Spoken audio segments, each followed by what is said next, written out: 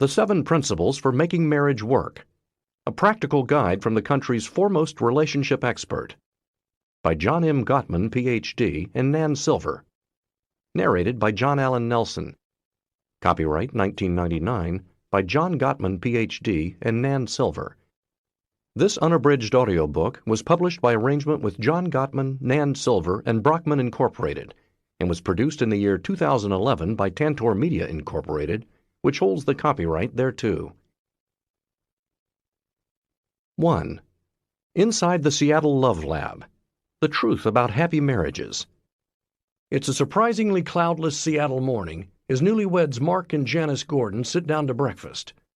Outside the apartment's picture window, the waters of Montlake cut a deep blue swath, while runners jog and geese waddle along the lakeside park. Mark and Janice are enjoying the view as they munch on their French toast and share the Sunday paper. Later, Mark will probably switch on the football game while Janice chats over the phone with her mom in St. Louis. All seems ordinary enough inside this studio apartment, until you notice the 3 video cameras bolted to the wall, the microphones clipped talk show style to Mark's and Janice's collars, and the Holter monitors strapped around their chests. Mark and Janice's lovely studio with a view is really not their apartment at all. It's a laboratory at the University of Washington in Seattle, where for 16 years I have spearheaded the most extensive and innovative research ever into marriage and divorce. As part of one of these studies, Mark and Janice, as well as 49 other randomly selected couples, volunteered to stay overnight in our fabricated apartment, affectionately known as the Love Lab. Their instructions were to act as naturally as possible. Despite my team of scientists observing them from behind the one-way kitchen mirror, the cameras recording their every word and facial expression, and the sensors tracking bodily signs of stress or relaxation, such as how quickly their hearts pound. To preserve basic privacy, the couples were monitored only from 9 a.m. to 9 p.m. and never while in the bathroom. The apartment comes equipped with a fold-out sofa, a working kitchen, a phone, TV, VCR, and CD player. Couples were told to bring their groceries, their newspapers, their laptops, needlepoint, hand weights, even their pets, whatever they would need to experience a typical weekend. My goal has been nothing more ambitious than to uncover the truth about marriage, to finally answer the questions that have puzzled people for so long. Why is marriage so tough at times? Why do some lifelong relationships click, while others just tick away like a time bomb? And how can you prevent a marriage from going bad, or rescue one that already has? Predicting divorce with 91% accuracy. After years of research, I can finally answer these questions. In fact, I am now able to predict whether a couple will stay happily together or lose their way. I can make this prediction after listening to the couple interact in our Love Lab for as little as 5 minutes. My accuracy rate in these predictions averages 91% over 3 separate studies. In other words, in 91% of the cases where I have predicted that a couple's marriage would eventually fail or succeed, time has proven me right. These predictions are not based on my intuition or preconceived notions of what a marriage should be, but on the data I've accumulated over years of study. At first, you might be tempted to shrug off my research results as just another in a long line of newfangled theories. It's certainly easy to be cynical when someone tells you they've figured out what really makes marriages last and can show you how to rescue or divorce-proof your own. Plenty of people consider themselves to be experts on marriage and are more than happy to give you their opinion of how to form a more perfect union. But that's the key word: opinion. Before the breakthroughs my research provided, point of view was pretty much all that anyone trying to help couples had to go on. And that includes just about every qualified, talented, and well-trained marriage counselor out there. Usually, a responsible therapist's approach to helping couples is based on his or her professional training and experience, intuition, family history, perhaps even religious conviction. But the one thing it's not based on is hard scientific evidence.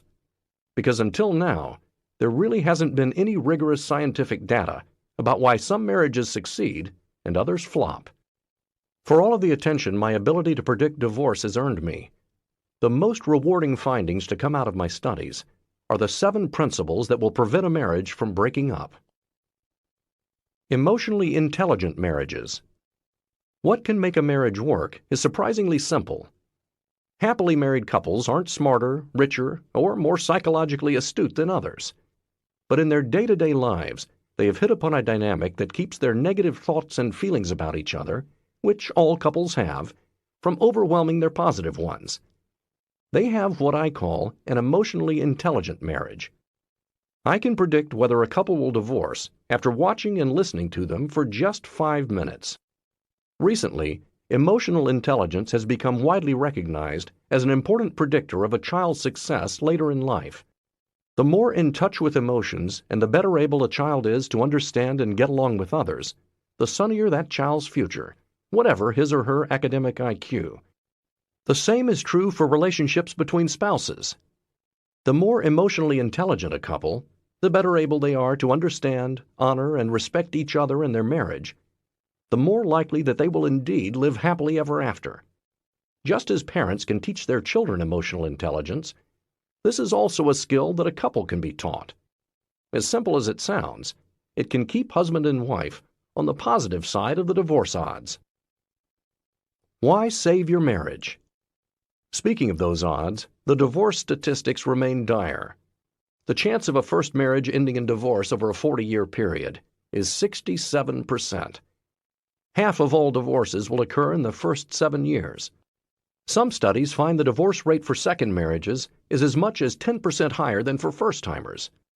The chance of getting divorced remains so high that it makes sense for all married couples, including those who are currently satisfied with their relationship, to put extra effort into their marriages to keep them strong. One of the saddest reasons a marriage dies is that neither spouse recognizes its value until it is too late.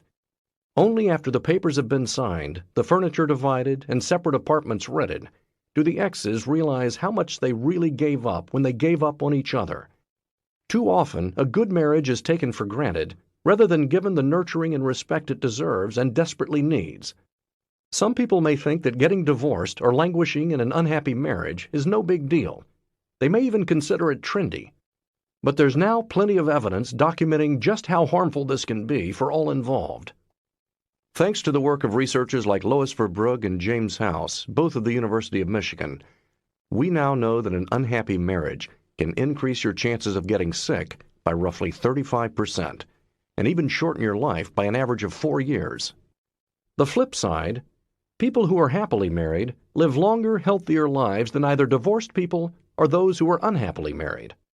Scientists know for certain that these differences exist, but we are not yet sure why. Part of the answer may simply be that in an unhappy marriage, people experience chronic, diffuse physiological arousal. In other words, they feel physically stressed and usually emotionally stressed as well. This puts added wear and tear on the body and mind, which can present itself in any number of physical ailments, including high blood pressure and heart disease, and in a host of psychological ones, including anxiety, depression, suicide, violence, psychosis, homicide, and substance abuse. Not surprisingly, happily married couples have a far lower rate of such maladies. They also tend to be more health conscious than others. Researchers theorize that this is because spouses keep after each other to have regular checkups, take medicine, eat nutritiously, and so on.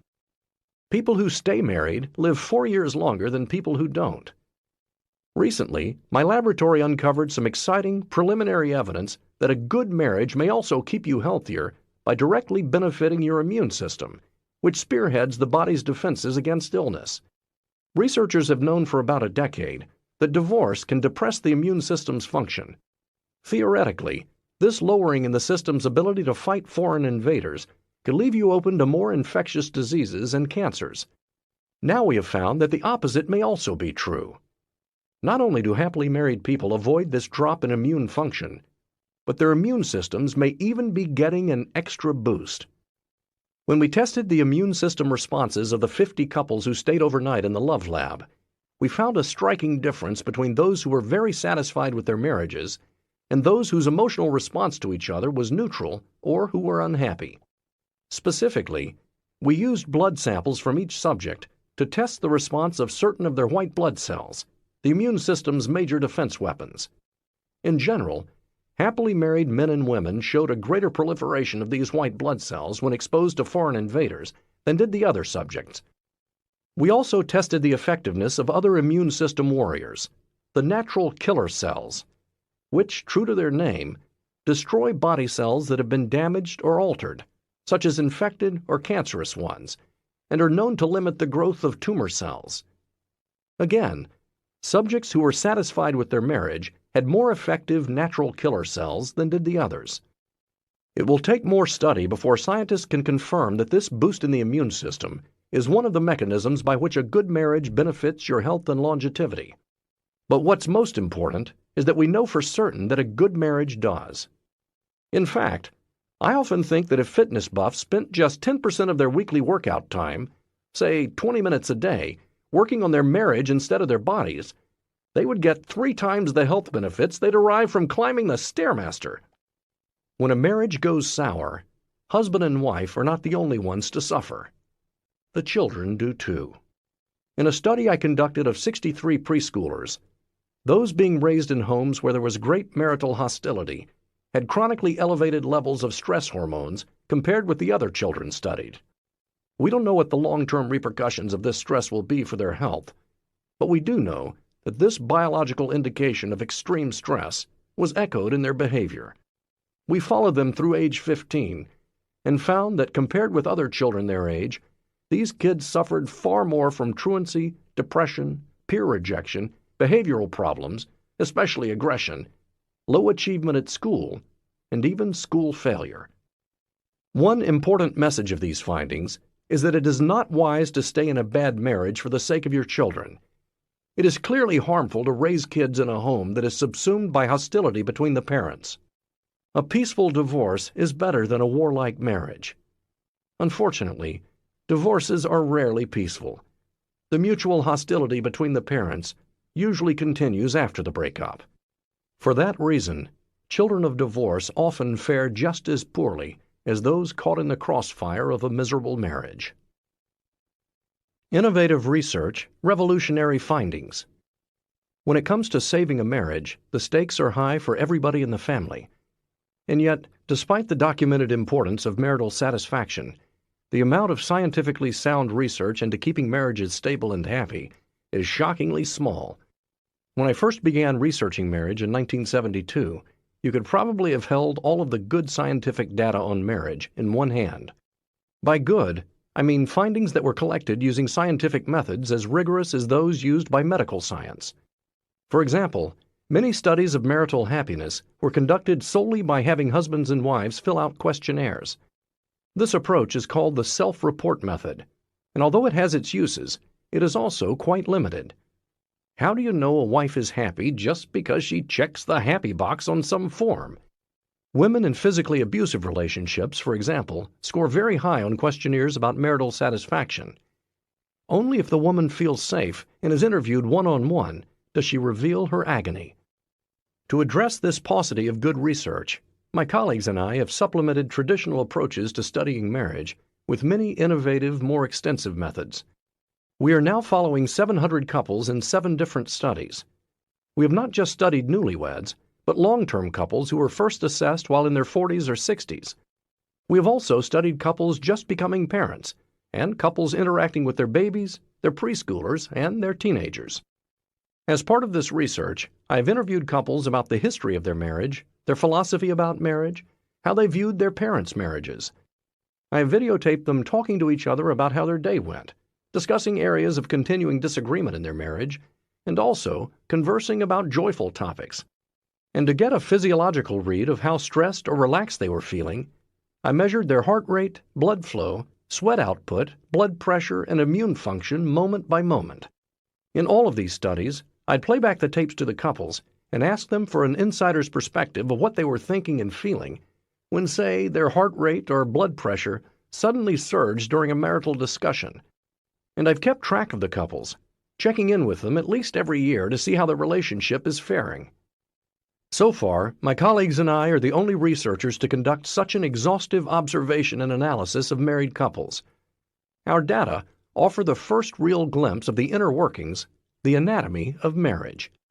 The results of these studies, not my own opinions, form the basis of my 7 principles for making marriage work. These principles, in turn, are the cornerstones of a remarkably effective short-term therapy for couples that I have developed along with my wife, clinical psychologist Julie Gottman, Ph.D. This therapy, and some briefer workshops that follow the same principles, are intended for couples who find that their marriage is in trouble or just want to ensure it stays strong. Our approach contrasts dramatically with the standard one offered by most marriage therapists. This is because as my research began to uncover the true story of marriage, I had to throw out some long-hallowed beliefs about marriage and divorce. Why most marriage therapy fails. If you've had or are having troubles in your relationship, you've probably gotten lots of advice. Sometimes it seems like everybody who's ever been married, or knows anyone who's ever been married, thinks he holds the secret to guaranteeing endless love. But most of these notions, whether intoned by a psychologist on TV or by a wise manicurist at the local mall, are wrong. Many such theories, even those initially espoused by talented theorists, have long been discredited, or deserve to be. But they have become so firmly entrenched in the popular culture that you'd never know it. Perhaps the biggest myth of all is that communication, and more specifically, learning to resolve your conflicts, is the royal road to romance and an enduring happy marriage. Whatever a marriage therapist's theoretical orientation, whether you opt for short-term therapy, long-term therapy, or a 3-minute radio consultation with your local Frasier, the message you'll get is pretty uniform. Learn to communicate better. The sweeping popularity of this approach is easy to understand. When most couples find themselves in a conflict, whether it gets played out as a short spat, an all-out screaming match, or stony silence, they each gird themselves to win the fight.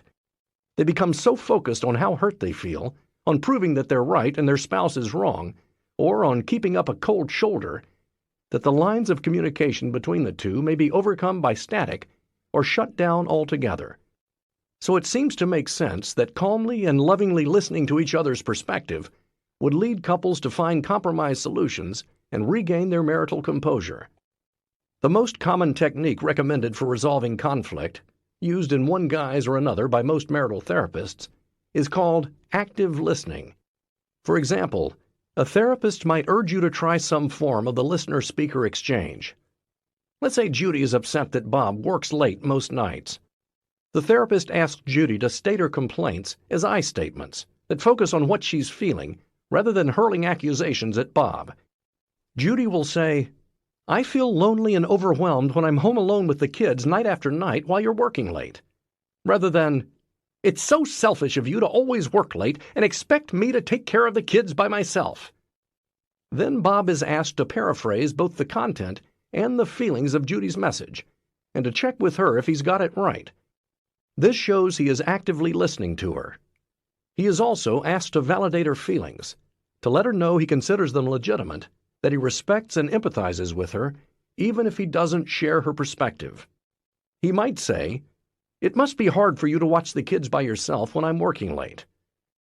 Bob is being asked to suspend judgment, not argue for his point of view, and to respond non-defensively. "I hear you" is a common active listening buzzword. Thanks to Bill Clinton, "I feel your pain" may now be the most notorious. By forcing couples to see their differences from each other's perspective, problem solving is supposed to take place without anger.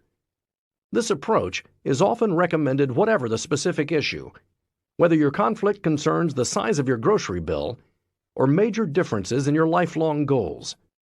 Conflict resolution is touted not only as a cure-all for troubled marriages, but as a tonic that can prevent good marriages from faltering. Where did this approach come from? The pioneers of marital therapy adapted it from techniques used by the renowned psychotherapist Carl Rogers for individual psychotherapy. Rogerian psychotherapy had its heyday in the 1960s and is still practiced in varying degrees by psychotherapists today. His approach entails responding in a non-judgmental and accepting manner to all feelings and thoughts the patient expresses. For example, if the patient says, "I just hate my wife. She's such a nagging bitch." The therapist nods and says something like, "I hear you saying that your wife nags you and you hate that." The goal is to create an empathetic environment so the patient feels safe exploring his inner thoughts and emotions and confiding in the therapist. Since marriage is also, ideally, a relationship in which people feel safe being themselves, it might seem to make sense to train couples to practice this sort of unconditional understanding. Conflict resolution is certainly easier if each party expresses empathy for the other's perspective. The problem is that it doesn't work. A Munich-based marital therapy study conducted by Dr. Kurt Haldweg and associates found that even after employing active listening techniques, the typical couple was still distressed. Those few couples who did benefit relapsed within a year. The wide range of marital therapies based on conflict resolution share a very high relapse rate. In fact, the best of this type of marital therapy, conducted by Neil Jacobson, Ph.D. of the University of Washington, has only a 35% success rate. In other words, his own studies show that only 35% of couples see a meaningful improvement in their marriages as a result of the therapy. A year later, less than half of that group, or just 18% of all couples who entered therapy, retained these benefits. When Consumer Reports surveyed a large sample of its members on their experience with all kinds of psychotherapists, most got very high customer satisfaction marks, except for marital therapists, who got very poor ratings. This survey may not qualify as rigorous scientific research, but it confirms what most professionals in this field know. In the long run, current approaches to marital therapy do not benefit the majority of couples. When you really think about it, it's not difficult to see why active listening so often fails. Bob might do his best to listen thoughtfully to Judy's complaints, but he is not a therapist listening to a patient whine about a third party. The person his wife is trashing behind all of those I statements is him.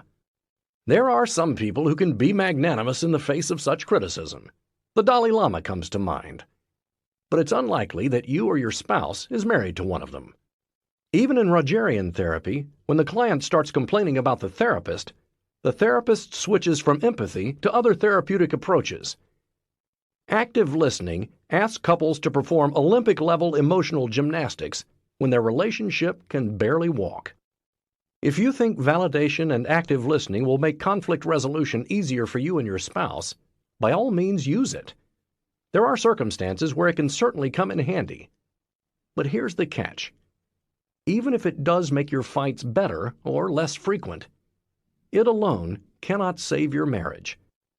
Even happily married couples can have screaming matches. Loud arguments don't necessarily harm a marriage. After studying some 650 couples and tracking the fate of their marriages for up to 14 years, we now understand that this approach to counseling doesn't work. Not just because it's nearly impossible for most couples to do well, but more importantly, because successful conflict resolution isn't what makes marriages succeed. One of the most startling findings of our research is that most couples who have maintained happy marriages rarely do anything that even partly resembles active listening when they're upset. Consider one couple we studied, Belle and Charlie. After more than 45 years of marriage, Belle informed Charlie that she wished they had never had children.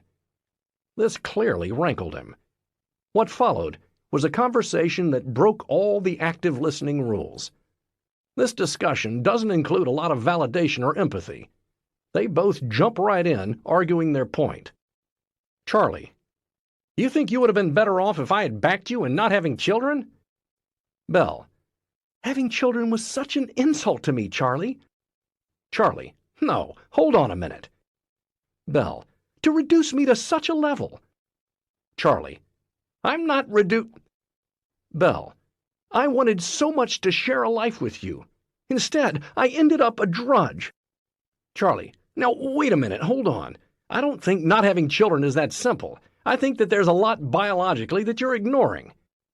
Belle: "Look at all the wonderful marriages that have been childless." Charlie: "Who?"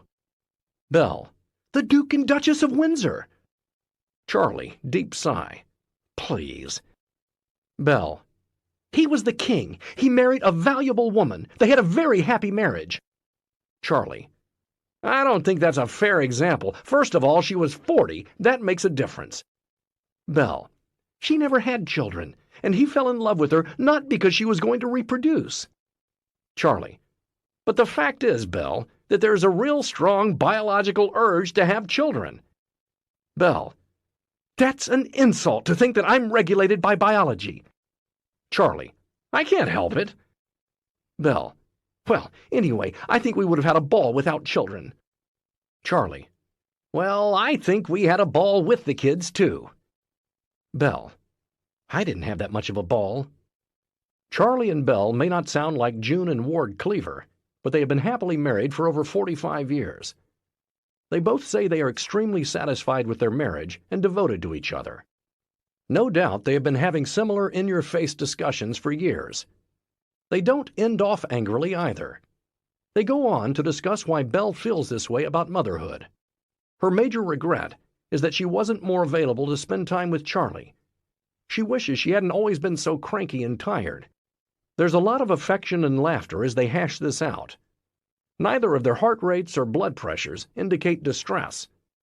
The bottom line of what Belle is saying is that she loves Charlie so much she wishes she had more time with him. Clearly, there's something very positive going on between them that overrides their argumentative style. Whatever that something is, marriage counseling, with its emphasis on good fighting, doesn't begin to help other couples tap into it. Exploding more myths about marriage.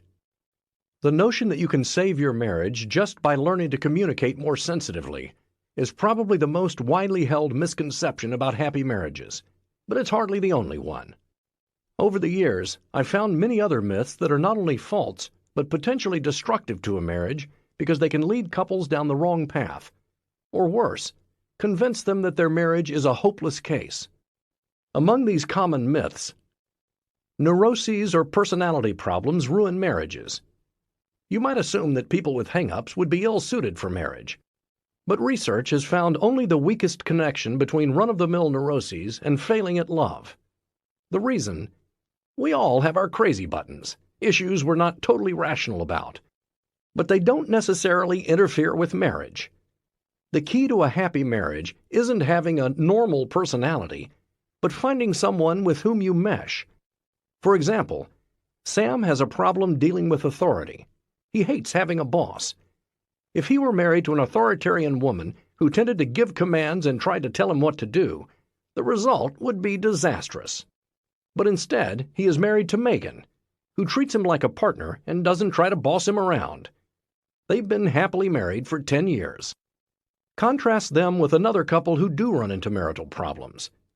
Jill has a deep-seated fear of abandonment due to her parents divorcing when she was very young. Her husband Wayne, who is truly devoted to her, is a debonair ladies' man who flirts shamelessly at parties.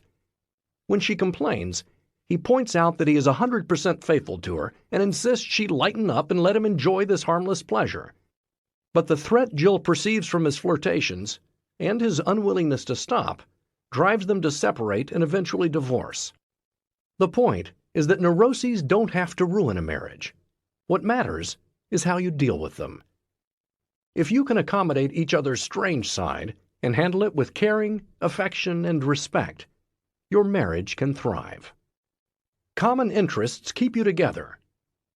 That all depends on how you interact while pursuing those interests. One husband and wife who love kayaking may glide smoothly down the water, laughing, talking, and concentrating together. Their love of kayaking enriches and deepens their fondness and interest in each other. Another couple may equally share a love of kayaking, but not the same mutual respect. Their travels may be punctuated with, "That's not the way you do a J-stroke, you idiot!" or irritated silences. It's hard to see how pursuing their common interest is in the best interest of their marriage. You scratch my back and... Some researchers believe that what distinguishes good marriages from failing ones is that in good marriages, spouses respond in kind to positive overtures from the other. In other words, they meet a smile with a smile, a kiss with a kiss. When one helps the other with a chore, the other intentionally reciprocates, and so on. In essence, the couple function with an unwritten agreement to offer recompense for each kind word or deed. In bad marriages, this contract has broken down, so that anger and resentment fill the air. By making the floundering couple aware of the need for some such contract, the theory goes, their interactions could be repaired. But it's really the unhappy marriage where this quid pro quo operates, where each feels the need to keep a running tally of who has done what for whom. Happy spouses do not keep tabs on whether their mate is washing the dishes as a payback because they cooked dinner. They just do it because they generally feel positive about their spouse and their relationship. If you find yourself keeping score about some issue with your spouse, that suggests it's an area of tension in your marriage. Avoiding conflict will ruin your marriage. Tell it like it is has become a pervasive attitude. But honesty is not best for all marriages. Plenty of lifelong relationships happily survive, even though the couple tend to shove things under the rug. Take Alan and Betty. When Alan gets annoyed at Betty, he turns on ESPN. When Betty is upset with him, she heads for the mall. Then they regroup and go on as if nothing happened. Never in 40 years of marriage have they sat down to have a dialogue about their relationship. Neither of them could tell you what a validating statement is. Yet they will tell you honestly that they are both very satisfied with their marriage and that they love each other deeply, hold the same values, love to fish and travel together, and wish for their children as happy a married life as they have shared. Couples simply have different styles of conflict. Some avoid fights at all costs, some fight a lot, and some are able to talk out their differences and find a compromise without ever raising their voices.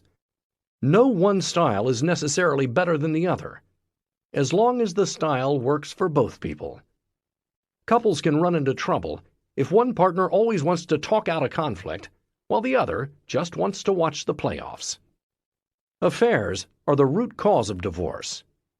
In most cases, it's the other way around. Problems in the marriage that send the couple on a trajectory to divorce also send one or both of them looking for intimate connection outside the marriage. Most marital therapists who write about extramarital affairs find that these trysts are usually not about sex, but about seeking friendship, support, understanding, respect, attention, caring, and concern, the kind of things that marriage is supposed to offer. In probably the most reliable survey ever done on divorce, by Lynn Giggy, Ph.D., and Joan Kelly, Ph.D., from the Divorce Mediation Project in Corte Madera, California, 80% of divorced men and women said their marriage broke up because they gradually grew apart and lost a sense of closeness, or because they did not feel loved and appreciated. Only 20 to 27% of couples said an extramarital affair was even partially to blame. Men are not biologically built for marriage. A corollary to the notion that affairs cause divorce, this theory holds that men are philanderers by nature and therefore ill-suited for monogamy. It's supposedly the law of the jungle. The male of the species looks to create as many offspring as possible, so his allegiance to any one mate remains superficial. Meanwhile, the female, given the large task of tending to the young, looks for a single mate who will provide well for her and her children. But whatever natural laws other species follow, among humans, the frequency of extramarital affairs does not depend on gender so much as on opportunity. Now that so many women work outside the home, the rate of extramarital affairs by women has skyrocketed. According to Annette Lawson, Ph.D., of the University of California, Berkeley's Institute of Human Development, since women have entered the workplace in massive numbers, the number of extramarital affairs of young women now slightly exceeds those of men. Men and women are from different planets. According to a rash of best-selling books, men and women can't get along because males are from Mars and females from Venus. However, successful marriages also comprise respective aliens. Gender differences may contribute to marital problems, but they don't cause them. The determining factor in whether wives feel satisfied with the sex, romance, and passion in their marriage is, by 70%, the quality of the couple's friendship. For men, the determining factor is, by 70%, the quality of the couple's friendship. So men and women come from the same planet after all. I could go on and on. The point is not just that there are plenty of myths out there about marriage, but that the false information they offer can be disheartening to couples who are desperately trying to make their marriage work. If these myths imply one thing, it's that marriage is an extremely complex, imposing institution that most of us just aren't good enough for. I'm not suggesting that marriage is easy. We all know it takes courage, determination, and resiliency to maintain a long-lasting relationship. But once you understand what really makes a marriage tick, saving or safeguarding your own will become simpler. What does make marriage work? The advice I used to give couples earlier in my career was pretty much what you'd hear from virtually any marital therapist. The same old pointers about conflict resolution and communication skills. But after looking squarely at my own data, I had to face the harsh facts. Getting couples to disagree more nicely might reduce their stress levels while they argued, but frequently it wasn't enough to pump life back into their marriages. The right course for these couples became clear only after I analyzed the interactions of couples whose marriages sailed smoothly through troubled waters. Why was it that these marriages worked so well? Were these couples more intelligent, more stable, or simply more fortunate than the others? Could whatever they had be taught to other couples? It soon became apparent that these happy marriages were never perfect unions. Some couples who said they were very satisfied with each other still had significant differences in temperament, in interests, in family values. Conflict was not infrequent. They argued, just as the unhappy couples did, over money, jobs, kids, housekeeping, sex, and in-laws. The mystery was how they so adroitly navigated their way through these difficulties and kept their marriages happy and stable. It took studying hundreds of couples until I finally uncovered the secrets of these emotionally intelligent marriages. No two marriages are the same, but the more closely I looked at happy marriages, the clearer it became that they were alike in 7 telltale ways. Happily married couples may not be aware that they follow these 7 principles, but they all do. Unhappy marriages always came up short in at least one of these 7 areas, and usually in many of them. By mastering these 7 principles, you can ensure that your own marriage will thrive. You'll learn to identify which of these components are weak spots or potential weak spots in your marriage, and to focus your attention where your marriage most needs it. In the chapters ahead, we'll fill you in on all the secrets to maintaining or regaining a happy marriage, and hold your hand as you apply the techniques to your own marriage. The evidence, please. How can I be so confident that doing this will benefit your marriage? Because unlike other approaches to helping couples, mine is based on knowing what makes marriages succeed rather than on what makes them fail. I don't have to guess anymore about why some couples stay so happily married. I know why. I have documented just what makes happily married couples different from everybody else. I am confident that the 7 principles work, not just because my data suggests they should, but because the hundreds of couples who've attended our workshops so far have confirmed to me that they do. Almost all of these couples came to us because their marriage was in deep distress. Some were on the verge of divorce. Many were skeptical that a simple 2-day workshop based on the 7 principles could turn their relationship around. Fortunately, their skepticism was unfounded. Our findings indicate that these workshops have made a profound and powerful difference in these couples' lives. Couples who attend my workshop have a relapse rate that's about half that from standard marital therapy. When it comes to judging the effectiveness of marital therapy, 9 months seems to be the magic number. Usually by then, the couples who are going to relapse after therapy already have. Those who retain the benefits of therapy through the first 9 months tend to continue them long term. So we put our workshops to the test by doing an extensive 9-month follow-up of 640 couples. I'm happy to report an astoundingly low relapse rate. The nationwide relapse rate for standard marital therapy is 30 to 50%. Our rate is 20%.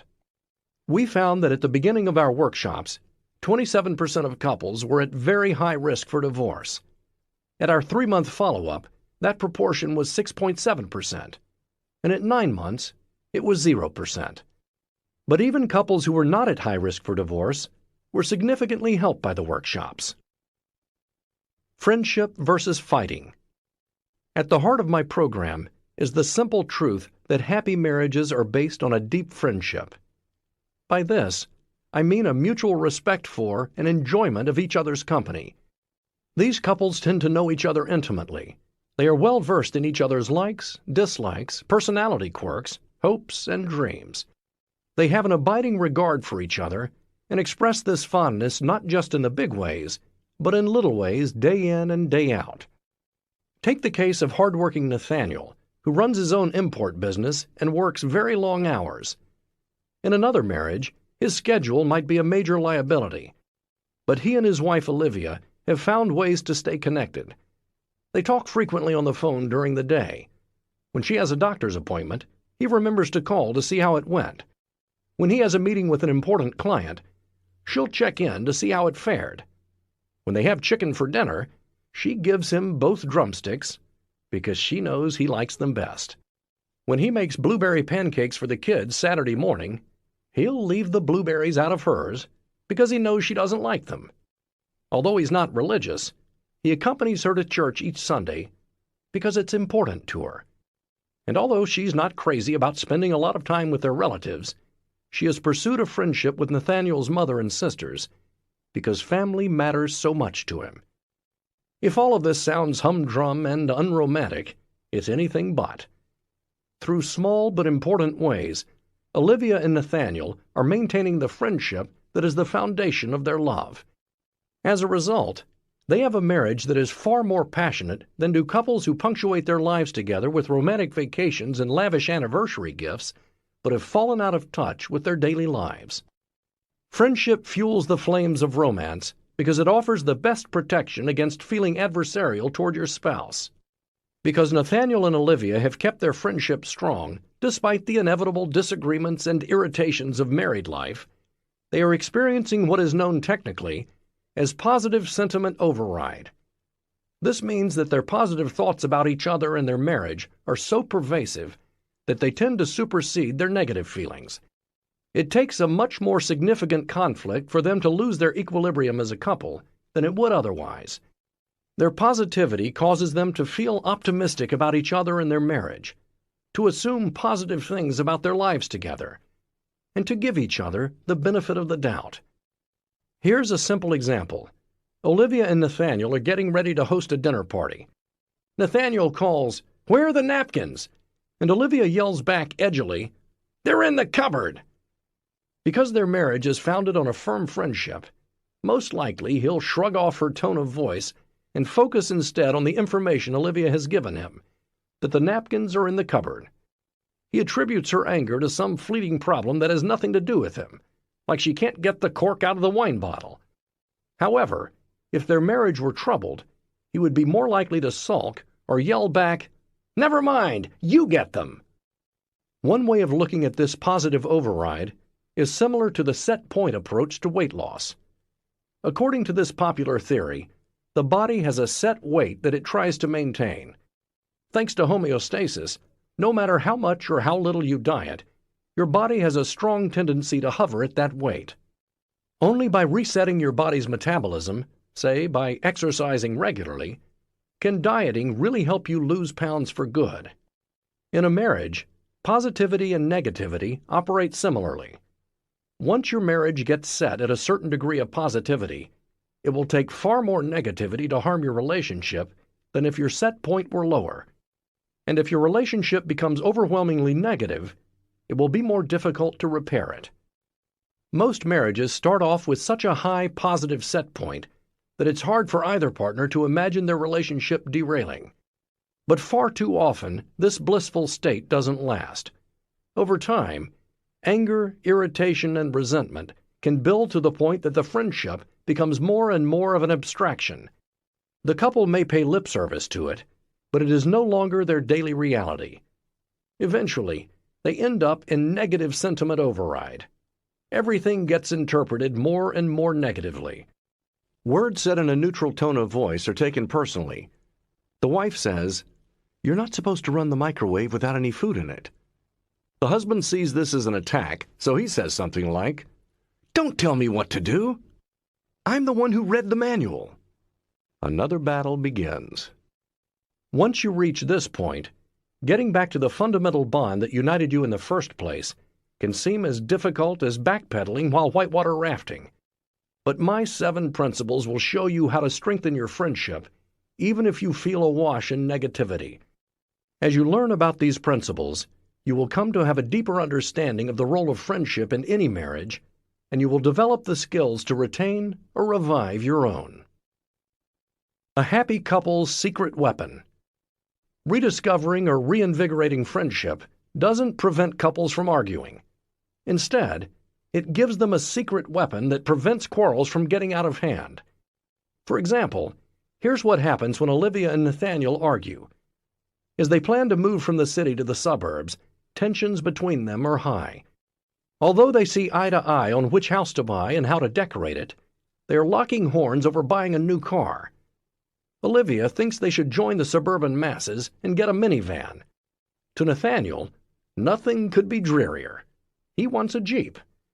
The more they talk about it, the higher the decibel level gets. If you were a fly on the wall of their bedroom, you would have serious doubts about their future together. Then, all of a sudden, Olivia puts her hands on her hips and, in perfect imitation of their 4-year-old son, sticks out her tongue. Since Nathaniel knows that she's about to do this, he sticks out his tongue first. Then they both start laughing. As always, this silly contest diffuses the tension between them. In our research, we actually have a technical name for what Olivia and Nathaniel did. Probably unwittingly, they used a repair attempt. This name refers to any statement or action, silly or otherwise, that prevents negativity from escalating out of control. Repair attempts are the secret weapon of emotionally intelligent couples, even though many of these couples aren't aware that they are doing something so powerful. When a couple have a strong friendship, they naturally become experts at sending each other repair attempts and at correctly reading those sent their way. But when couples are in negative override, even a repair statement as blunt as, "Hey, I'm sorry," will have a low success rate. The success or failure of a couple's repair attempts is one of the primary factors in whether their marriage flourishes or flounders. And again, what determines the success of their repair attempts is the strength of their marital friendship. If this sounds simplistic or obvious, you'll find as we continue that it is not. Strengthening your marital friendship isn't as basic as just being nice. Even if you feel your friendship is already quite solid, you may be surprised to find there is room to strengthen it all the more. Most of the couples who take our workshop are relieved to hear that almost everybody messes up during marital conflict. What matters is whether the repairs are successful. The purpose of marriage. In the strongest marriages, husband and wife share a deep sense of meaning. They don't just get along, they also support each other's hopes and aspirations and build a sense of purpose into their lives together. That is really what I mean when I talk about honoring and respecting each other.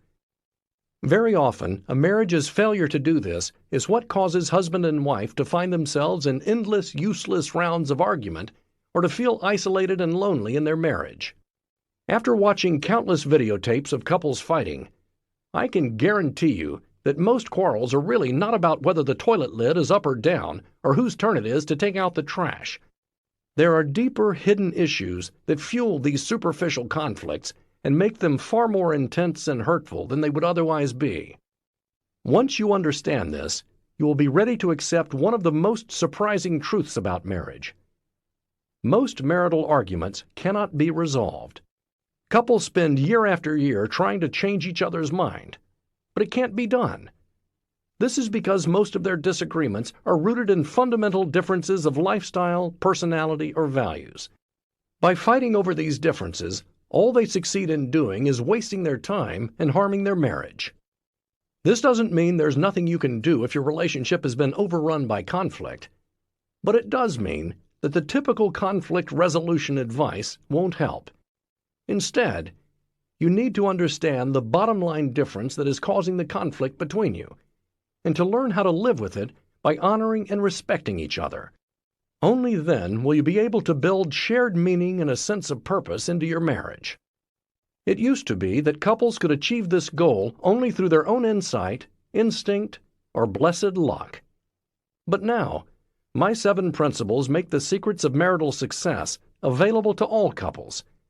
No matter what the current state of your relationship, following these 7 principles can lead to dramatic, positive change. The first step toward improving or enhancing your marriage is to understand what happens when my 7 principles are not followed. This has been well documented by my extensive research into couples who were not able to save their marriages. Learning about the failures can prevent your marriage from making the same mistakes, or rescue it if it already has. Once you come to understand why some marriages fail and how the 7 principles could prevent such tragedies, you'll be on the way to improving your own marriage forever. 2. How I predict divorce. Dora and Oliver sit face to face in the Love Lab. Both in their late 20s, they have volunteered to take part in my study of newlyweds. In this extensive research, 130 couples have agreed to put their marriages not only under the microscope, but in front of the camera as well. Dora and Oliver are among the 50 who were observed during an overnight stay at the Love Lab apartment. My ability to predict divorce is based in part on my analysis of these couples and their interactions. Dora and Oliver say their lives are hectic but happy. She attends nursing school at night, and he works long hours as a computer programmer. Like many couples, including those who remain content as well as those who eventually divorce, Dora and Oliver acknowledge that their marriage isn't perfect, but they say they love each other and are committed to staying together. They positively beam when they talk about the life they plan to build. I asked them to spend 15 minutes in the lab trying to resolve an ongoing disagreement they are having while I videotape them. As they speak, sensors attached to their bodies gauge their stress levels based on various measurements of their circulatory system, such as how quickly their hearts beat. I expect that their discussion will be at least somewhat negative. After all, I have asked them to quarrel. While some couples are capable of resolving disagreements with understanding words and smiles, more often there's tension. Dora and Oliver are no exception. Dora thinks Oliver doesn't do his share of the housekeeping, and he thinks she nags him too much, which makes him less motivated to do more. After listening to them talk about this problem, I sadly predict to my colleagues that Dora and Oliver will see their marital happiness dwindle. And sure enough, 4 years later, they report they are on the verge of divorce. Although they still live together, they are leading lonely lives. They have become like ghosts, haunting the marriage that once made them both feel so alive. I predict their marriage will falter not because they argue. After all, I asked them to. Anger between husband and wife doesn't itself predict marital meltdown. Other couples in the newlywed study argue far more during the 15 minutes of videotaping than do Dora and Oliver. Yet I predict that many of these couples will remain happily married. And they do. The clues to Dora and Oliver's future breakup are in the way they argue. The first sign, harsh setup. The most obvious indicator that this discussion and this marriage is not going to go well is the way it begins. Dora immediately becomes negative and accusatory. When Oliver broaches the subject of housework, she's ready to be sarcastic. Or lack thereof, she says. Oliver tries to lighten things up by cracking a joke. Or the book we were talking about writing, Men Are Pigs. Dora sits poker-faced. They talk a bit more, trying to devise a plan to make sure Oliver does his share. And then Dora says, I'd like to see it resolved, but it doesn't seem like it is. I've tried making up lists, and that doesn't work. And I've tried letting you do it on your own, and nothing got done for a month. Now she's blaming Oliver. In essence, she's saying the problem isn't the housekeeping, it's him. When a discussion leads off this way, with criticism and or sarcasm, a form of contempt, it is begun with a harsh setup. Although Dora talks to Oliver in a very soft, quiet voice, there's a load of negative power in her words. After hearing the first minute or so of their conversation, It's no surprise to me that by the end, Dora and Oliver haven't resolved their differences at all. The research shows that if your discussion begins with a harsh setup, it will inevitably end on a negative note, even if there are a lot of attempts to make nice in between. Statistics tell the story. 96% of the time, you can predict the outcome of a conversation based on the first 3 minutes of the 15-minute interaction. A harsh setup simply dooms you to failure. So if you begin a discussion that way, you might as well pull the plug, take a breather, and start over. The second sign, the four horsemen. Dora's harsh setup sounds the warning bell that she and Oliver may be having serious difficulty. Now, as their discussion unfolds, I continue to look out for particular types of negative interactions. Certain kinds of negativity, if allowed to run rampant, are so lethal to a relationship that I call them the four horsemen of the apocalypse.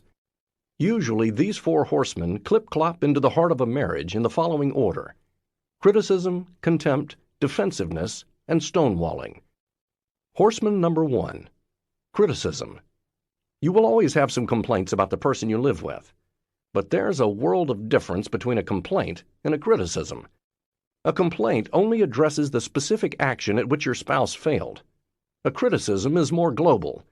It adds on some negative words about your mate's character or personality. "I'm really angry that you didn't sweep the kitchen floor last night. We agreed that we'd take turns doing it," is a complaint. "Why are you so forgetful? I hate having to always sweep the kitchen floor when it's your turn. You just don't care," is a criticism. A complaint focuses on a specific behavior, but a criticism ups the ante by throwing in blame and general character assassination. Here's a recipe. To turn any complaint into a criticism, just add my favorite line: "What is wrong with you?" Usually a harsh setup comes in the guise of criticism. You can see how quickly complaint turns into criticism when Dora begins to talk. Listen again to what she says. Dora: I'd like to see it resolved, but it doesn't seem like it is. Simple complaint. I've tried making up lists and that doesn't work, and I've tried letting you do it on your own, and nothing got done for a month. Criticism. She's implying the problem is his fault. Even if it is, blaming him will only make it worse. Here are some other examples that show the difference between complaint and criticism. Complaint: "There's no gas in the car. Why didn't you fill it up like you said you would?" Criticism: "Why can't you ever remember anything? I told you 1,000 times to fill up the tank and you didn't." Complaint: "You should have told me earlier that you're too tired to make love. I'm really disappointed and I feel embarrassed." Criticism: "Why are you always so selfish? It was really nasty of you to lead me on. You should have told me earlier that you were too tired to make love." Complaint: "You were supposed to check with me before inviting anyone over for dinner. I wanted to spend time alone with you tonight." Criticism: "Why do you keep putting your friends ahead of me? I always come last on your list. We were supposed to have dinner alone tonight." If you hear echoes of yourself or your spouse in these criticisms, you have plenty of company. The first horseman is very common in relationships. So if you find that you and your spouse are critical of each other, don't assume you're headed for divorce court. The problem with criticism is that when it becomes pervasive, it paves the way for the other, far deadlier horseman. Horseman number 2, contempt. Dora doesn't stop at criticizing Oliver. Soon, she's literally sneering. When he suggests that they keep a list of his chores on the refrigerator to help him remember, she says, "Do you think you work really well with lists?" Next, Oliver tells her that he needs 15 minutes to relax when he gets home, before starting to do chores. "So, if I leave you alone for 15 minutes, then you think you'll be motivated to jump up and do something?" she asks him. "Maybe. We haven't tried it, have we?" Oliver asks. Dora has an opportunity here to soften up, but instead, she comes back with sarcasm. "I think you do a pretty good job of coming home and lying around or disappearing into the bathroom," she says. And then she adds challengingly, "So, you think that's the cure-all, to give you 15 minutes?" This sarcasm and cynicism are types of contempt. So are name-calling, eye-rolling, sneering, mockery, and hostile humor. In whatever form, contempt, the worst of the four horsemen, is poisonous to a relationship because it conveys disgust. It's virtually impossible to resolve a problem when your partner is getting the message that you're disgusted with him or her. Inevitably, contempt leads to more conflict rather than to reconciliation. Peter, the manager of a shoe store, was a master at contempt, at least when it came to his wife. Look what happens when he and Cynthia try to discuss their disparate views about spending money. He says, "Just look at the difference in our vehicles and our clothes. I think that says a lot for who we are and what we value. I mean, you tease me about washing my truck, and you go and pay to have somebody wash your car. We're paying through the nose for your car, and you can't be bothered to wash it. I think that's outrageous. I think that's probably the most spoiled thing that you do." This is a textbook example of contempt. He's not merely pointing out that they spend their money differently. He is accusing his wife of a moral deficiency, of being spoiled. Cynthia responds by telling him it's physically difficult for her to wash her car herself. Peter dismisses this explanation and continues to take the high moral ground. "I take care of my truck because if you take care of it, it'll last longer. I don't come from the mentality of, just go out and buy a new one, that you seem to." Still hoping to get Peter on her side, Cynthia says, "If you could help me to wash my car, I'd really love that. I'd really appreciate it." But instead of grabbing this chance at reconciliation, Peter wants to do battle. "How many times have you helped me wash my truck?" he counters. Cynthia tries again to reconcile. "I will help you wash your truck if you'll help me wash my car." But Peter's goal is not to resolve this issue, but to dress her down. So he says, "That's not my question. How many times have you helped me?" "Never," says Cynthia. "See," says Peter, "that's where I think you have a little responsibility too. It's like, if your dad bought you a house, would you expect him to come over and paint it for you too?" "Well, will you always help me wash my car if I always help you wash your truck?" "I'm not sure that I'd want you to help me," Peter says, laughing. "Well, will you always help me wash my car then?" Cynthia asks. "I will help you when I can. I won't give you a blanket guarantee for life. What are you going to do, sue me?" asks Peter. And he laughs again. Listening to this discussion, it becomes clear that Peter's main purpose is to demean his wife. His contempt comes in the guise of assuming the high moral ground, as when he says, "I think that says a lot for who we are and what we value," or "I don't come from the mentality of just go out and buy a new one." Couples who are contemptuous of each other are more likely to suffer from infectious illnesses, colds, flu, and so on, than other people. Contempt is fueled by long-simmering negative thoughts about the partner. You're more likely to have such thoughts if your differences are not resolved. No doubt, the first time Peter and Cynthia argued about money, he wasn't so disrespectful. He probably offered a simple complaint like, "I think you should wash your own car. It costs too much to always have someone else wash it." But as they kept disagreeing about this, his complaints turned to global criticisms, such as, "You always spend too much money." And when the conflict continued, he felt more and more disgusted and fed up with Cynthia, a change that affected what he said when they argued. Belligerence, a close cousin to contempt, is just as deadly to a relationship. It is a form of aggressive anger because it contains a threat or provocation.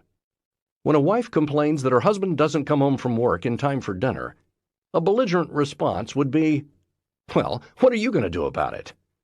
When Peter says to Cynthia, "What are you going to do now, sue me?" he thinks he's making a joke, but he's really being belligerent. Horseman number 3, defensiveness. It's no surprise, considering how nasty her husband is being, that Cynthia defends herself. She points out that she doesn't get her car washed as often as he thinks. She explains that it's more difficult physically for her to wash her car herself than it is for him to wash his truck. Although it's understandable that Cynthia would defend herself, research shows that this approach rarely has the desired effect. The attacking spouse does not back down or apologize. This is because defensiveness is really a way of blaming your partner. You're saying, in effect, the problem isn't me, it's you. Defensiveness just escalates the conflict, which is why it's so deadly. When Cynthia tells Peter how hard it is for her to wash her car, he doesn't say, Oh, now I understand. He ignores her excuse. He doesn't even acknowledge what she said. He climbs farther up his high moral ground, telling her how well he takes care of his vehicle and implying that she's spoiled for not doing the same. Cynthia can't win, and neither can their marriage. Criticism, contempt, and defensiveness don't always gallop into a home in strict order. They function more like a relay match, handing the baton off to each other over and over again if the couple can't put a stop to it. You can see this happening as Oliver and Dara continue their discussion about cleaning their house. Although they seem to be seeking a solution, Dara becomes increasingly contemptuous, mocking Oliver in the guise of questioning him and tearing down every plan he devises. The more defensive he becomes, the more she attacks him. Her body language signals condescension. She speaks softly, her elbows resting on the table, her intertwined fingers cradling her chin. Like a law professor or a judge, she peppers him with questions just to see him squirm. Dara: so you think that's the cure-all, to give you 15 minutes? Sneering. Oliver: no, I don't think that's the cure-all. I think, combined with writing up a list of weekly tasks that have to get done. Why not put it on a calendar? Hey, I'll see it right then and there. Dara: just like when I write stuff in your daytimer, it gets done. Mocking him, more contempt. Oliver: I don't always have a chance to look at my daytimer during the day. Defensive. Dara: so you think you'll look at a calendar then? Oliver: yeah. At any point in time, if I'm not up to speed, you should ask me about it. But when that happens now, it's not you asking, it's you telling me you haven't done this and you haven't done that. Instead, say, is there any reason why you haven't done this or that? Like, when I stayed up and did your resume that one night. Stuff like that happens all the time, and you just don't take that into account at all. Defensive. Dara: and I don't just all of a sudden do things for you either?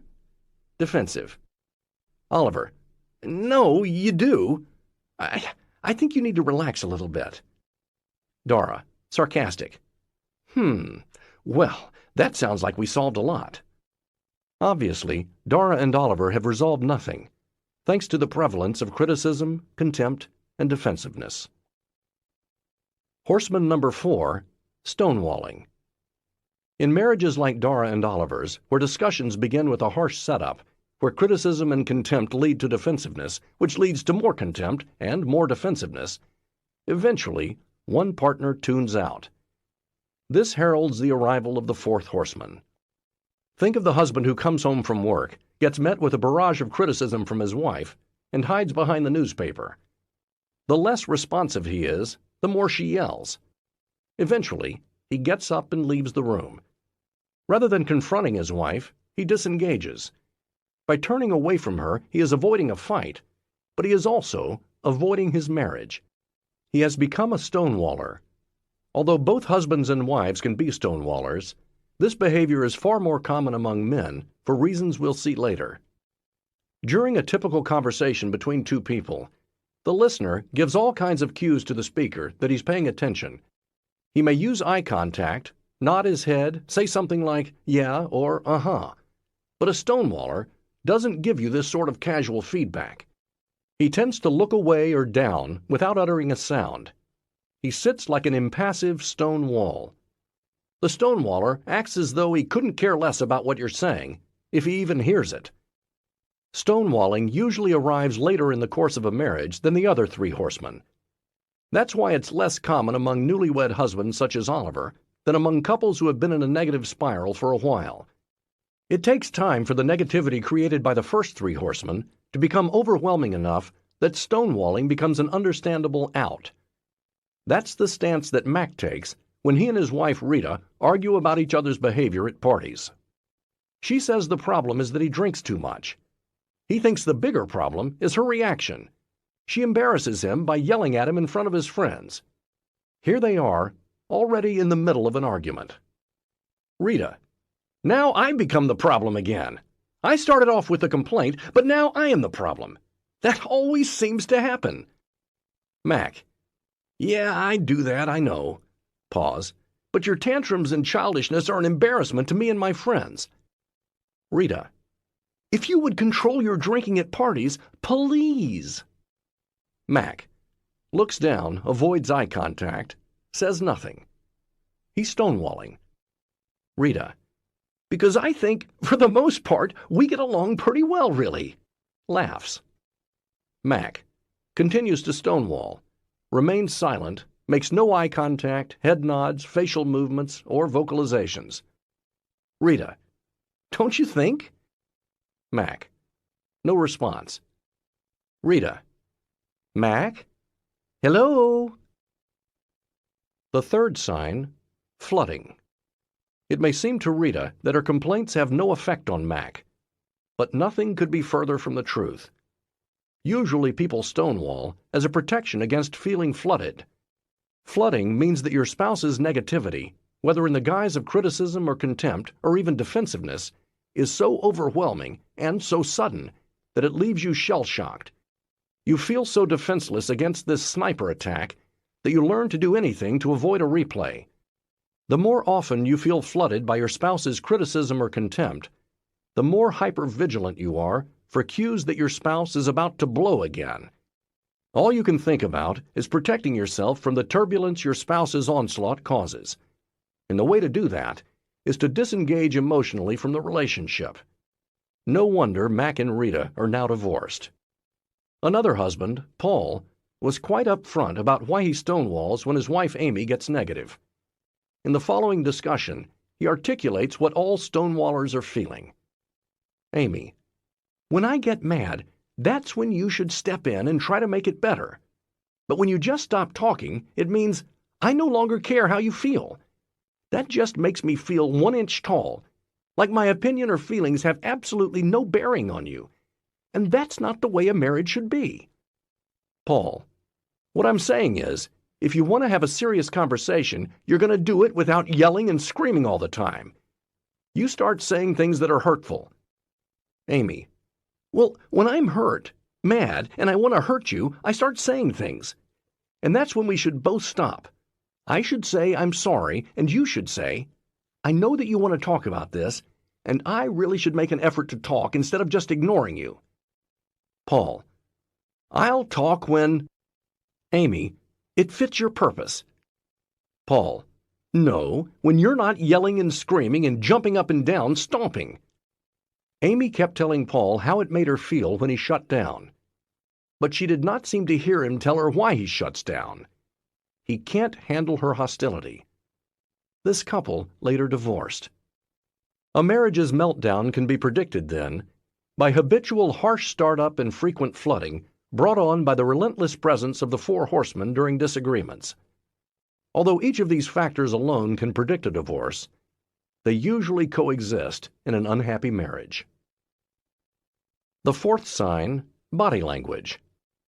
Even if I could not hear the conversation between Mac the Stonewaller and his wife Rita, I would be able to predict their divorce simply by looking at his physiological readings. When we monitor couples for bodily changes during a tense discussion, we can see just how physically distressing flooding is. One of the most apparent of these physical reactions is that the heart speeds up, pounding away at more than 100 beats per minute, even as high as 165. In contrast, a typical heart rate for a man who is about 30 is 76, and for a woman the same age, 82. Hormonal changes occur too, including the secretion of adrenaline, which kicks in the fight-or-flight response. Blood pressure also mounts. These changes are so dramatic that if one partner is frequently flooded during marital discussions, it's easy to predict that they will divorce. Recurring episodes of flooding lead to divorce for two reasons. First, they signal that at least one partner feels severe emotional distress when dealing with the other. Second, the physical sensations of feeling flooded, the increased heart rate, sweating, and so on, make it virtually impossible to have a productive, problem-solving discussion. When your body goes into overdrive during an argument, it is responding to a very primitive alarm system we inherited from our prehistoric ancestors. All those distressful reactions, like a pounding heart and sweating, occur because on a fundamental level, your body perceives your current situation as dangerous. Even though we live in the age of in vitro conception, organ transplants, and gene mapping, from an evolutionary standpoint, not much time has passed since we were cave dwellers. So the human body has not refined its fear reactions. It responds the same way whether you're facing a saber-toothed tiger or a contemptuous spouse demanding to know why you can never remember to put the toilet seat back down. When a pounding heart and all the other physical stress reactions happen in the midst of a discussion with your mate, the consequences are disastrous. Your ability to process information is reduced, meaning it's harder to pay attention to what your partner is saying. Creative problem solving goes out the window. You're left with the most reflexive, least intellectually sophisticated responses in your repertoire. To fight, act critical, contemptuous, or defensive, or flee, stonewall. Any chance of resolving the issue is gone. Most likely, the discussion will just worsen the situation. This is the end of the CD. The audiobook continues on the next CD. Men and women really are different. In 85% of marriages, the stonewaller is the husband. This is not because of some lack on the man's part. The reason lies in our evolutionary heritage. Anthropological evidence suggests that we evolved from hominids whose lives were circumscribed by very rigid gender roles, since these were advantageous to survival in a harsh environment. The female specialized in nurturing children, while the male specialized in cooperative hunting. As any nursing mother can tell you, the amount of milk you produce is affected by how relaxed you feel, which is related to the release of the hormone oxytocin in the brain. So natural selection would favor a female who could quickly soothe herself and calm down after feeling stressed. Her ability to remain composed could enhance her children's chances of survival by optimizing the amount of nutrition they received. But in the male, natural selection would reward the opposite response.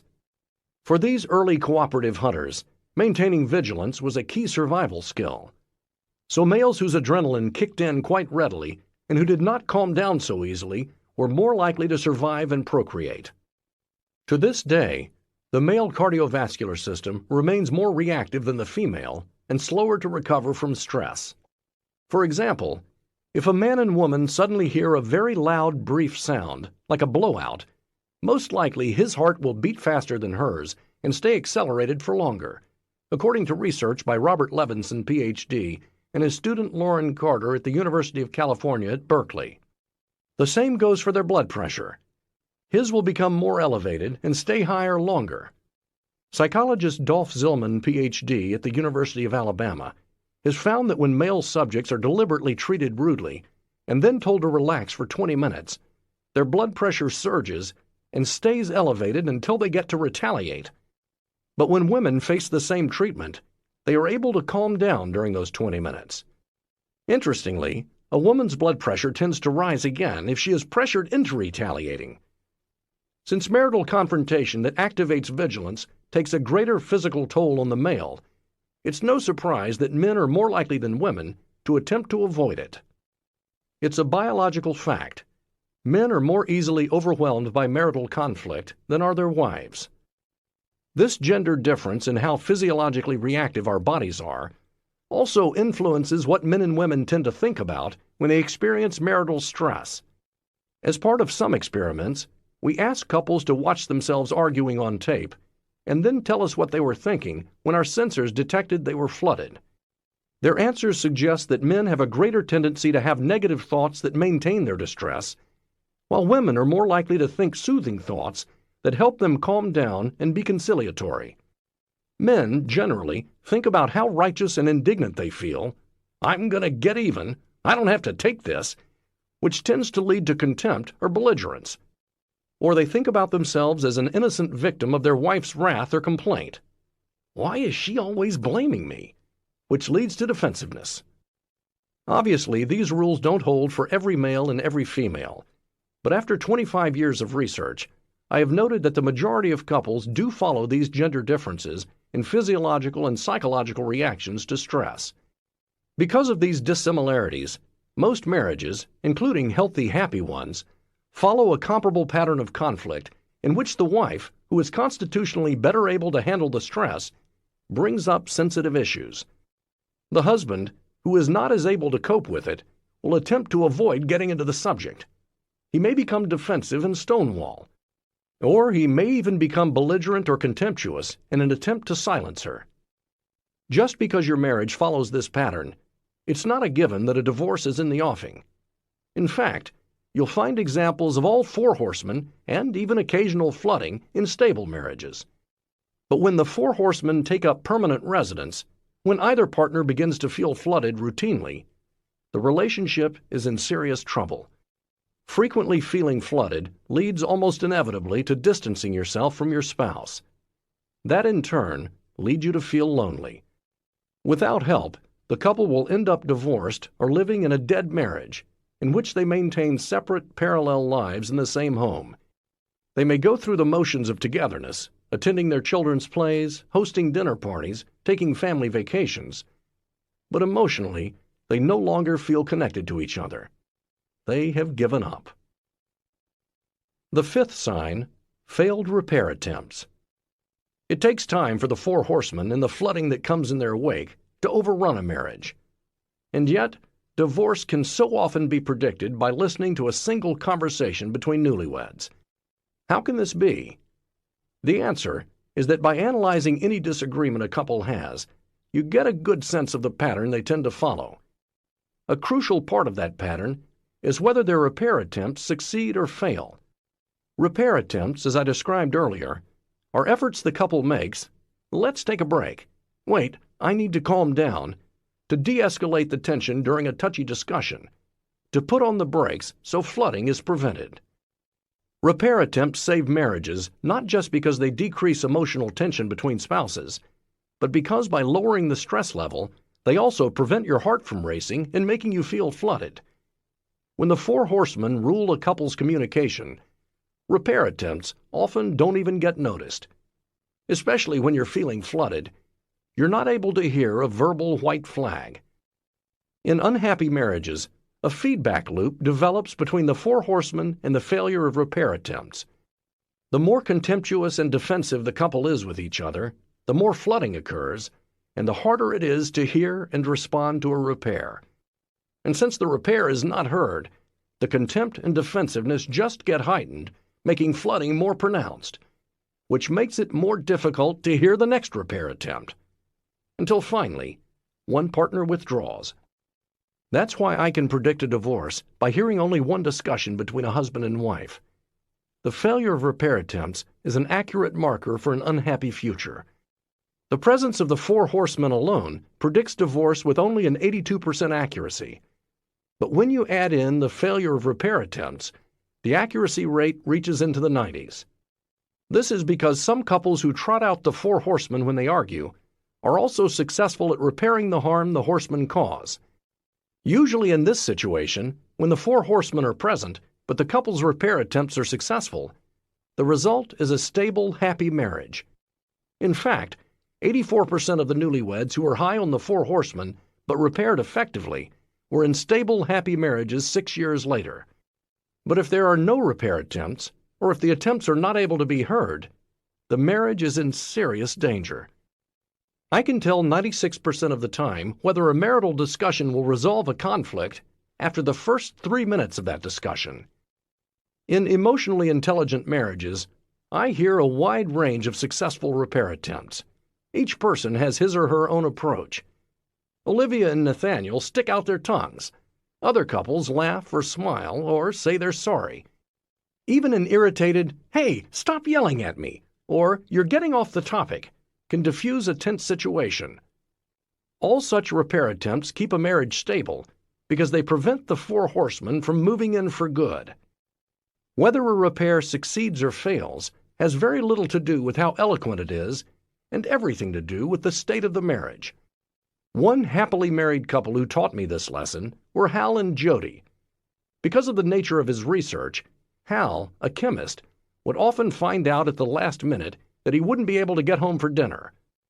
Although Jody knew Hal couldn't control his hours, the dinner situation frustrated her. When they discussed the problem in our lab, she pointed out to him that the kids always refused to eat dinner till he got home, so they were often having their dinner very late, which she didn't like. So Hal suggested that she give them a snack to tide them over. Incredulous, Jody snapped at him. "What do you think I've been doing all along?" Hal realized that he had screwed up. He had displayed a significant lack of awareness about what went on in his own home, and worse, had insulted his wife's intelligence. In an unhappy marriage, this could easily be the grounds for some major league sniping. I waited to see what would happen next. Since all other evidence suggested they were happily married, I anticipated that Hal would use some very skillfully wrought repair attempt. But Hal just gave Jody a really goofy smile. Jody burst out laughing, and they went on with their discussion. Hal's quick grin worked because their marriage was working. But when Oliver tried to soften up Dora by chuckling during their conversation about housekeeping, he got nowhere. In marriages in which the four horsemen have moved in for good, even the most articulate, sensitive, well-targeted repair attempt is likely to fail abysmally. Ironically, we see more repair attempts between troubled couples than between those whose marriages are going smoothly. The more repair attempts fail, the more these couples keep trying. It can be poignant to hear one member of a couple offer up one repair attempt after another, all to no avail. What makes the difference? What predicts that repair attempts will work? Later, we'll see that it is the quality of the friendship between husband and wife, and as I described in Chapter 1, positive sentiment override. The sixth sign, bad memories. When a relationship gets subsumed in negativity, it's not only the couple's present and future life together that are put at risk, their past is in danger too. When I interview couples, I usually ask about the history of their marriage. I have found over and over that couples who are deeply entrenched in a negative view of their spouse and their marriage often rewrite their past. When I ask them about their early courtship, their wedding, their first year together, I can predict their chances of divorce, even if I'm not privy to their current feelings. Most couples enter marriage with high hopes and great expectations. In a happy marriage, couples tend to look back on their early days fondly. Even if the wedding didn't go off perfectly, they tend to remember the highlights rather than the low points. The same goes for each other. They remember how positive they felt early on, how excited they were when they met, and how much admiration they had for each other. When they talk about the tough times they've had, they glorify the struggles they've been through, drawing strength from the adversity they weathered together. But when a marriage is not going well, history gets rewritten for the worse. Now she recalls that he was 30 minutes late getting to the ceremony, or he focuses on all that time she spent talking to his best man at the rehearsal dinner, or flirting with his friend, as it seems to him now. Another sad sign is when you find the past difficult to remember. It has become so unimportant or painful that you've let it fade away. Peter and Cynthia didn't always spend their days arguing about car washing and other money matters. No doubt, if you looked at their photo album, you would find plenty of happy pictures from their early days together. But those pictures have long faded from their minds. When asked to describe the early days, they do a good job of telling the facts of their courtship and marriage, but nothing more. Cynthia recounts that they met at a record store where she was the cashier. She got his name and number from his charge card receipt and called him up to see if he liked the CDs he had bought. Their first date followed. Cynthia says that she was attracted to Peter at first because he was going to college and was interesting to talk to and nice looking. "I think it was the fact that I had a charge card," Peter slips in, a snide reference to their current fights over money. He himself seems to have a hard time remembering what attracted him to her when they first met. He says, long pause. "I honestly don't know. I never tried to pin it down to one thing. I think for me that would be pretty dangerous." When they're asked about the kinds of activities they enjoyed back then, they have a hard time remembering. "Didn't we go on picnics or something?" Cynthia asks him, and he shrugs. The same blank feeling is there when they discuss their decision to marry. "I thought it would solidify the relationship. It seemed like a logical progression. That's basically the main reason," says Peter. He recalls that he proposed to her at a restaurant by tying the ring to a white ribbon wrapped around a bunch of white roses. That sounds promising, until he adds, with a sad chuckle, "I'll never forget this. She saw the ring. She started shaking a little bit, and she looked and she asked me, 'I suppose you want an answer?' That's kind of not the reaction I was looking for." He turns to his wife. "You weren't smiling or laughing or anything when you said it. You were just deadpan. Like, 'You idiot.'" "Oh, no," Cynthia says limply. The picture doesn't get any better. Peter had pneumonia and a temperature of 103 at their wedding. His main memory, other than feeling sick, was being in the limo afterward with Cynthia and his best man. His friend turned on the stereo, and the Motley Crue song, "Same Old Ball and Chain," came blasting out. Cynthia remembers feeling hurt because many guests left right after dinner. Peter recalls that everyone kept banging on their glasses with spoons to make him and Cynthia kiss.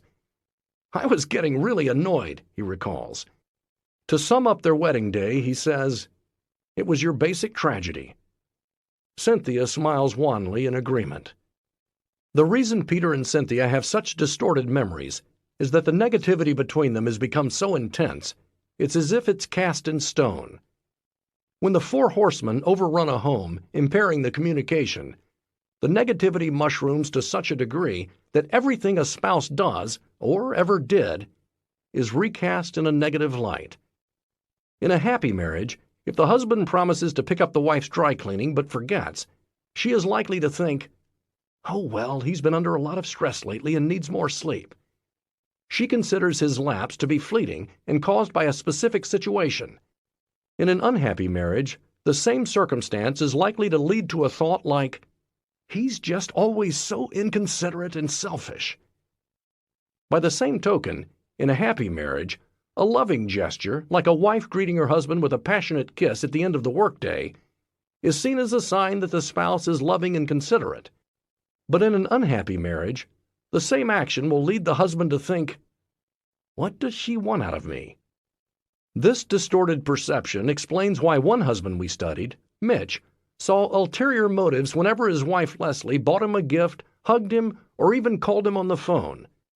Over time, he had rewritten his view of their marriage, creating a very negative script.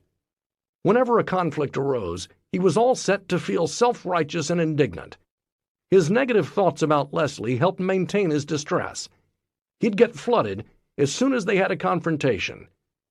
Negative expectations of her and their relationship became the norm. Eventually, they divorced. The end draws near. When a marriage gets to the point where the couple have rewritten their history, when their minds and bodies make it virtually impossible to communicate and repair their current problems, it is almost bound to fail. They find themselves constantly on red alert. Because they always expect to do combat, the marriage becomes a torment. The understandable result, they withdraw from the relationship. Sometimes a couple at this end stage of marriage will come for counseling. On the surface, it may seem like nothing much is wrong. They don't argue or act contemptuous or stonewall. They don't do much of anything. They talk calmly and distantly about their relationship and their conflicts. An inexperienced therapist could easily assume that their problems don't run very deep. But actually, one or both of them has already disengaged emotionally from the marriage. Some people leave a marriage literally by divorcing. Others do so by leading parallel lives together. Whichever the route, there are 4 final stages that signal the death knell of a relationship. 1. You see your marital problems as severe. 2. Talking things over seems useless. You try to solve problems on your own. 3. You start leading parallel lives. 4. Loneliness sets in. When a couple gets to the last stage, one or both partners may have an affair. But an affair is usually a symptom of a dying marriage, not the cause. The end of that marriage could have been predicted long before either spouse strayed. Too often, couples begin to seek help for their marriage after they've already hit troubled waters. The warning signs were almost always there early on if they had known what to look for. You can see the seeds of trouble in 1. What couples actually say to each other, the prevalence of harsh startup, the four horsemen, and the unwillingness to accept influence. 2. The failure of their repair attempts. 3. Physiological reactions, flooding. Or 4. Pervasive negative thoughts about their marriage. Any of these signs suggest that emotional separation, and in most cases divorce, may only be a matter of time. But it's not over till it's over. As bleak as this sounds, I am convinced that far more marriages could be saved than currently are. Even a marriage that is about to hit bottom can be revived with the right kind of help. Sadly, most marriages at this stage get the wrong kind. Well-meaning therapists will deluge the couple with advice about negotiating their differences and improving their communication. At one time, I would have done the same. At first, when I figured out how to predict divorce, I thought I had found the key to saving marriages. All that was necessary, I presumed, was to teach people how to argue without being overridden by the four horsemen and without getting flooded. Then their repair attempts would succeed, and they could work out their differences. But like so many experts before me, I was wrong. I was not able to crack the code to saving marriages until I started to analyze what went right in happy marriages. After intensely studying happily married couples for as long as 16 years, I now know that the key to reviving or divorce-proofing a relationship is not in how you handle disagreements, but in how you are with each other when you're not fighting. So although my 7 principles will also guide you in coping with conflict, the foundation of my approach is to strengthen the friendship that is at the heart of any marriage. 3. Principle 1. Enhance your love maps. Publisher's note: this chapter and those that follow contain several exercises. As you listen, it may be helpful to have a pen and paper available to participate in these exercises. Rory was a pediatrician who ran an intensive care unit for babies. He was beloved at the hospital, where everybody called him Dr. Rory. He was a reserved man, but capable of great warmth, humor, and charm. He was also a workaholic who slept in the hospital an average of 20 nights a month. He didn't know the names of his children's friends, or even the name of the family dog. When he was asked where the back door to the house was, he turned to ask his wife, Lisa. His wife was upset with how little she saw of Rory and how emotionally unconnected to her he seemed to be. She frequently tried to make little gestures to show him she cared, but her attempts just annoyed him. She was left with the sense that he simply didn't value her or their marriage. To this day, I'm struck by the story of this couple. Here was an intellectually gifted man who didn't even know the name of the family dog or how to find the back door. Of the many problems their relationship faced, perhaps the most fundamental was Rory's shocking lack of knowledge about his home life. He had become so caught up in his work that little space was left over in his brain for the basics of his wife's world. As bizarre as Rory's rampant ignorance may sound, I have found that many married couples fall into a similar, if less dramatic, habit of inattention to the details of their spouse's life. One or both partners may have only the sketchiest sense of the other's joys, likes, dislikes, fears, stresses. The husband may love modern art, but his wife couldn't tell you why or who his favorite artist is. He doesn't remember the names of her friends, or the coworker she fears is constantly trying to undermine her. In contrast, emotionally intelligent couples are intimately familiar with each other's world. I call this having a richly detailed love map, my term for that part of your brain where you store all the relevant information about your partner's life. Another way of saying this is that these couples have made plenty of cognitive room for their marriage. They remember the major events in each other's history, and they keep updating their information as the facts and feelings of their spouse's world change.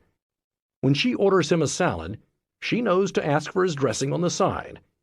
If she works late, he'll tape her favorite TV show because he knows which one it is and when it's on. He could tell you how she's feeling about her boss and exactly how to get to her office from the elevator. He knows that religion is important to her, but that deep down she has doubts. She knows that he fears being too much like his father and considers himself a free spirit. They know each other's goals in life, each other's worries, each other's hopes. Without such a love map, you can't really know your spouse. And if you don't really know someone, how can you truly love them? No wonder the biblical term for sexual love is to know. In knowledge there is strength. From knowledge springs not only love, but the fortitude to weather marital storms. Couples who have detailed love maps of each other's world are far better prepared to cope with stressful events and conflict. Take, for example, one of the major causes of marital dissatisfaction and divorce: the birth of the first baby. 67% of couples in our newlywed study underwent a precipitous drop in marital satisfaction the first time they became parents. But the remaining 33% did not experience this drop. In fact, about half of them saw their marriages improve. What separated these two groups? You guessed it. The couples whose marriages thrived after the birth had detailed love maps from the get-go, according to a study of 50 couples by my student Allison Shapiro.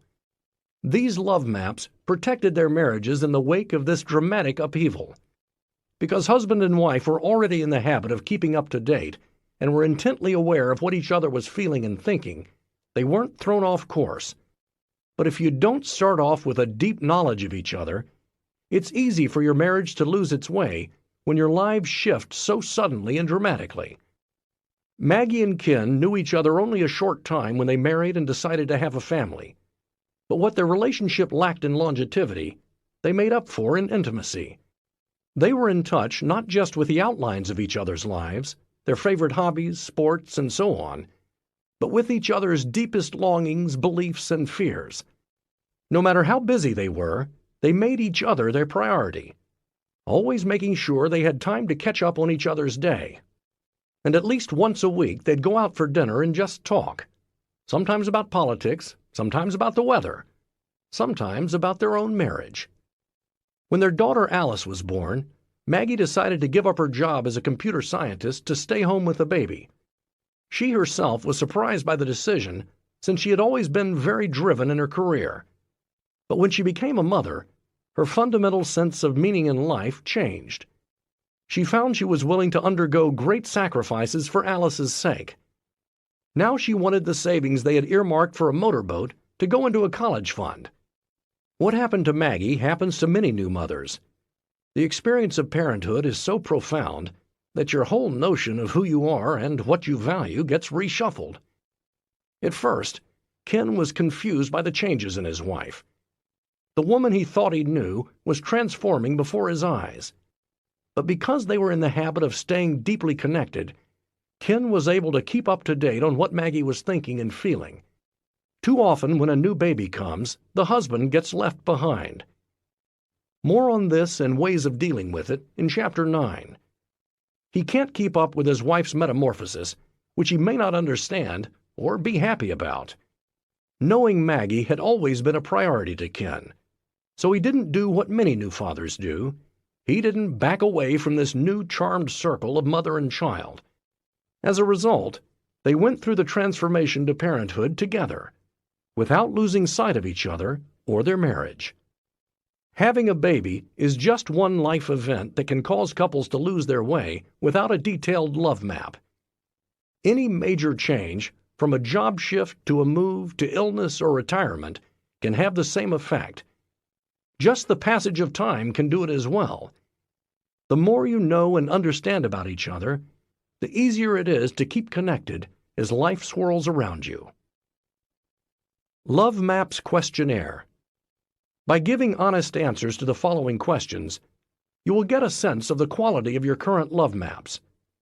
For the most accurate reading of how your marriage is doing on this first principle, both of you should complete the following. Listen to each statement and mark down whether it's true or false. 1. I can name my partner's best friends. 2. I can tell you what stresses my partner is currently facing. 3. I know the names of some of the people who have been irritating my partner lately. 4. I can tell you some of my partner's life dreams. 5. I am very familiar with my partner's religious beliefs and ideas. 6. I can tell you about my partner's basic philosophy of life. 7. I can list the relatives my partner likes the least. 8. I know my partner's favorite music. 9. I can list my partner's 3 favorite movies. 10. My spouse is familiar with my current stresses. 11. I know the 3 most special times in my partner's life. 12. I can tell you the most stressful thing that happened to my partner as a child. 13. I can list my partner's major aspirations and hopes in life. 14. I know my partner's major current worries. 15. My spouse knows who my friends are. 16. I know what my partner would want to do if he or she suddenly won the lottery. 17. I can tell you in detail my first impressions of my partner. 18. Periodically, I ask my partner about his or her world right now. 19. I feel that my partner knows me pretty well. 20. My spouse is familiar with my hopes and aspirations. Scoring. Give yourself 1 point for each true answer. 10 or above, this is an area of strength for your marriage. You have a fairly detailed map of your spouse's everyday life, hopes, fears, and dreams.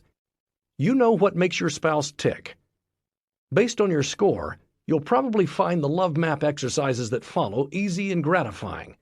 They will serve as a reminder of how connected you and your partner are. Try not to take for granted this knowledge and understanding of each other. Keeping in touch in this way ensures you'll be well equipped to handle any problem areas that crop up in your relationship. Below 10, your marriage could stand some improvement in this area. Perhaps you never had the time or the tools to really get to know each other. Or perhaps your love maps have become outdated as your lives have changed over the years. In either case, by taking the time to learn more about your spouse now, you'll find your relationship becomes stronger. There are few gifts a couple can give each other greater than the joy that comes from feeling known and understood. Getting to know each other shouldn't be a chore. That's why the first love map exercise is actually a game. While you're having fun playing, you'll also be expanding and deepening your knowledge of each other. By the time you complete all of the exercises in this chapter, you'll know there's truth in that old song, "To know you is to love you." Exercise 1, the Love Map 20 Questions game. Play this game together in the spirit of laughter and gentle fun. The more you play, the more you'll learn about the Love Maps concept and how to apply it to your own relationship. Step 1. Each of you should take a piece of paper and pen or pencil. Together, randomly decide on 20 numbers between 1 and 60. Write the numbers down in a column on the left-hand side of your paper. Step 2. In a moment, you'll hear a list of numbered questions. Beginning with the top of your column, match the numbers you choose with the corresponding question. Each of you should ask your partner this question. If your spouse answers correctly, you be the judge. He or she receives the number of points indicated for that question, and you receive 1 point. If your spouse answers incorrectly, neither of you receives any points. The same rules apply when you answer. The winner is the person with the higher score after you both answered all 20 questions. 1. Name my 2 closest friends. 2 points. 2. What is my favorite musical group, composer, or instrument? 2 points. 3. What was I wearing when we first met? 2 points. 4. Name one of my hobbies. 3 points. 5. Where was I born? 1 point. 6. What stresses am I facing right now? 4 points. 7. Describe in detail what I did today or yesterday. 4 points. 8. When is my birthday? 1 point. 9. What is the date of our anniversary? 1 point. 10. Who is my favorite relative? 2 points. 11. What is my fondest unrealized dream? 5 points. 12. What is my favorite flower? 2 points. 13.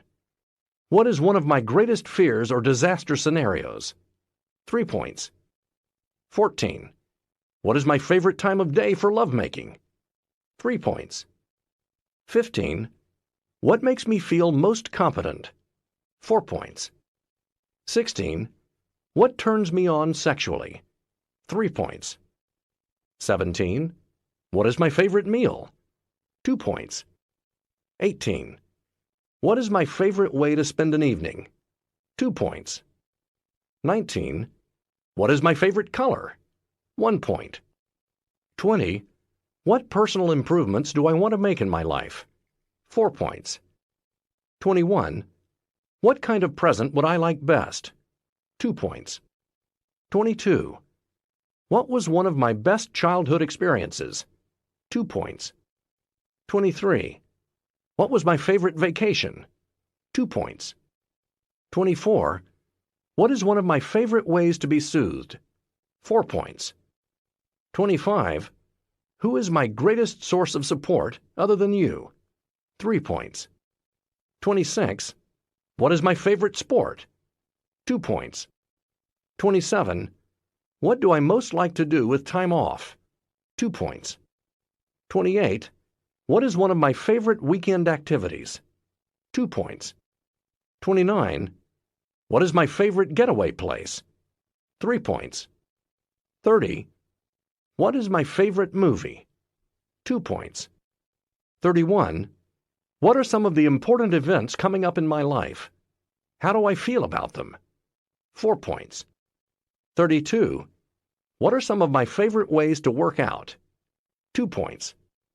33. Who was my best friend in childhood? 3 points. 34. What is one of my favorite magazines? 2 points. 35. Name one of my major rivals or enemies. 3 points. 36. What would I consider my ideal job? 4 points. 37. What do I fear the most? 4 points. 38. Who is my least favorite relative? 3 points. 39. What is my favorite holiday? 2 points. 40. What kind of books do I most like to read? 3 points. 41. What is my favorite TV show? 2 points. 42. Which side of the bed do I prefer? 2 points. 43. What am I most sad about? 4 points. 44. Name one of my concerns or worries. 4 points. 45.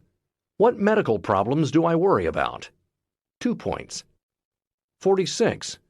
What was my most embarrassing moment? 3 points. 47. What was my worst childhood experience? 3 points. 48. Name two of the people I most admire. 4 points. 49. Name my major rival or enemy. 3 points. 50. Of all the people we both know, who do I like the least? 3 points. 51. What is one of my favorite desserts? 2 points. 52. What is my social security number? 2 points. 53. Name one of my favorite novels. 2 points. 54. What is my favorite restaurant? 2 points. 55. What are two of my aspirations, hopes, wishes? 4 points. 56. Do I have a secret ambition? What is it? 4 points. 57. What foods do I hate? 2 points. 58. What is my favorite animal? 2 points. 59. What is my favorite song? 2 points. 60. Which sports team is my favorite? 2 points. Play this game as frequently as you'd like. The more you play, the more you'll come to understand the concept of a love map and the kind of information yours should include about your spouse. Exercise 2. Make your own love maps. Now that you have a clearer understanding of the love maps concept, it's time to focus more seriously on your love maps for each other's everyday lives. Even though these maps are all in your head, it helps to write down some of the basics. Spend extra time on this exercise if you or your spouse believe that your current love map is inadequate, or, as is often the case, has fallen out of date. Use the following suggestions to interview each other as if you were reporters. If your spouse is unavailable, you can fill in this information without his or her input. But obviously, the major benefits of this exercise come from sharing. Take turns as listener and speaker and write out the answers to these questions. It's best to use a separate piece of paper, or better yet, a notebook or journal that you can use for all of the exercises in this book. Don't pass judgment on what your spouse tells you or try to give each other advice. Remember that you are simply on a fact-finding mission. Your goal is to listen and learn about your mate. The cast of characters in my partner's life: friends, potential friends, rivals, competitors, enemies, recent important events in my partner's life, upcoming events. What is my partner looking forward to? Dreading. My partner's current stresses. My partner's current worries. My partner's hopes and aspirations. For self, for others. Although this exercise offers you just a snapshot of your partner's life, it can be quite illuminating. Couples who have completed our workshop say this exercise offered them plenty of surprises that helped them better understand their spouse. Joe, for example, never realized just how deeply Donna longed to be an author and how frustrated she was in her banking job until he asked her point blank about her hopes and aspirations. And she never realized that his recent irritability was rooted in his concern about his new boss and his job performance, not her mother's visit. This Love Maps form is useful for creating a broad outline of your current lives. But Love Maps shouldn't just be broad, they should also be deep. The next exercise will ensure that yours are. Exercise 3. Who am I? The more you know about each other's inner world, the more profound and rewarding your relationship will be. This questionnaire is designed both to guide you through some self-exploration and to help you share this exploration with your partner. Work on this exercise even if you and your spouse consider yourselves open books. There's always more to know about each other. Life changes us, so neither of you may be the same person who spoke those wedding vows 5, 10, or 50 years ago. Many of the questions in this exercise are powerful. Please make sure you have enough time and privacy to do them justice. In fact, it may be best to reserve this exercise for an uninterrupted stretch when you do not have work to do, deadlines to meet, phone calls to answer, or children or anybody else to look after. Most likely, you won't be able to complete this questionnaire in one sitting, nor should you try. Instead, break it up by section and do it slowly over time together. Answer the questions in each section as candidly as you can.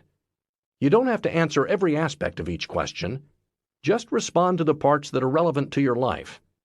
Write your answers in your private journal or notebook. If writing so much is hard, you can do it in outline form. But the process of writing this down is important to the success of the exercise. When you're ready, exchange notebooks and share with each other what you have written. Discuss each other's entries and what this added knowledge implies for your marriage and the deepening of your friendship. My triumphs and strivings.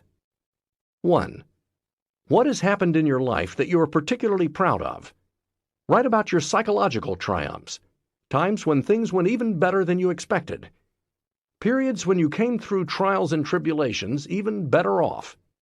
Include periods of stress and duress that you survived and mastered, small events that may still be of great importance to you, events from your childhood or the recent past, self-created challenges you met, periods when you felt powerful, glories and victories, wonderful friendships you maintained, and so on. 2. How have these successes shaped your life? How have they affected the way you think of yourself and your capabilities? How have they affected your goals and the things you strive for? 3. What role has pride, that is, feeling proud, being praised, expressing praise for others, played in your life? Did your parents show you that they were proud of you when you were a child? How? How have other people responded to your accomplishments? 4. Did your parents show you that they loved you? How? Was affection readily expressed in your family? If not, what are the effects and implications of this for your marriage? 5. What role does pride in your accomplishments play in your marriage? What role do your own strivings have in your marriage? What do you want your partner to know and understand about these aspects of yourself, your past, present, and plans for the future? How do you show pride in one another? My injuries and healings. 1. What difficult events or periods have you gone through?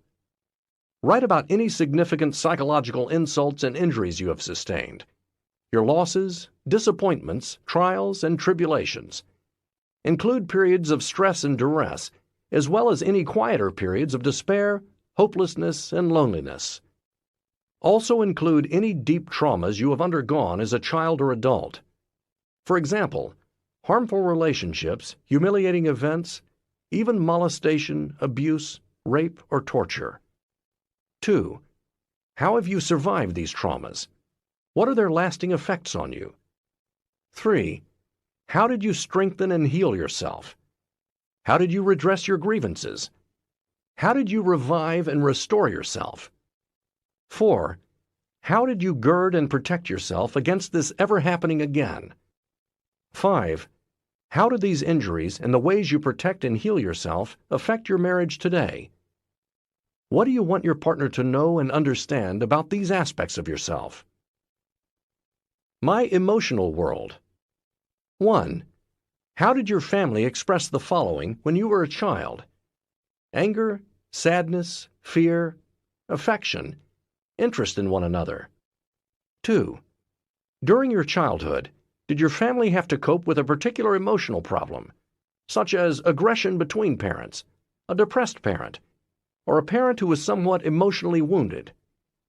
What implications does this have for your marriage and your other close relationships, friendships, relationships with your parents, your siblings, your children? 3.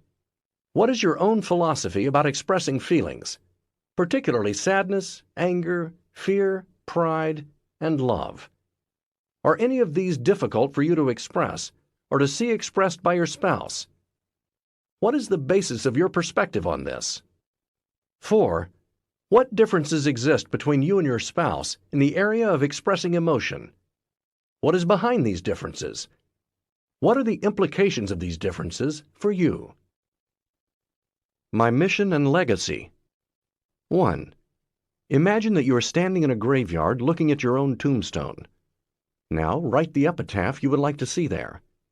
Begin with the words, "Here lies." 2. Write your own obituary. It does not have to be brief. How do you want people to think of your life, to remember you? 3. Now you're ready to write a mission statement for your own life. What is the purpose of your life? What is its meaning? What are you trying to accomplish? What is your larger struggle? 4. What legacy would you like to leave when you die? 5. What significant goals have you yet to realize? This can be creating something or having a particular experience. Minor examples are learning to play the banjo, climbing a mountain, and so on. Who I want to become. Take a moment now to reflect on what you have just written. We are all involved in becoming the person we most want to be. In that struggle, we all have demons to fight and overcome. 1. Describe the person you want to become. 2. How can you best help yourself become that person? 3. What struggles have you already faced in trying to become that person? 4. What demons in yourself have you had to fight, or still have to fight? 5. What would you most like to change about yourself? 6. What dreams have you denied yourself or failed to develop? 7. What do you want your life to be like in 5 years? 8.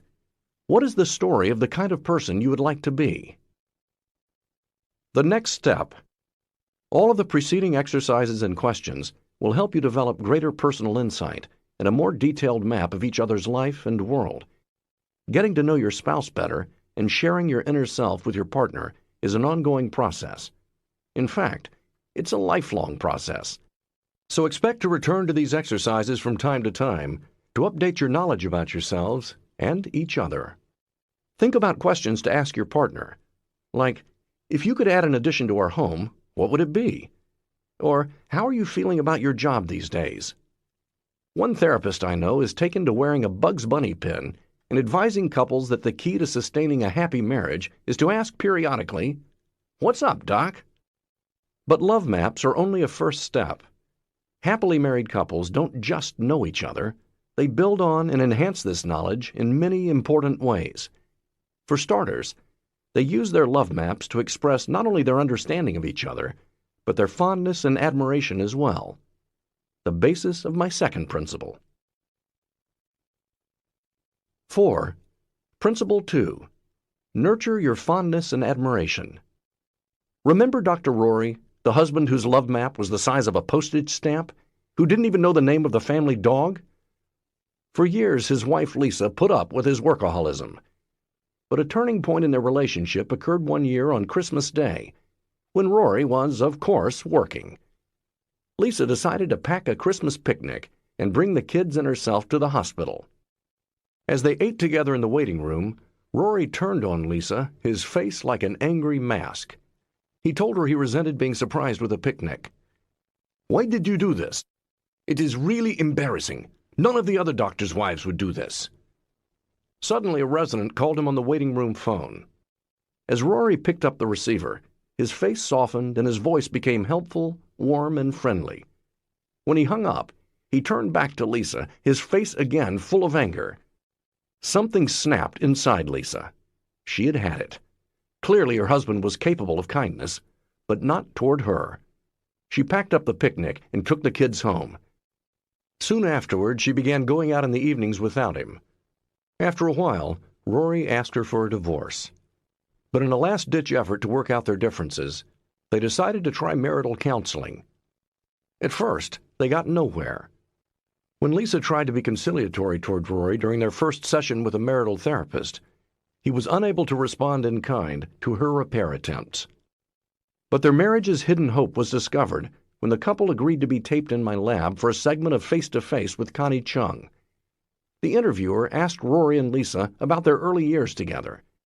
As Rory began to recall their first date, his face lit up. He explained that Lisa, unlike him, came from a traditional Armenian home.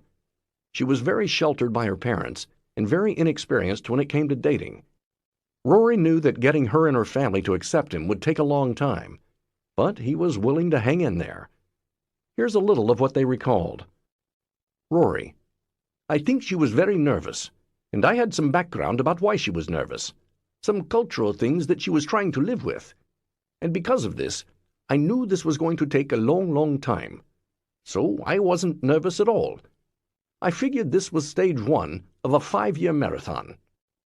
Lisa: "You mean you had a 5-year plan on our first date?" Rory: "Maybe that's exaggerating, but I knew it would take more than one lunch." Lisa: "Wow." Rory and Lisa actually held hands while they discussed this. Lisa was beaming. He had never before recounted his campaign to win her heart. This little vignette may not sound very dramatic. In fact, the TV show edited Rory and Lisa down to a snippet of airtime.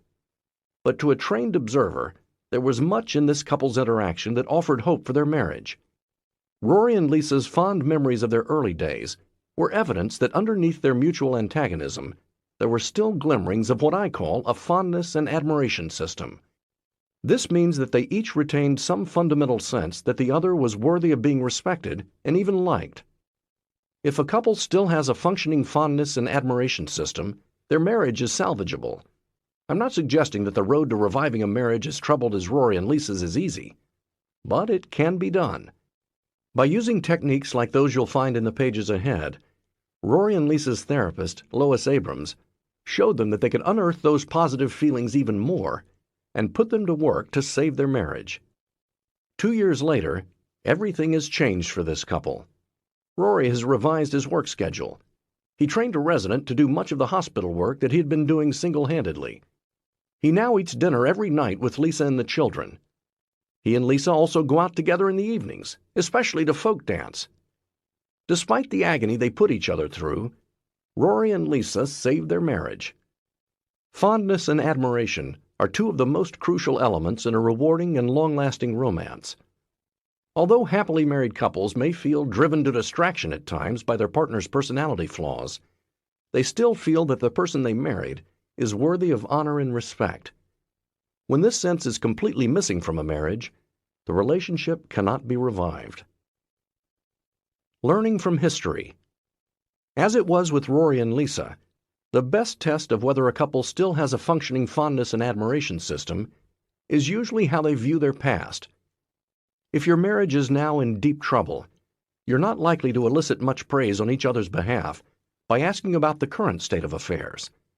But by focusing on your past, you can often detect embers of positive feelings. Of course, some marriages do come up empty. In these relationships, the antagonism has metastasized like a virulent cancer, even going backward in time and destroying the couple's positive memories. We saw that sad result in the marriage of Peter and Cynthia, who argued over washing her car. Their relationship was ruined by his contempt and her defensiveness. When they were asked the same questions about their early years, it became clear that their love was gone. They could remember very little about the beginning of their relationship. When asked what they used to do when they were dating, they gave each other a brief "help me out here" glance and then sat silently, racking their brains for an answer. Peter couldn't remember a single thing he admired about Cynthia back then. Their marriage was not salvageable. I've found 94% of the time that couples who put a positive spin on their marriage's history are likely to have a happy future as well. When happy memories are distorted, it's a sign that the marriage needs help. In contrast, when another couple in my newlywed study, Michael and Justine, were asked about their history, they glowed. Their wedding was perfect. The honeymoon was fabulous. What's telling isn't just that they feel positive about their early years, but how vivid their memories are. Justine recalls that they had gone to the same high school, he a few years ahead of her. He was a big sports hero. She had such a crush on him that she had clipped his picture from the newspaper and kept it in a scrapbook. She confessed and showed him the scrapbook on their 4th date. They met formally a few years later, when she tagged along with his foster sister, a friend of hers, who was going to visit him at college for the weekend. Michael sensed right away that Justine was the one, but he worried that she wouldn't like him. She recounts with a giggle, discovering the letter he slipped under her leather purse at the end of that weekend to let her know how he felt about her. "I was never very aggressive about chasing women," he says. "She was the first girl I ever actually pursued. That's how I knew something was different about this one." They recall the long walks and talks they had, the letters they wrote every day while he was at school. The only bad part of those days, says Michael, was being away from Justine. Just missing her a lot. You can hear Justine's fondness, pride, and admiration for Michael when she says, "I thought, God, if I don't marry this guy, someone else will. I'd better get him while I can." Michael says, "I would look at other girls, and I didn't want to be with them. I just wanted to be with her. I wanted to become a legal couple and let everybody know how special she is to me." Justine recalls the unity they felt in dealing with one of his buddies who resented that Justine was taking so much of Michael's time. "He didn't get it that I was giving her my time," Michael says. It won't come as much of a surprise to hear that Michael and Justine continue to be happily married. That's because having a fundamentally positive view of your spouse and your marriage is a powerful buffer when bad times hit. Because they have this reserve of good feeling, Justine and Michael will not have cataclysmic thoughts about separation and divorce each time they have an argument. The antidote to contempt. At first, this may all seem obvious to the point of being ridiculous. People who are happily married like each other. If they didn't, they wouldn't be happily married. But fondness and admiration can be fragile unless you remain aware of how crucial they are to the friendship that is at the core of any good marriage. By simply reminding yourself of your spouse's positive qualities, even as you grapple with each other's flaws, you can prevent a happy marriage from deteriorating. The simple reason is that fondness and admiration are antidotes for contempt. If you maintain a sense of respect for your spouse, you are less likely to act disgusted with him or her when you disagree. So fondness and admiration prevent the couple from being trounced by the four horsemen. If your mutual fondness and admiration have been completely extinguished, your marriage is in dire trouble. Without the fundamental belief that your spouse is worthy of honor and respect, where is the basis for any kind of rewarding relationship? But there are many couples like Rory and Lisa whose fondness and admiration have receded to barely detectable levels. Although it seems that the fire is out, some embers still burn. Fanning them is the crucial first step in salvaging such a marriage. Fondness and Admiration Questionnaire. To assess the current state of your fondness and admiration system, answer the following. Listen to each statement and mark down whether it's true or false. 1. I can easily list the 3 things I most admire about my partner. 2. When we are apart, I often think fondly of my partner. 3. I will often find some way to tell my partner I love you. 4. I often touch or kiss my partner affectionately. 5. My partner really respects me. 6. I feel loved and cared for in this relationship. 7. I feel accepted and liked by my partner. 8. My partner finds me sexy and attractive. 9. My partner turns me on sexually. 10. There is fire and passion in this relationship. 11. Romance is definitely still a part of our relationship. 12. I am really proud of my partner. 13. My partner really enjoys my achievements and accomplishments. 14. I can easily tell you why I married this person. 15. If I had to do it all over again, I would marry the same person. 16. We rarely go to sleep without some show of love or affection. 17. When I come into a room, my partner is glad to see me. 18. My partner appreciates the things I do in this marriage. 19. My spouse generally likes my personality. 20. Our sex life is generally satisfying. Scoring. Give yourself 1 point for each true answer. 10 or above. This is an area of strength for your marriage. Because you value each other highly, you have a shield that can protect your relationship from being overwhelmed by any negativity that also exists between you.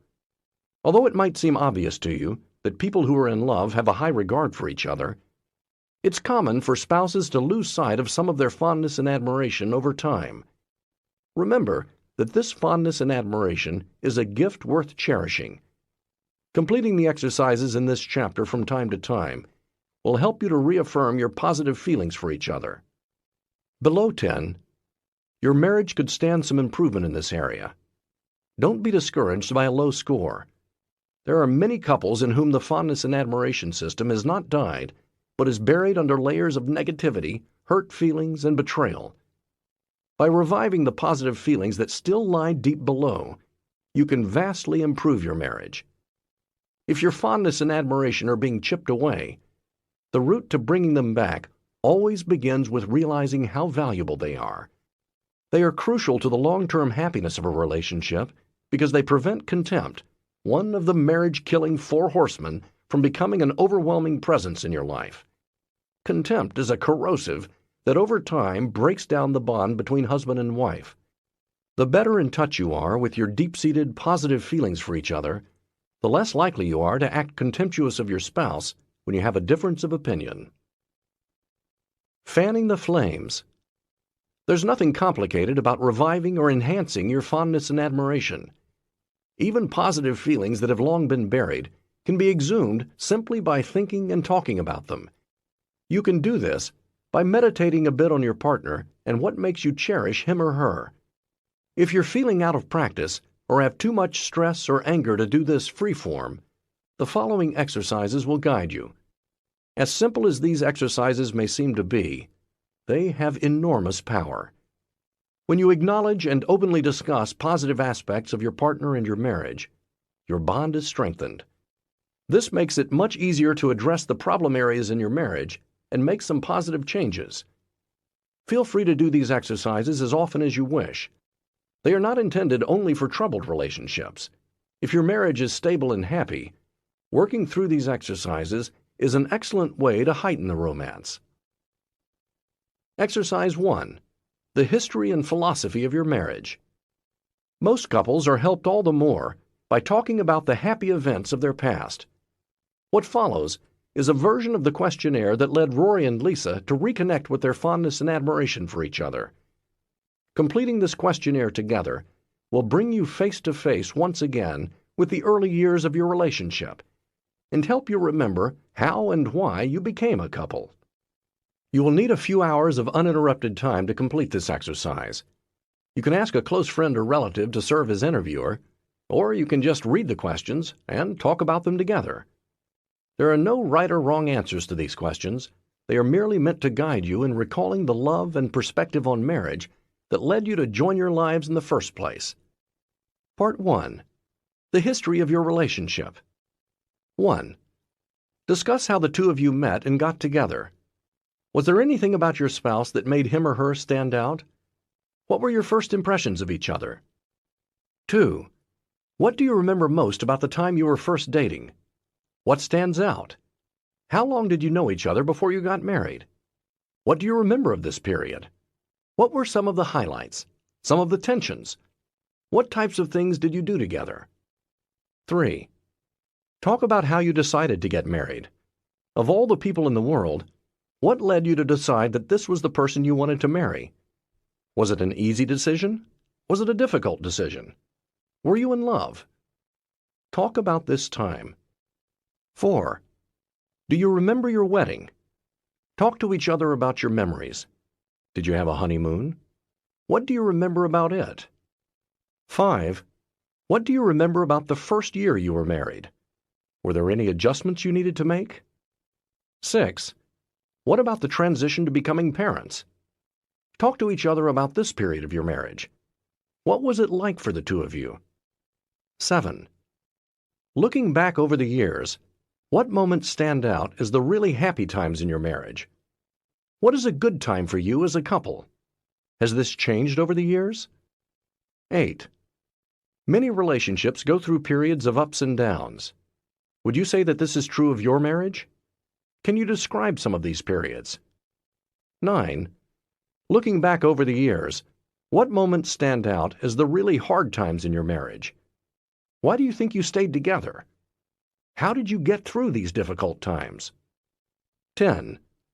Have you stopped doing things together that once gave you pleasure? Explore these with one another. Part 2. Your philosophy of marriage. 11. Talk to each other about why you think some marriages work while others don't. Decide together who among the couples you know have particularly good marriages and who have particularly bad marriages. What is different about these two marriages? How would you compare your own marriage to each of these couples? 12. Talk to each other about your parents' marriages. Would you say that they were very similar to or different from your own marriage? 13. Make a chart of the history of your marriage, its major turning points, ups and downs. What were the happiest times for you, for your partner? How has your marriage changed over the years? Most couples find that recalling their past together recharges their relationship in the here and now.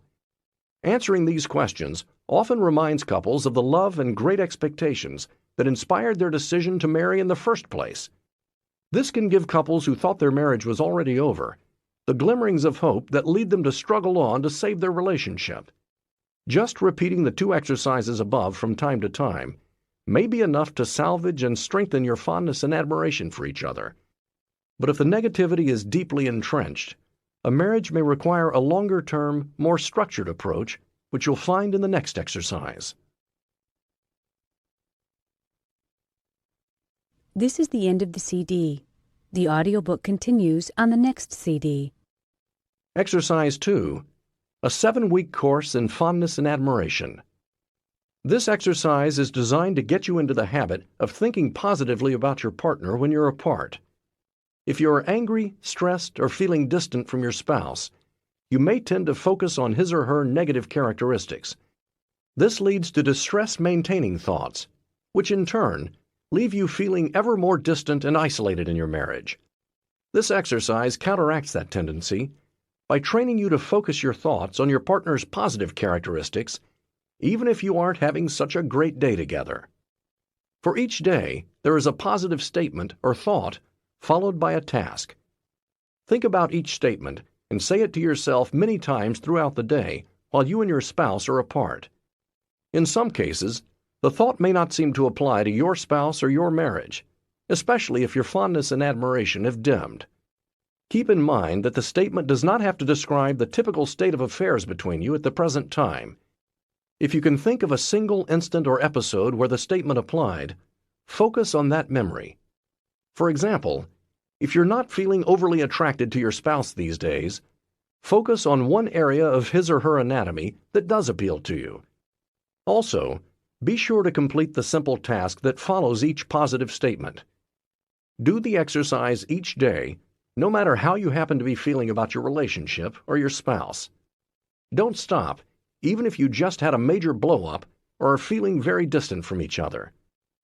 Although this exercise might sound silly or hokey, it is based on a wide body of research into the power of rehearsing positive thoughts.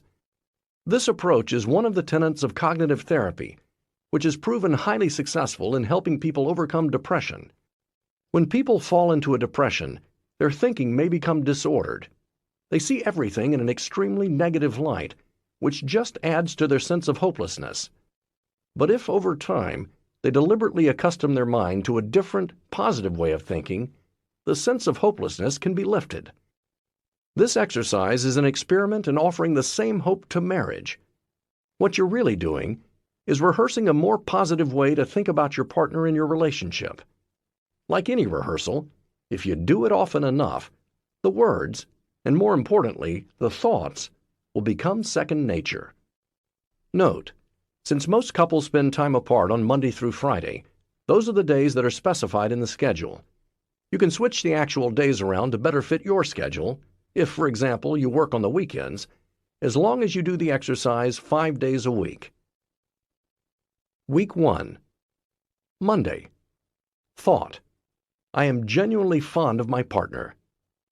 Task: list one characteristic you find endearing or lovable. Tuesday. Thought: I can easily speak of the good times in our marriage. Task: pick one good time and write a sentence about it. Wednesday. Thought: I can easily remember romantic, special times in our marriage. Task: pick one such time and think about it. Thursday. Thought: I am physically attracted to my partner.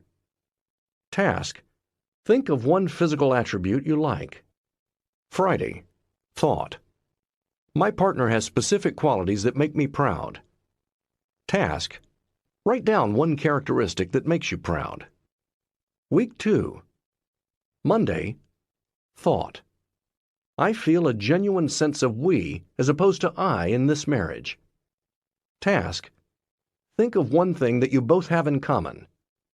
Tuesday. Thought: we have the same general beliefs and values. Task: describe one belief you share. Wednesday. Thought: we have common goals. Task: list one such goal. Thursday. Thought: my spouse is my best friend. Task: what secret about you does your spouse know? Friday. Thought: I get lots of support in this marriage. Task: think of a time when your spouse was very supportive of you. Week 3. Monday. Thought: my home is a place to come to get support and reduce stress. Task: list a time when your spouse helped you reduce stress. Tuesday. Thought: I can easily recall the time we first met. Task: describe that first meeting on paper. Wednesday. Thought: I remember many details about deciding to get married. Task: write a sentence describing what you remember. Thursday. Thought: I can recall our wedding and honeymoon. Task: describe one thing about them you enjoyed. Friday. Thought: we divide up household chores in a fair way. Task: describe one way you do this on a regular basis. If you do not do your share, decide on a chore you will take on, such as doing the laundry. Week 4. Monday. Thought: we are able to plan well and have a sense of control over our lives. Task: describe one thing you both planned together. Tuesday. Thought: I am proud of this marriage. Task: list 2 things about this marriage that you are proud of. Wednesday. Thought: I am proud of my family. Task: recall a specific time when you especially felt this pride. Thursday. Thought: I don't like things about my partner, but I can live with them. Task: what is one of these minor faults you have adapted to? Friday. Thought: this marriage is a lot better than most I have seen. Task: think of a marriage you know that's awful. Week 5. Monday. Thought: I was really lucky to meet my spouse. Task: list one benefit that being married to your spouse offers. Tuesday. Thought: marriage is sometimes a struggle, but it's worth it. Task: think of one difficult time you successfully weathered together. Wednesday. Thought: there is a lot of affection between us. Task: plan a surprise gift for your mate for tonight. Thursday. Thought: we are genuinely interested in one another. Task: think of something to do or talk about that would be interesting. Friday. Thought: we find one another to be good companions. Task: plan an outing together. Week 6. Monday. Thought: there is lots of good loving in my marriage. Task: think of a special trip you took together. Tuesday. Thought: my partner is an interesting person. Task: plan something to ask your mate about that interests both of you. Wednesday. Thought: we respond well to each other. Task: write a love letter to your spouse and mail it. Thursday. Thought: if I had to do it over again, I would marry the same person. Task: plan an anniversary or other getaway. Friday. Thought: there is lots of mutual respect in my marriage. Task: consider taking a class together, sailing, ballroom dancing, etc., or tell your spouse about a time recently when you admired something your spouse did. Week 7. Monday. Thought: sex is usually, or can be, quite satisfying in this marriage. Task: plan an erotic evening for the 2 of you. Tuesday. Thought: we have come a long way together. Task: think of all you have accomplished as a team. Wednesday. Thought: I think we can weather any storm together. Task: reminisce about having made it through a hard time. Thursday. Thought: we enjoy each other's sense of humor. Task: rent a comedy video to watch together. Friday. Thought: my mate can be very cute. Task: get dressed up for an elegant evening together. Or if you don't like that kind of thing, plan another kind of evening out you would enjoy. By the end of the 7 weeks, you're likely to find that your perspective on your partner in your marriage is far sunnier. Singing each other's praises can only benefit your marriage. But in order to ensure that the gains continue, you need to put your respect and affection to work. In the next chapter, you'll do just that, by using them as the foundation for revamping or reviving your marriage's sense of romance. 5. Principle 3. turn toward each other instead of away. None of the footage we taped in our love lab would win anybody an Oscar. Our archives are filled with scenes in which the husband looks out the picture window and says, "Wow, look at that boat," and the wife peers over her magazine and says, "Yeah, it looks like that big schooner we saw last summer. Remember?" And the husband grunts. You might think I'd find viewing hour after hour of such scenes unbearably boring. On the contrary, when couples engage in lots of chit-chat like this, I can be pretty sure that they will stay happily married. What's really happening in these brief exchanges is that the husband and wife are connecting. They are turning toward each other. In couples who go on to divorce or live together unhappily, such small moments of connection are rare. More often, the wife doesn't even look up from her magazine, and if she does, her husband doesn't acknowledge what she says. Hollywood has dramatically distorted our notions of romance and what makes passion burn. Watching Humphrey Bogart gather teary-eyed Ingrid Bergman into his arms may make your heart pound, but real-life romance is fueled by a far more humdrum approach to staying connected. It is kept alive each time you let your spouse know he or she is valued during the grind of everyday life. Comical as it may sound, romance actually grows when a couple are in the supermarket and the wife says, "Are we out of bleach?" and the husband says, "I don't know. Let me go get some just in case," instead of shrugging apathetically. It grows when you know your spouse is having a bad day at work and you take 60 seconds out of your own workday to leave words of encouragement on his voicemail. It grows when your wife tells you one morning, "I had the worst nightmare last night," and you say, "I'm in a big hurry, but tell me about it now so we can talk about it tonight," instead of, "I don't have time." In all of these instances, husband and wife are making a choice to turn toward each other rather than away. In marriage, people periodically make what I call bids for their partner's attention, affection, humor, or support. People either turn toward one another after these bids, or they turn away. Turning toward is the basis of emotional connection, romance, passion, and a good sex life. So in the Love Lab, my favorite scenes are the very ones that any Hollywood film editor would relegate to the cutting room floor. I know there's deep drama in the little moments. Will they read the Sunday paper together or silently alone? Will they chat while they eat lunch? Watching them is suspenseful because I know couples who turn toward each other remain emotionally engaged and stay married. Those that don't eventually lose their way. The reason for the differing outcome of these marriages is what I've come to call the couple's emotional bank account. Partners who characteristically turn toward each other rather than away are putting money in the bank. They are building up emotional savings that can serve as a cushion when times get rough, when they're faced with a major life stress or conflict. Because they have stored up all of this goodwill, they are better able to make allowances for each other when a conflict arises. They can maintain a positive sense of each other and their marriage, even during hard times. The biggest payoff from this emotional bank account isn't the cushion it offers when the couple are stressed.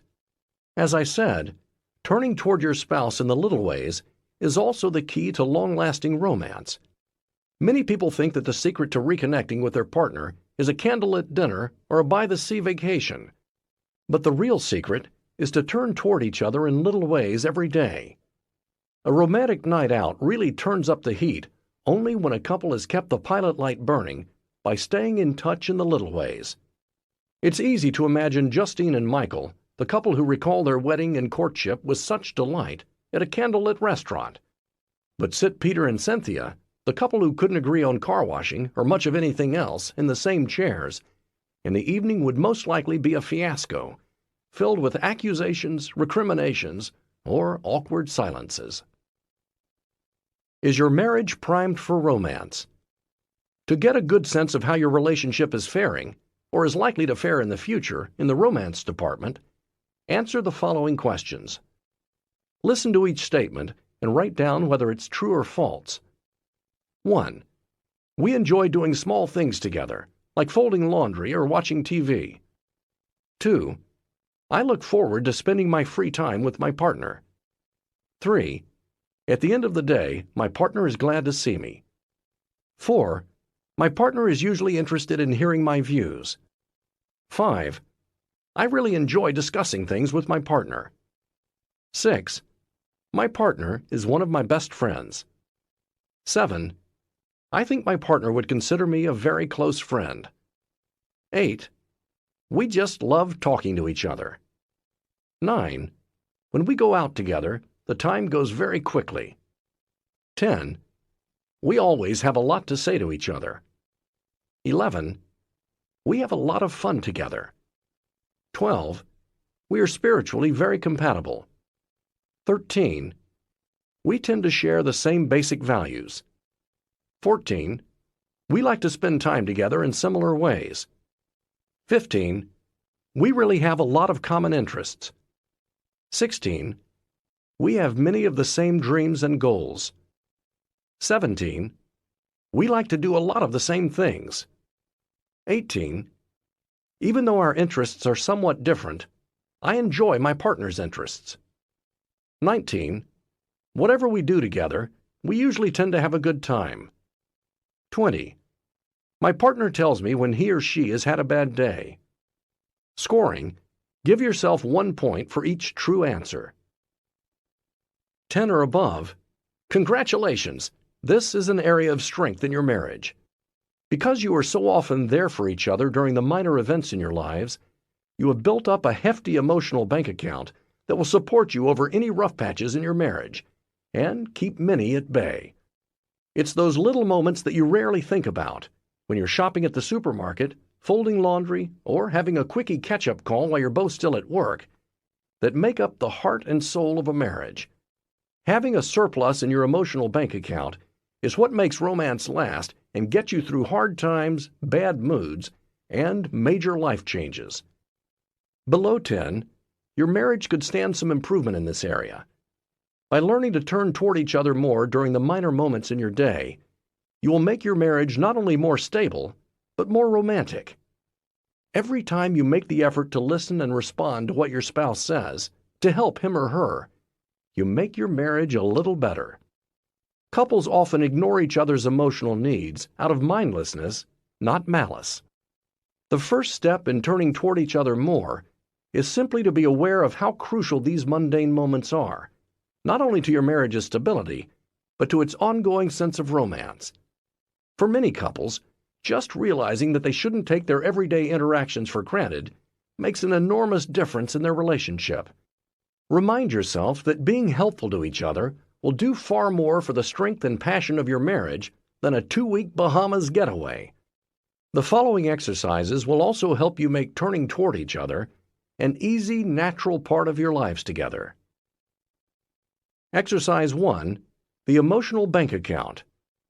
Keeping an account in your head of how much you're connecting with your spouse emotionally in little ways can greatly benefit your marriage. But for some couples, the concept works best if they make their emotional bank account real. You can do this by drawing a simple ledger and giving yourself 1 point each time you've turned toward your spouse during the course of the day. You probably wouldn't want to document every encouraging nod you gave while your spouse was talking, but you would include entries for such events as called Jay at work to see how meeting went, and took L's van to car wash. Be careful not to turn this into a competition or a quid pro quo where you track each other's account balance and keep tabs on who has done what for whom. That approach defeats the purpose of this exercise. The goal is to focus on what you can do to improve your marriage, not on what your spouse should be doing but isn't. That means, for example, trying to turn toward your spouse even when you feel he or she is being difficult or hostile. You can tally your daily or weekly balance by adding up your deposits and subtracting any withdrawals. Forgot to get film for M's camera. Was late getting home. For this exercise to work, it's important to be ruthlessly honest with yourself when you are negligent and turn away from your spouse. The more in the black your account is, the more likely you are to see your marriage improve. Don't be surprised if positive changes don't occur overnight, however. If you've gotten out of the habit of turning toward each other, it may take some time to see the benefits of this exercise. One of the challenges is to notice when your partner does turn toward you, and vice versa. In one research study in which couples were closely observed in their own homes, happily married couples noticed almost all of the positive things the researchers observed their partners do for them. However, unhappily married couples underestimated their partner's loving intentions by 50%. Although you don't want your ledgers to become the focus of a competition, it makes sense to get each other's input about which areas of your lives could benefit most from more emotional connection. That way you can focus your efforts on where they'll have the greatest impact. What follows is a long list of activities that some couples do together, everything from washing dishes to going bowling. Choose the 3 that you most wish your partner would do with you. You can also select an item if you and your spouse already do it jointly, but you wish you did so more frequently, or that your spouse was more there emotionally during the activity.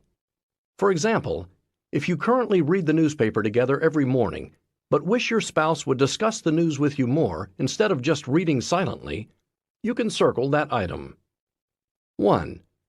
Reunite at the end of the day and talk about how it went. 2. Shop for groceries. Make up the shopping list. 3. Cook dinner, bake. 4. Clean house, do laundry. 5. Shop together for gifts or clothes, for self, kids, or friends. 6. Go out, no kids, for brunch or dinner, or to your favorite haunt or bar. 7. Read the morning paper together. 8. Help each other with a self-improvement plan. For example, a new class, weight loss, exercise, a new career. 9. Plan and host a dinner party. 10. Call and/or think about each other during the workday. 11. Stay overnight at a romantic hideaway. 12. Eat breakfast together during the work week. 13. Go to a church, mosque, or synagogue together. 14.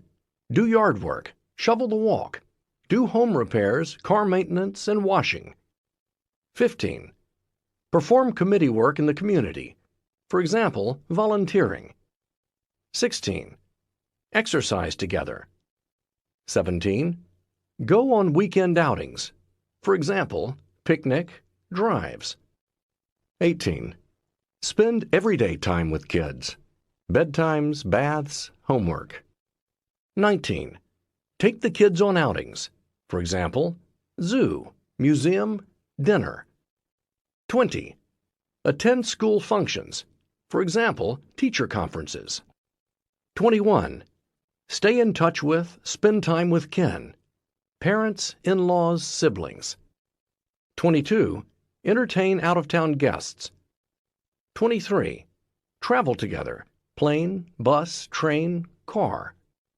24. Watch TV or videos. 25. Order takeout. 26. Double date with friends. 27. Attend sporting events. 28. Engage in a favorite activity. For example, bowl, go to amusement park, bicycle, hike, jog, horseback ride, camp, canoe, sail, water ski, swim. 29. Talk or read together by an open fire. 30. Listen to music. 31.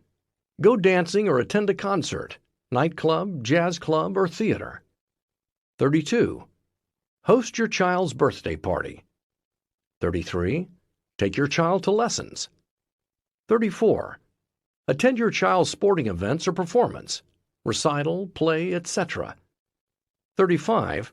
Pay bills. 36. Write cards or letters. 37. Deal with family medical events.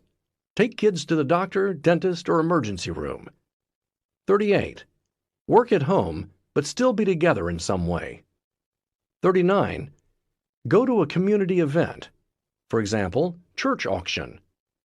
40. Go to a party. 41. Drive to or from work together. 42. Celebrate milestones in your children's lives. Confirmation, graduation. 43. Celebrate other milestones in your lives. For example, promotion, retirement. 44. Play computer games. Surf the internet. 45. Supervise your children's playdates. 46. Plan vacations. 47. Plan your future together. Dream. 48.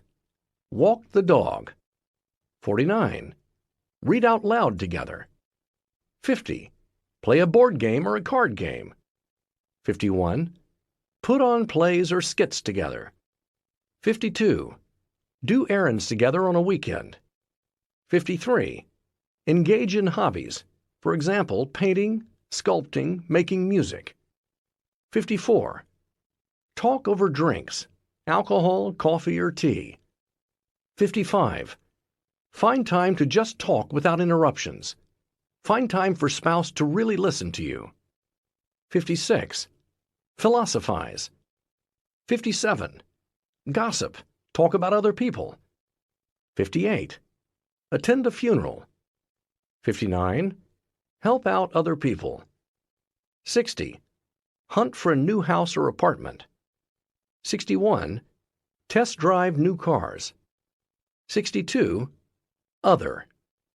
Now, share your top 3 choices with each other so you both know how best to turn toward each other and accrue points.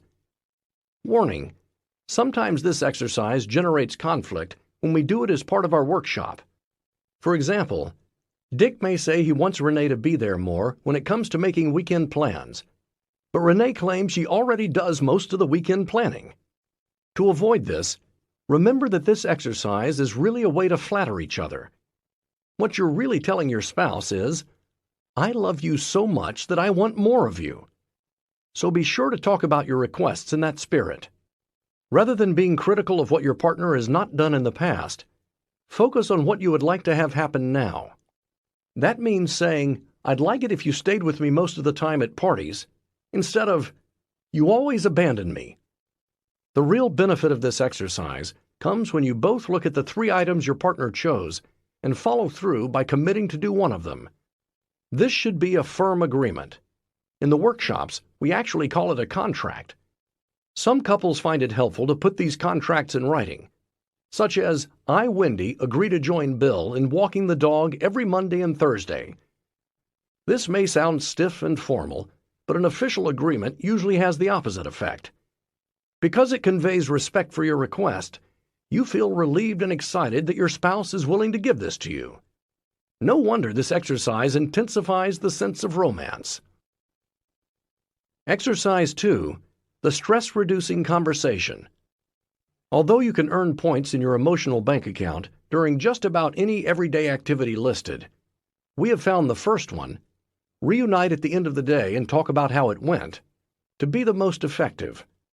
What this "How was your day, dear?" conversation does, or ought to do, is to help each of you manage the stress in your life that is not caused by your marriage. Learning to do this is crucial to a marriage's long-term health, according to research by my colleague Neil Jacobson, Ph.D., of the University of Washington. He has found that one of the key variables in relapse after his own approach to marital therapy is whether stress from other areas of your lives spills over into your relationship. Couples who are overrun by this stress see their marriages relapse, while those who can help each other cope with it keep their marriages strong. Many couples automatically have this sort of calming down conversation, perhaps at the dinner table or after the kids fall asleep. But too often, this discussion does not have the desired effect. It increases your stress levels because you end up feeling frustrated with your spouse for not listening to you, whether you're the one venting or the one who's offering advice. If that's the case, you need to change your approach to these catch-up conversations to make sure they help you calm down. For starters, think about the timing of the chat. Some people want to unburden themselves when they're barely through the door, but others need to decompress on their own for a while before they're ready to interact. So wait until you both want to talk. On a typical day, spend 20 to 30 minutes on this conversation. The cardinal rule is that you talk about whatever is on your mind outside of your marriage. This is not the time to discuss any conflicts between you. It's an opportunity to support each other emotionally concerning other areas in your lives. This exercise takes active listening, that classic technique of standard marital therapy, and stands it on its head. The goal of active listening is to hear your spouse's perspective with empathy and without judging him or her. That's all well and good, but this approach usually fails because couples are asked to use it when they are airing their gripes with each other. This is difficult to do, and often about as painless as an IRS audit.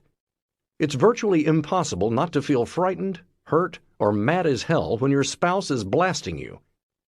But I have found that this same listening technique can be extremely beneficial if you use it during discussions where you are not your spouse's target. In this context, you'll feel far freer to be readily supportive and understanding of your spouse, and vice versa. This can only heighten the love and trust you feel. Here are detailed instructions for having this discussion. 1. Take turns. Each partner gets to be the complainer for 15 minutes. 2. Don't give unsolicited advice. If you quickly suggest a solution to your partner's dilemma, he or she is likely to feel that you're trivializing or dismissing the problem, which backfires.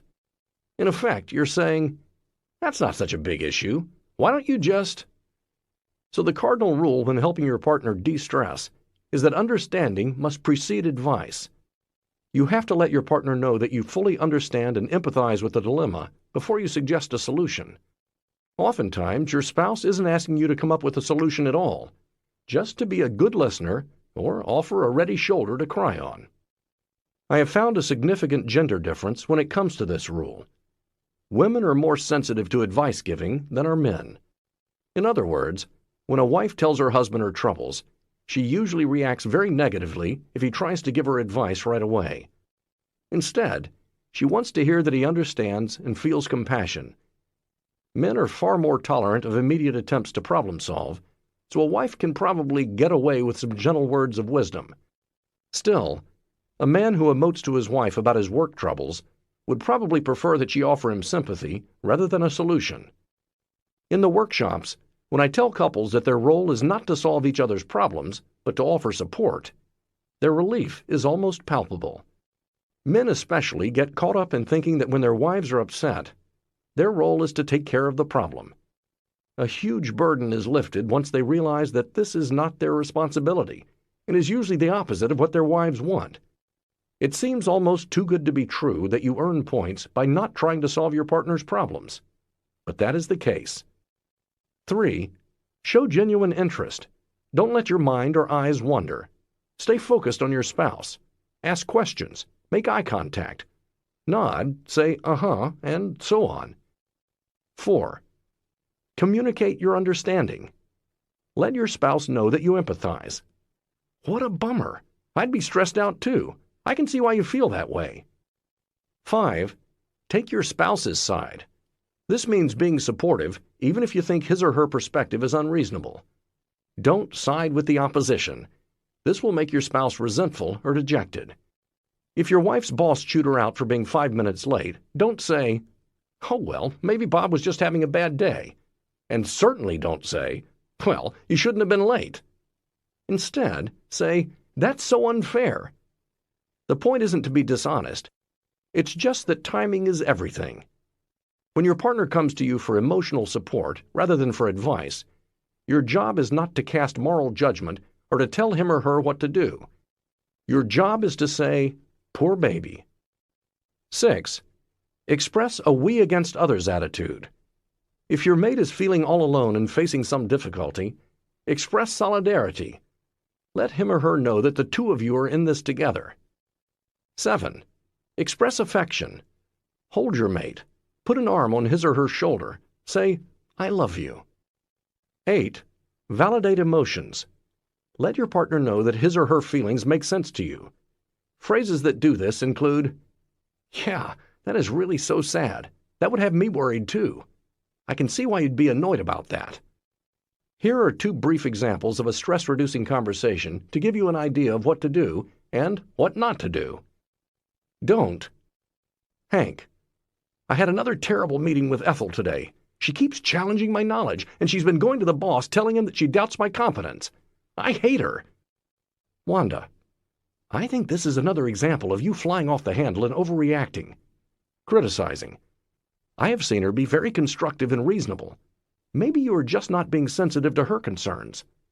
Siding with the enemy. Hank, the woman is out to get me.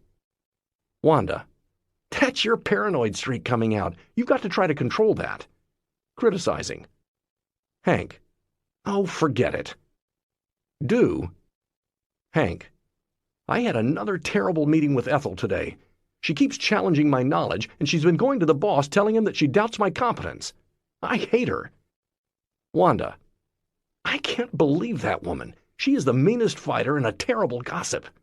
We against others. What did you say? Showing genuine interest. Hank, I told her she is just out to get me and that she's not going to succeed. Wanda, she can make anyone become paranoid. I'm sorry she's putting you through this. Expressing affection. I'd like to get even with her. We against others. Hank, so would I, but I think it's better to just forget it. Just ignore her. Wanda, your boss knows what she's like. Everyone does. Hank, that's true. He doesn't share her opinions of me, and she goes around saying everyone is incompetent but her. Wanda, that's bound to backfire. Hank, I hope so, or she'll give me an ulcer. Wanda, this is really stressing you out. I can understand why. Validating emotions. You know, she's given her husband one. Hank, he has an ulcer? Wanda, I just heard about it. Hank, good Lord. Here are some sample scenarios to help you practice being supportive during your spouse's whining session. 1. Your wife's sister yelled at her for not yet repaying money she loaned her 2 months ago. Your wife is feeling outraged and hurt by her sister's attitude. She does owe her sister the money. Sample answer, I'm sorry she made you feel really hurt and angry. Or, poor baby. 2. Your husband got a speeding ticket on his way home.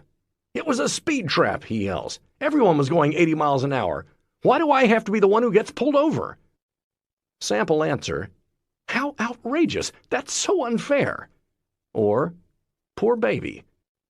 3. Your wife was late getting to a big job interview. Now she's worried she won't get the job. I can't believe how stupid I was, she moans. Sample answer, you weren't stupid. That could happen to anybody. Or, poor baby. 4. Your husband asked his boss for a raise and was turned down. He got angry and stormed out of his boss's office. Now he's worried that his boss will hold this against him.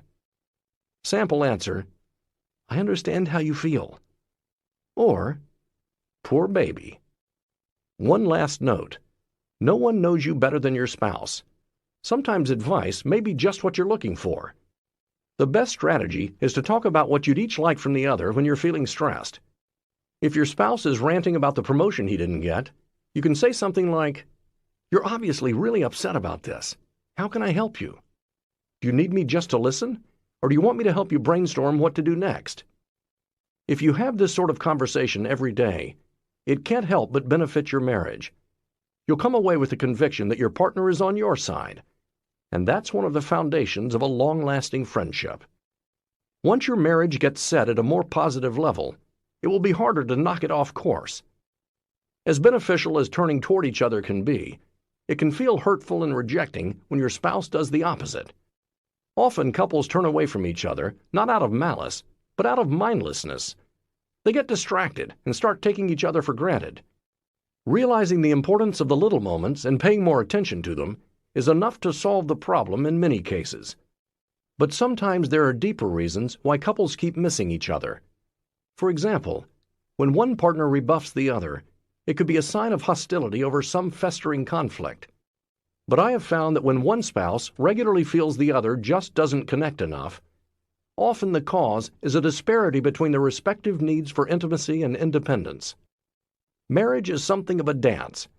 There are times when you feel drawn to your loved one, and times when you feel the need to pull back and replenish your sense of autonomy. There's a wide spectrum of normal needs in this area. Some people have a greater and more frequent need for connection, others for independence. A marriage can work even if people fall on opposite ends of this spectrum, as long as they are able to understand the reason for their feelings and respect their differences. If they don't, however, hurt feelings are likely to develop. If you feel like your spouse gives you the cold shoulder in little ways throughout the day, or if your spouse's concept of closeness feels more like suffocation to you, the best thing you can do for your marriage is to talk it out. Looking at these moments together will give you greater insight into each other and help you both learn how to give each other what you need. Exercise 3. What to do when your spouse doesn't turn toward you. If one of you is feeling rebuffed by the other lately, or overwhelmed by your spouse's need for closeness, you should both complete the next exercise and then share your answers. There is no answer key for these questions. They are merely a point of departure for discussions with your spouse. The bottom line of this approach is that there isn't one reality when a couple misses each other in little ways. There are two equally legitimate perspectives. Once you understand and acknowledge this, you'll find that reconnecting just comes naturally. During this week, I felt 1. Defensive. A great deal, definitely, a little, not at all. 2. Hurt. A great deal, definitely, a little, not at all. 3. Angry. A great deal, definitely, a little, not at all. 4. Sad. A great deal, definitely, a little, not at all. 5. Misunderstood. A great deal, definitely, a little, not at all. 6. Criticized. A great deal, definitely, a little, not at all. 7. Worried. A great deal, definitely, a little, not at all. 8. Righteously indignant. A great deal, definitely, a little, not at all. 9. Unappreciated. A great deal, definitely, a little, not at all. 10. Unattractive. A great deal, definitely, a little, not at all. 11. Disgusted. A great deal, definitely, a little, not at all. 12. Disapproving. A great deal, definitely, a little, not at all. 13. Like leaving. A great deal, definitely, a little, not at all. 14. Like my opinions didn't matter. A great deal, definitely, a little, not at all. 15. I had no idea what I was feeling. A great deal, definitely, a little, not at all. 16. Lonely. A great deal, definitely, a little, not at all. What triggered these feelings? 1. I felt excluded. A great deal, definitely, a little, not at all. 2. I was not important to my spouse. A great deal, definitely, a little, not at all. 3. I felt cold toward my spouse. A great deal, definitely, a little, not at all. 4. I definitely felt rejected. A great deal, definitely, a little, not at all. 5. I was criticized. A great deal, definitely, a little, not at all. 6. I felt no affection toward my partner. A great deal, definitely, a little, not at all. 7. I felt that my partner was not attracted to me. A great deal, definitely, a little, not at all. 8. My sense of dignity was being compromised. A great deal, definitely, a little, not at all. 9. My partner was being domineering. A great deal, definitely, a little, not at all. 10.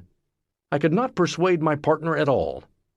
A great deal, definitely, a little, not at all.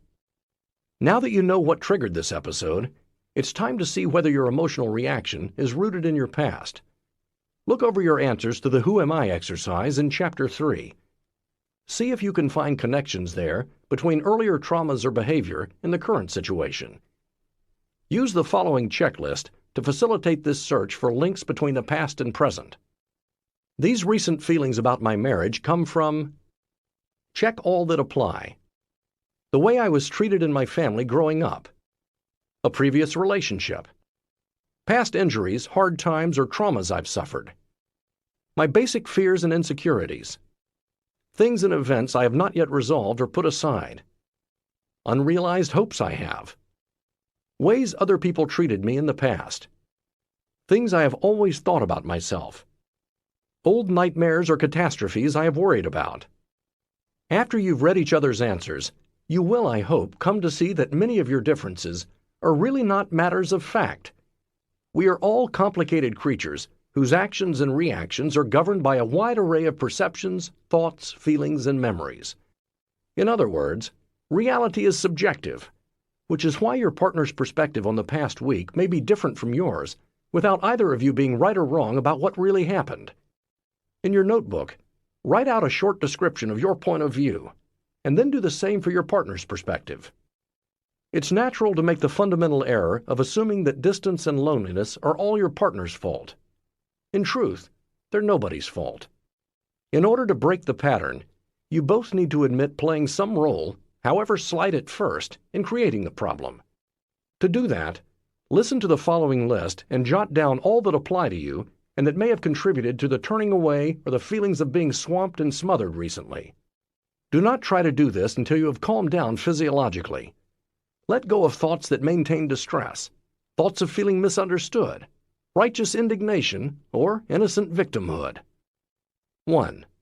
I have been very stressed and irritable. Yes, definitely, maybe a little. 2. I have not expressed much appreciation toward my spouse. Yes, definitely, maybe a little. 3. I have been overly sensitive. Yes, definitely, maybe a little. 4. I have been overly critical. Yes, definitely, maybe a little. 5. I have not shared very much of my inner world. Yes, definitely, maybe a little. 6. I have been depressed. Yes, definitely, maybe a little. 7. I would say that I have a chip on my shoulder. Yes, definitely, maybe a little. 8. I have not been very affectionate. Yes, definitely, maybe a little. 9. I have not been a very good listener. Yes, definitely, maybe a little. 10. I have been feeling like a martyr. Yes, definitely, maybe a little. Overall, my contribution to this mess was, how can I make this better in the future? What one thing could my partner do next time to avoid this problem? As you work through these exercises, you'll become more adept at turning toward each other regularly, and the bond of camaraderie with your spouse will deepen. This more profound friendship will be a powerful shield against conflict. It may not forestall every argument, but it can prevent your differences of opinion from overwhelming your relationship. One of the ways friendship does this is by helping to balance the power between husband and wife. When you honor and respect each other, you're usually able to appreciate each other's point of view, even if you don't agree with it. When there's an imbalance of power, there's almost inevitably a great deal of marital distress. My next principle focuses on what can happen if one spouse is unwilling to share power with the other, and how to overcome this difficulty. Although power-mongering is more common in husbands, there are wives who have just as hard a time acceding to their spouse's wishes. So my fourth principle really applies to everybody. 6. Principle 4. Let your partner influence you. Jack was considering buying a used blue Honda. The car seemed like a great deal, since the seller, Phil, had only owned it for a month. The car was for sale because Phil's company was suddenly transferring him to London. Jack liked the car's handling and power, not to mention the state-of-the-art sound system. He was ready to do a deal, but first, he told Phil, he wanted a mechanic to check the car. "Why?" said Phil. "It's really a new car. It only has 300 miles and you get the manufacturer's warranty." "True," said Jack, "but I promised my wife I wouldn't buy a car without having it inspected first." Phil gave Jack a withering look. "You let your wife tell you what to do about cars?" he asked. "Sure," said Jack. "Don't you?" "Well, no, I don't." "Didn't?" "I'm divorced," said Phil. "Well," Jack chuckled, "maybe that's why." Jack had the car checked by his mechanic, and it turned out that the rear bumper needed to be replaced, so he never bought Phil's car. But more importantly, he never bought Phil's attitude toward women. Jack has made his wife a partner in his decision-making. He respects and honors his wife and her opinions and feelings. He understands that for his marriage to thrive, he has to share the driver's seat. There was a time when Phil's macho attitude wasn't necessarily a liability for a husband, but our data suggests that this is no longer the case. In our long-term study of 130 newlywed couples, now in its 8th year, we have found that even in the first few months of marriage, men who allow their wives to influence them have happier marriages and are less likely to divorce than men who resist their wives' influence. Statistically speaking, when a man is not willing to share power with his partner, there is an 81% chance that his marriage will self-destruct. Obviously, it takes two to make or break a marriage, so we're not singling out men here. The point of this chapter is not to scold, bash, or insult men. It's certainly just as important for wives to treat their husbands with honor and respect. But my data indicate that the vast majority of wives, even in unstable marriages, already do that. This doesn't mean that they don't get angry or even contemptuous of their husbands. It just means that they let their husbands influence their decision-making by taking their opinions and feelings into account. But too often, men do not return the favor. "Anything you say, dear." That was the soundbite that some members of the media used, erroneously, to sum up my study on accepting influence. It was parodied on Saturday Night Live, pilloried by Rush Limbaugh, and picked on by Bill Maher, the host of Politically Incorrect. I got the biggest chuckle from one newspaper cartoon that depicted Saddam Hussein's wife asking him to take out the garbage and him refusing, until she held a machine gun to his head and he finally said, "Yes, dear." Our study didn't really find that men should give up all of their personal power and let their wives rule their lives. But we did find that the happiest, most stable marriages in the long run were those where the husband treated his wife with respect and did not resist power sharing and decision-making with her. When the couple disagreed, these husbands actively searched for common ground rather than insisting on getting their way. To arrive at these findings, we looked intently at what happened when these newlyweds discussed an area of conflict, and also when they talked about the history of their romance. When we analyzed the data, we were struck by a significant gender difference. Although the wives would sometimes express anger or other negative emotions toward their husbands, they rarely responded to their husbands by increasing the negativity. Most of them either tried to tone it down or matched it. So if a husband said, "You're not listening to me," the wife would usually say something like, "Sorry, I'm listening now," a repair that tones down the negativity. Or, "I'm finding it hard to listen to you," which matched her husband's anger but didn't go beyond it. But 65% of the men did not take either of these approaches. Instead, their response escalated their wives' negativity. They did this in a very specific way, by trotting out one of the four horsemen: criticism, contempt, defensiveness, or stonewalling. If the wife of one of these men said, "You're not listening to me," the husband would either ignore her, stonewall, be defensive, "Yes, I am," be critical, "I didn't listen because what you say never makes any sense," or be contemptuous. "Why waste my time?" Using one of the four horsemen to escalate a conflict is a telltale sign that a man is resisting his wife's influence. Rather than acknowledging his wife's feelings, this husband is using the four horsemen to drown her out, to obliterate her point of view. This is the opposite of accepting her influence. One way or another, this approach leads to instability in the marriage. Even if the husband doesn't react this way very often, there is an 81% chance that his marriage will be damaged. Although it is always important for both husband and wife to keep the four horsemen from taking over in times of conflict, it is especially important that men be aware of the danger to their marriage when they use one of them to escalate the negativity. For some reason, when a wife uses the four horsemen in the same manner, the marriage does not become more unstable. At this point, the data do not offer an explanation for this disparity. But we know that as a general rule, women do accept influence from their husbands, which may help to explain the gender difference in our findings. They talk a bit more, trying to devise a plan to make sure Oliver does his share. And then Dora says, I'd like to see it resolved, but it doesn't seem like it is. I mean, I've tried making up lists, and that doesn't work. And I've tried letting you do it on your own, and nothing got done for a month." Now she's blaming Oliver. In essence, she's saying the problem isn't the housekeeping, it's him. When a discussion leads off this way, with criticism and/or sarcasm, a form of contempt, it is begun with a harsh setup.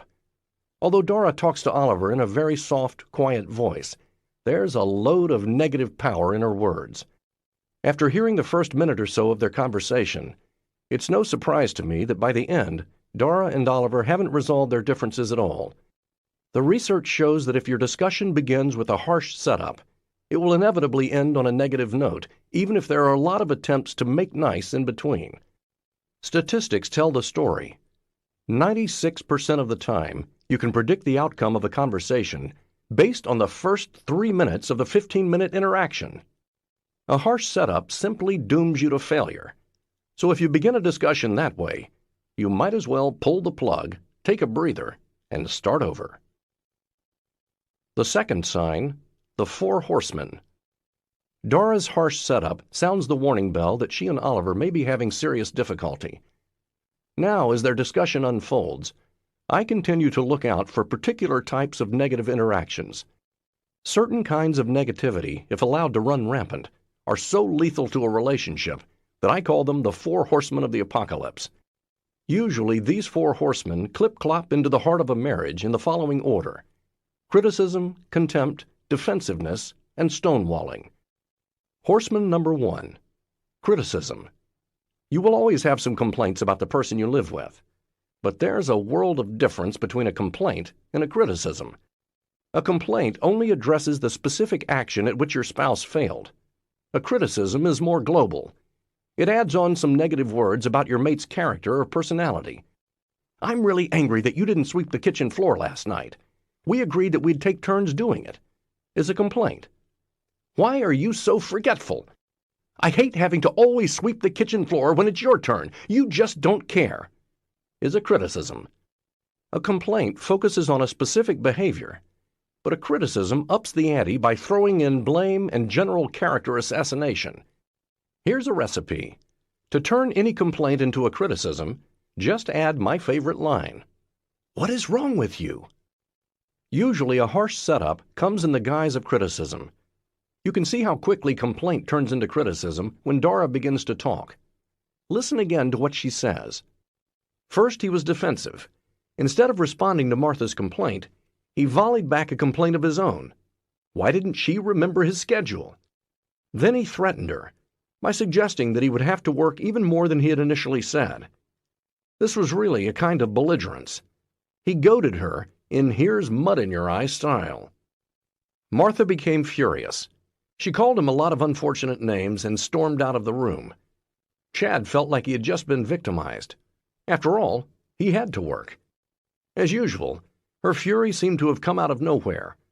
His heart started racing and his head was pounding. He had become flooded, which made it difficult to think about the problem clearly or come up with a solution. All he wanted was to escape from his wife's unfair, irrational attitude. He certainly wasn't in the mood to find a compromise. So, feeling victimized, he poured himself a beer and turned on the TV. When Martha came back into the room wanting to talk, he simply ignored her. When she started to cry, he left the room and announced he was going to bed early. There's certainly plenty of blame to go around in this scene. Martha's harsh setup didn't exactly put Chad in the mood for compromise. But there is a history to Martha's reaction. Her mother lived in Canada, and she rarely got to see her. Martha had been planning this visit for a month and had talked to Chad on many occasions about how excited she was to show her mother their new house and to have her finally get to spend time with her 2 grandchildren. When Chad announced matter-of-factly that he would be working late, without even acknowledging the impact it would have on his mother-in-law's visit, it became clear to Martha that Chad didn't even remember that her mother was coming. Or if he did remember, it was such a low priority for him that he didn't consider his working to be in any way a crisis. He had arrived at his decision without discussing the problem with her first. Because Chad had a history of being in his own world, as Martha described it, She went ballistic as soon as he made his announcement. When a couple have an argument like this, there are so many accusations and counter-accusations that sometimes it can be hard to determine the underlying cause. In the case of Martha and Chad, though, there's a glaring clue that the fundamental problem is his unwillingness to be influenced by her. When she becomes negative, "I'm really upset with you," a straightforward complaint, he responds by escalating the conflict. In come belligerence, and the third horseman, defensiveness.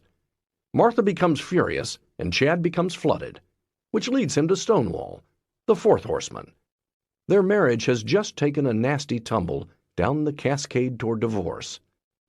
Think of how differently Martha and Chad would be feeling if, instead of getting defensive, Chad had apologized to Martha and acknowledged that he'd been feeling so overwhelmed at work that he really had forgotten about her mother's imminent visit.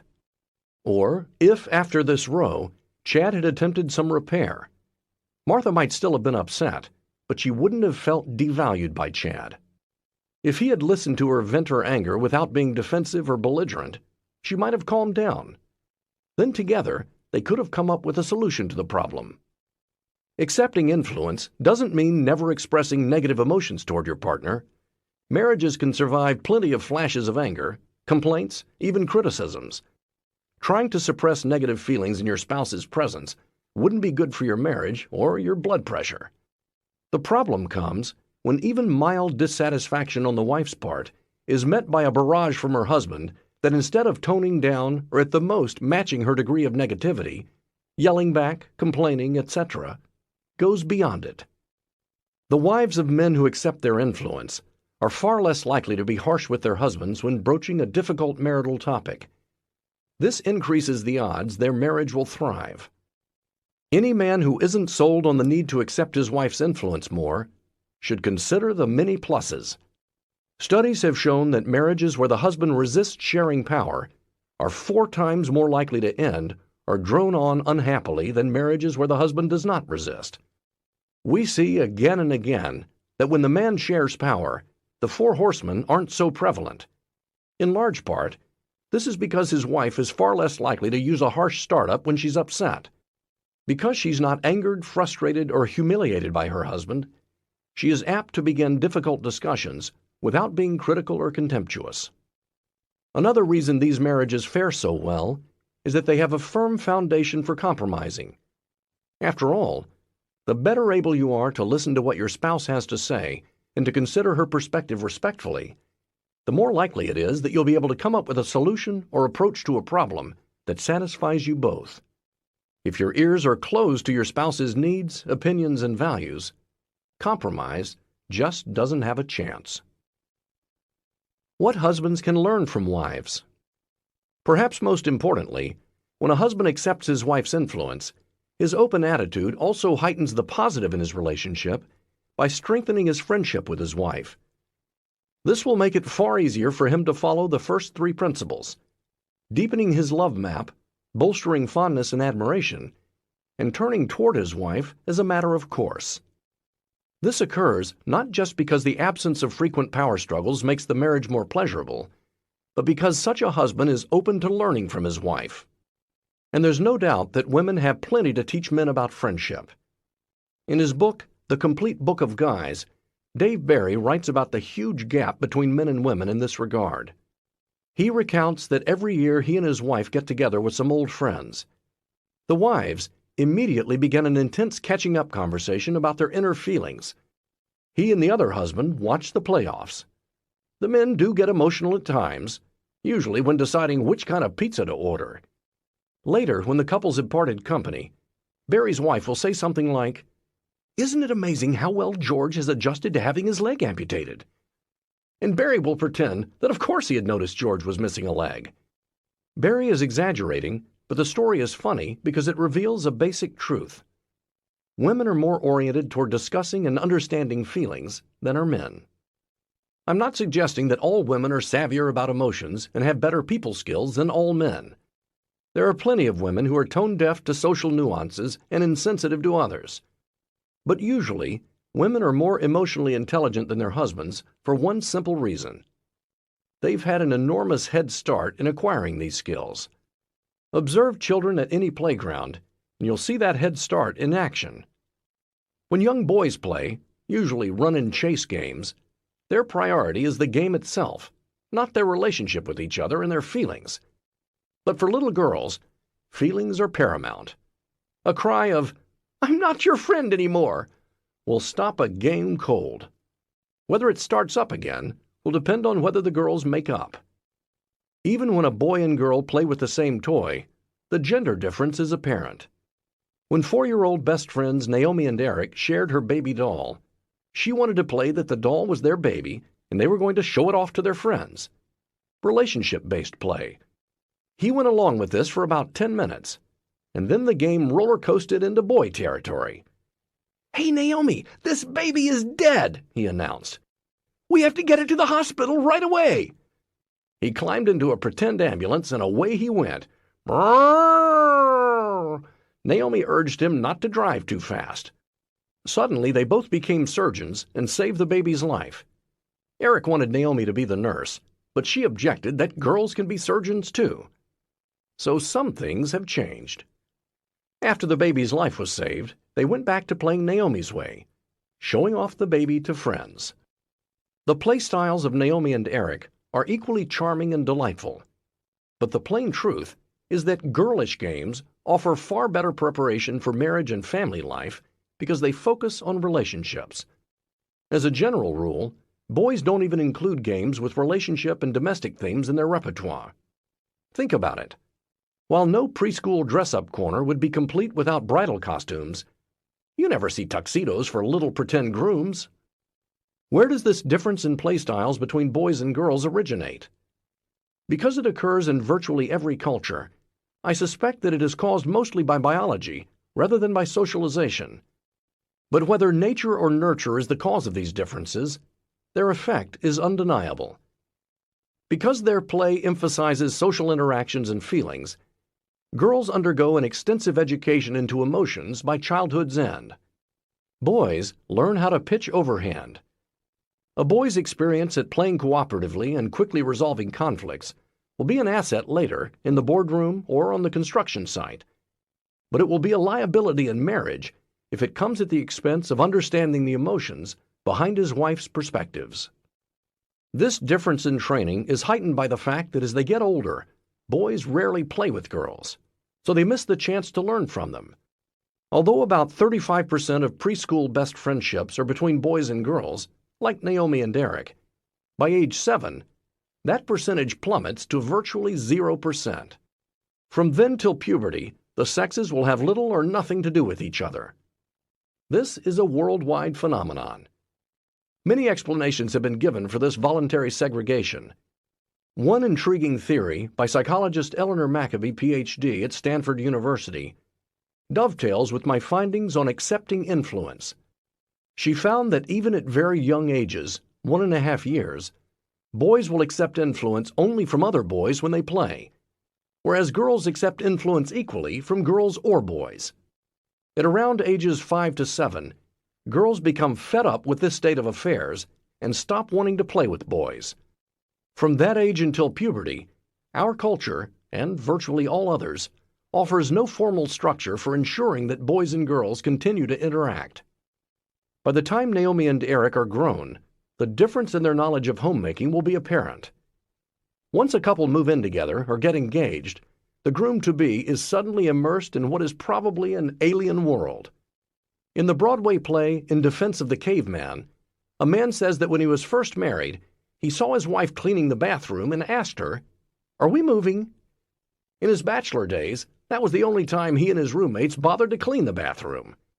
Many young husbands discover they have a lot to learn from their wives about maintaining a home. You can see the shell-shocked look on the face of the typical young fiancé in any home furnishing store. He neither knows nor cares about the difference between taffeta and chintz. All of the china and silver patterns look remarkably alike to him. Most of all, he's thinking that this is taking an awfully long time, and if he turns around suddenly, he'll do about $10,000 worth of damage since all of the shells are made of glass and placed about 2 feet apart, probably just to intimidate guys like him. How will he react? If pretty soon he hears himself saying, Hey, that's a great pattern. Another emotionally intelligent husband has been born. Emotionally intelligent husbands. My data on newlywed couples indicate that more husbands are being transformed in this way. About 35% of the men we've studied fall into this category. Research from previous decades suggests the number used to be much lower. Because this type of husband honors and respects his wife, he will be open to learning more about emotions from her. He will come to understand her world and those of his children and friends. He may not emote in the same way that his wife does, but he will learn how to better connect with her emotionally. As he does so, he'll make choices that show he honors her. When he's watching the football game and she needs to talk, he'll turn off the TV and listen. He is choosing us over me. I believe the emotionally intelligent husband is the next step in social evolution. This doesn't mean that he is superior to other men in personality, upbringing, or moral fiber. He has simply figured out something very important about being married that the others haven't. Yet. And that is how to honor his wife and convey his respect to her. It is really that elementary. The new husband is likely to make his career less of a priority than his family life because his definition of success has been revised. Unlike husbands before him, he naturally incorporates the first three principles into his daily life. He makes a detailed map of his wife's world. He keeps in touch with his admiration and fondness for her, and he communicates it by turning toward her in his daily actions. This benefits not only his marriage, but his children as well. Research shows that a husband who can accept influence from his wife also tends to be an outstanding father. He is familiar with his children's world and knows all about their friends and their fears. Because he is not afraid of emotions, he teaches his children to respect their own feelings and themselves. He turns off the football game for them too, because he wants them to remember him as having had time for them. This new type of husband and father leads a meaningful and rich life. Having a happy family base makes it possible for him to create and work effectively. Because he is so connected to his wife, she will come to him not only when she is troubled, but when she is delighted. When the city awakens to a beautiful, fresh snowstorm, his children will come running for him to see it. The people who matter most to him will care about him when he lives and mourn him when he dies. The other kind of husband and father is a very sad story. He responds to the loss of male entitlement with righteous indignation, or he feels like an innocent victim. He may become more authoritarian or withdraw into a lonely shell, protecting what little he has left.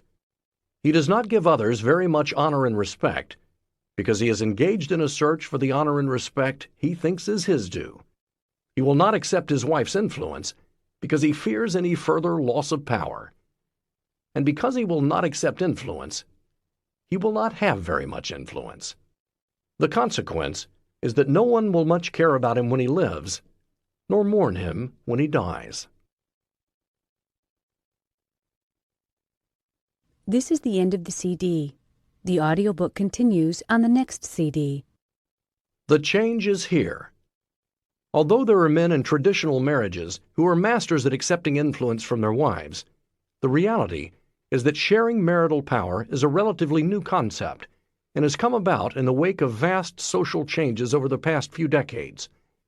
Wearing the pants was once the norm for a husband, but times have changed. Maybe all of this sounds like a feminist line, but it's also the reality. With more than 60% of married women working, the male's role as the sole breadwinner is on the wane. Increasingly, women's jobs provide them with a source not only of income and economic power, but of self-esteem as well. A significant number of the core issues we see between couples today have to do with this change in gender roles.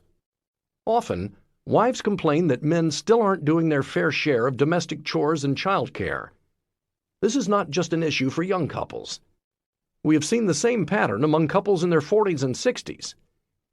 Men who are willing to accept influence are happily married. Those who are not see their marriages become unstable. As one unhappy husband put it, "I married June Cleaver and she turned into Murphy Brown. "It's not fair. I didn't bargain for this."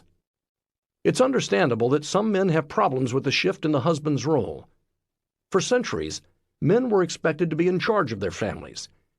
That sense of responsibility and entitlement gets passed down from father to son in so many subtle ways that revising the husband's role can be a challenge for many men. Some men may resist being influenced by their wives because they still believe that the upheaval in gender roles is a passing fad, or that the pendulum is swung to an extreme, and soon things will revert. But there is scientific evidence that we are living through a cultural transformation that will not come undone. Anthropologist Peggy Sanday, Ph.D., a professor at the University of Pennsylvania, has devoted her career to studying and comparing hunter-gatherer cultures all over the world. On the surface, our lives may seem very different from those of the peoples she studies, but human nature is fundamentally the same. Sanday has identified certain factors that determine whether a culture will be male-dominant or egalitarian. Interestingly, no cultures were female-dominant. She has also studied the signs that a culture is moving in one direction or the other. According to her research, male-dominated societies are characterized by the following. 1. Food is quite scarce and daily life is hard. Danger lurks in the environment. 2. Meat from large game animals is almost always more valued than other foods. Hunting large game is almost always an entirely male activity. 3. Men do not participate in the care and raising of infants. They may care for children, but not for babies. 4. There is limited female representation in the culture's sacred symbols, especially in its creation myths. Sanday found that the cultures in which these factors were the most extreme were also the most male-dominant. And when these factors moved in the opposite direction, the culture also shifted to an egalitarian mode where men and women shared power. I believe you can see such a change happening in our culture today. Consider. 1. Food is plentiful and environmental conditions are not very harsh. Enforced laws keep the bulk of people feeling relatively safe. 2. Men are no longer the sole breadwinners or hunters for food. 3. Many men now want to participate in the care and raising of infants. There has been an explosion in the number of men who attend childbirth classes with their wives, are present at the birth of their children, and share in the diapering, feeding, and bathing of their babies. Go to the park on Sunday, and you're likely to see young fathers carrying snugglies and pushing strollers. Many women feel that men still don't do enough caretaking of the very young, but it's clear there's been a shift in attitude. 4. There is an increasingly strong female representation in our culture's sacred symbols. Catholicism has seen an important growth in worship involving Mary, the mother of Christ. Not only has worship increasingly involved Mary, but her role has shifted dramatically from being the passive recipient of the Holy Spirit to being a woman who bravely and actively chooses to accept the role of mother in her encounter with the angel Gabriel. Luke chapter 1, verses 26 through 38. She intercedes on behalf of supplicants with love, compassion, and understanding. In Judaism, the conservative and reform movements have rewritten prayer books to emphasize the female in the sacred. The importance of the matriarchs is recognized, as well as the Shekhinah, the female qualities of God: forgiveness, compassion, understanding, and love. True, not all marriages have become more egalitarian. Many men are still disengaged from family life, yet a growing number are seeking guidance in coping with the cultural change. Witness the growing popularity of organized men's movements, such as the Promise Keepers, the Robert Bly Mythopoetic Movement, the Million Man March, and the Men's Rights Movement. People are now marching on Washington not to demand political change, but to make new vows about their role in families. Whatever your opinion of each of these groups, their very existence is a symptom of the seismic shift in social relations that has left many men lost and befuddled. The challenge for each man is to decide how to deal with this great transformation. Our research clearly indicates that the only effective approach is to embrace the change, rather than to react with anger and hostility. Time and again, we can separate the happy from the unstable couples based on whether the husband is willing to accept influence from his wife. Learning to yield. Perhaps the fundamental difference between these two kinds of husbands is that the new husband has learned that often in life he needs to yield in order to win. When you drive through any modern city, you encounter frustrating bottlenecks and unexpected barricades that block your normal and rightful passage. You can take one of two approaches to these impossible situations. One is to stop, become righteously indignant, and insist that the offending obstacle move. The other is to drive around it. The first approach will eventually earn you a heart attack. The second approach, which I call yielding to win, will get you home. The classic example of a husband yielding to win concerns the ubiquitous toilet seat issue. The typical woman gets irritated when her husband leaves the toilet seat up, even though it only takes her a millisecond to put it down herself. For many women, a raised toilet seat is symbolic of the male's sense of entitlement. So a man can score major points with his wife just by putting the seat down. The wise husband smiles at how smart he is as he drops the lid. Accepting influence is an attitude, but it's also a skill that you can hone if you pay attention to how you relate with your spouse. In your day-to-day life, this means working on the first three principles by following the advice and exercises in chapters 3, 4, and 5. And when you have a conflict, the key is to be willing to compromise. You do this by searching through your partner's request for something you can relinquish. For example, Chad, who infuriated Martha by working late when her mother was due to visit, might not be able to compromise on working more than usual, but perhaps he could switch the timing of his work. He could, for example, postpone the late night until Friday, so that at least he could help Martha get the house ready for her mother's visit. Perhaps she, Grandma, and little sister could take their son to soccer practice on Saturday, traditionally his task, so that he could get some work done then. If, despite plenty of effort, a man is still unable to accept influence from his wife on a particular issue, it's a sign that an unacknowledged, unsolvable problem is stymieing his attempts. In such a case, the key is to learn how to cope with the unsolvable problem using the advice in Chapter 10. One couple we studied, Tim and Cara, faced this dilemma. They constantly argued about his friend Buddy, who Cara thought was anything but a pal. Unemployed, he often fought with his live-in girlfriend and ended up boozing and then crashing on their living room sofa. Cara feared that Buddy would be a bad influence on Tim and saw his frequent presence in their home as an invasion and a threat. But whenever she tried to talk to Tim about it, he insisted that this was his home and that he could invite over anyone he wanted. When she disagreed with him, he would stonewall, which made her so angry she would start yelling. Then he would accuse her of being the one with the problem, not Buddy. Cara was infuriated by Tim's attitude. As she saw it, he refused to respect that this was her home too, and that he had to share decisions about house guests with her. More than 80% of the time, it's the wife who brings up sticky marital issues, while the husband tries to avoid discussing them. This isn't a symptom of a troubled marriage. It's true in most happy marriages as well. When I interviewed Tim and Cara, Tim's unwillingness to accept influence from Cara seemed to be the core of their problem, especially since he admitted that he saw no grounds for compromise on the issue. Then I asked him what his friendship with Buddy meant to him.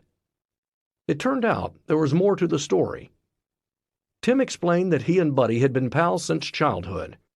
During high school, when Tim's parents were going through a bitter divorce and his home life was coming apart, Tim spent countless nights on Buddy's couch.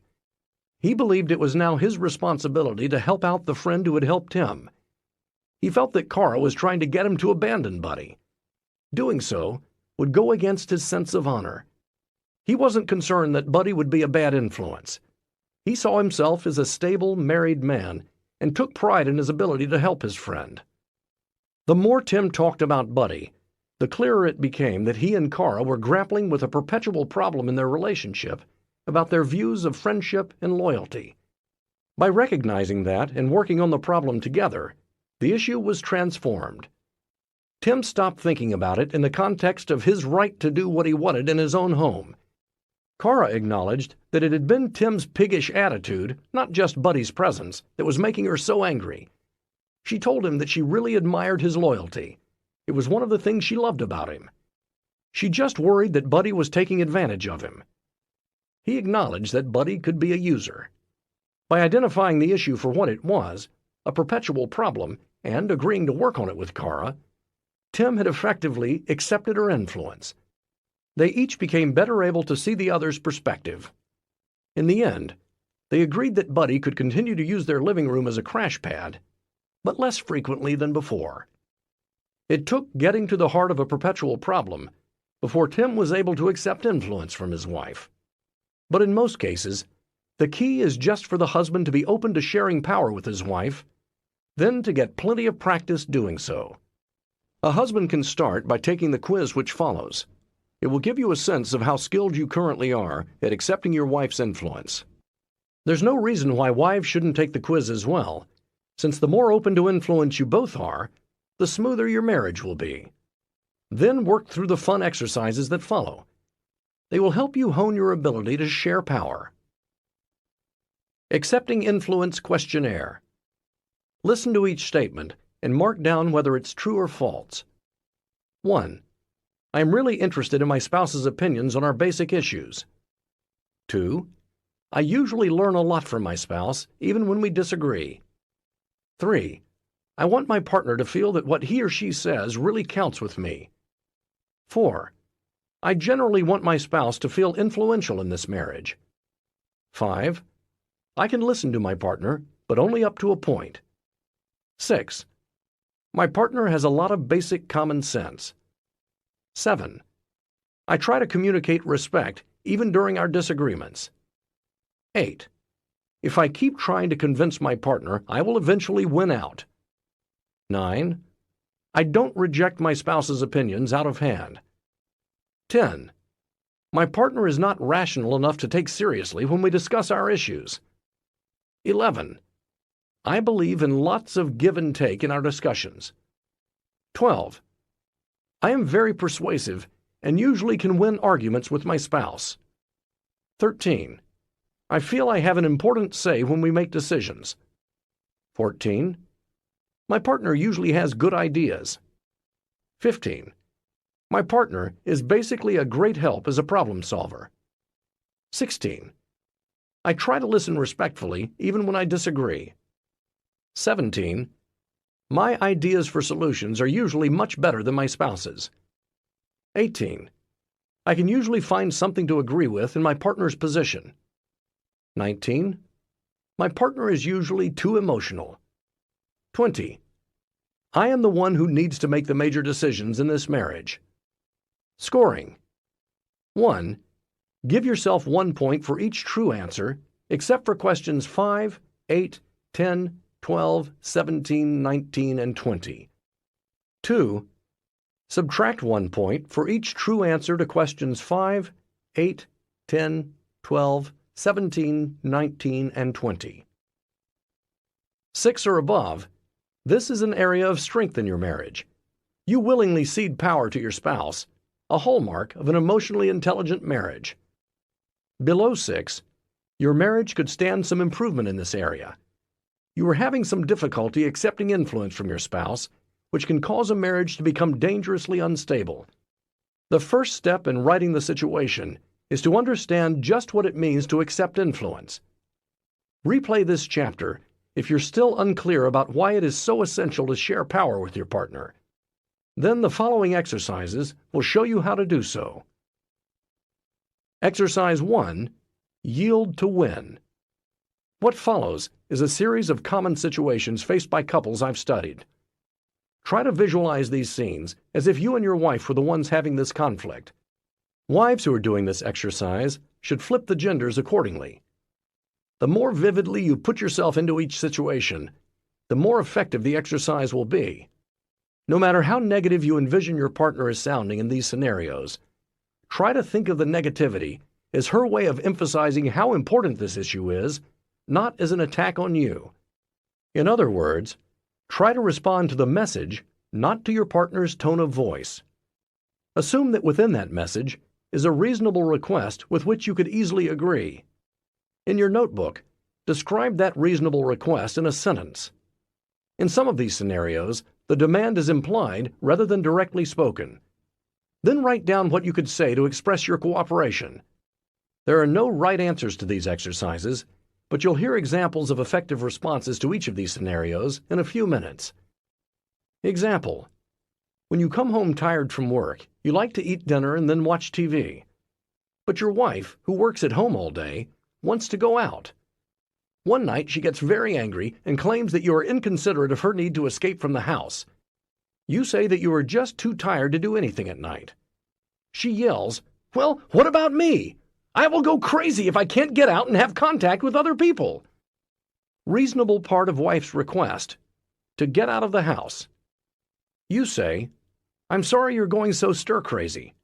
What if we have a relaxing dinner at home so I can rest, and then go out for dessert?" 1. You and your wife have not been getting along lately. Part of the problem is that you think she spends way too much money. Now she's insisting that you undergo expensive marital counseling.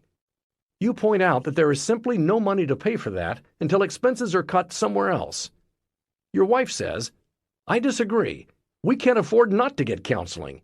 It's like borrowing for a needed vacation. We've got to do it." Reasonable part of wife's request? You say, 2. Since your wife is not working, you've asked that she clean the house and have dinner on the table by the time you come home. Tonight you walk in to find that the laundry isn't folded and dinner isn't made.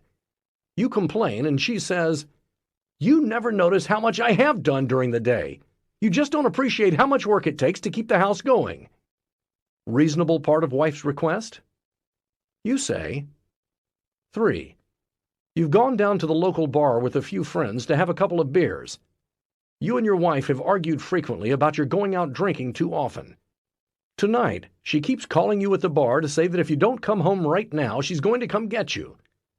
When you finally walk in the door, she is crying, "Instead of spending all your free time with your buddies at the bar, why don't you ever take me dancing?" Reasonable part of wife's request?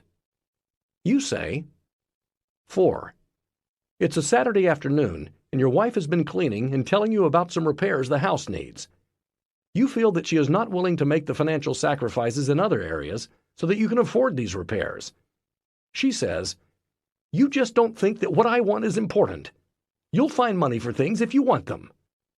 Reasonable part of wife's request? You say, 5. For the past few days, your wife has been complaining about your not being very affectionate and considerate when you have sex with her. Tonight after sex, your wife tells you she feels dissatisfied and wants you to touch her more. You tell her that you're not used to doing things that way.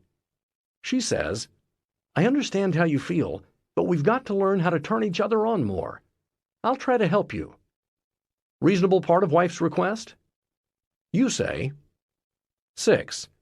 When you come home from work, the first thing you like to do is get comfortable, have a drink, read the paper, and take off your shoes and socks.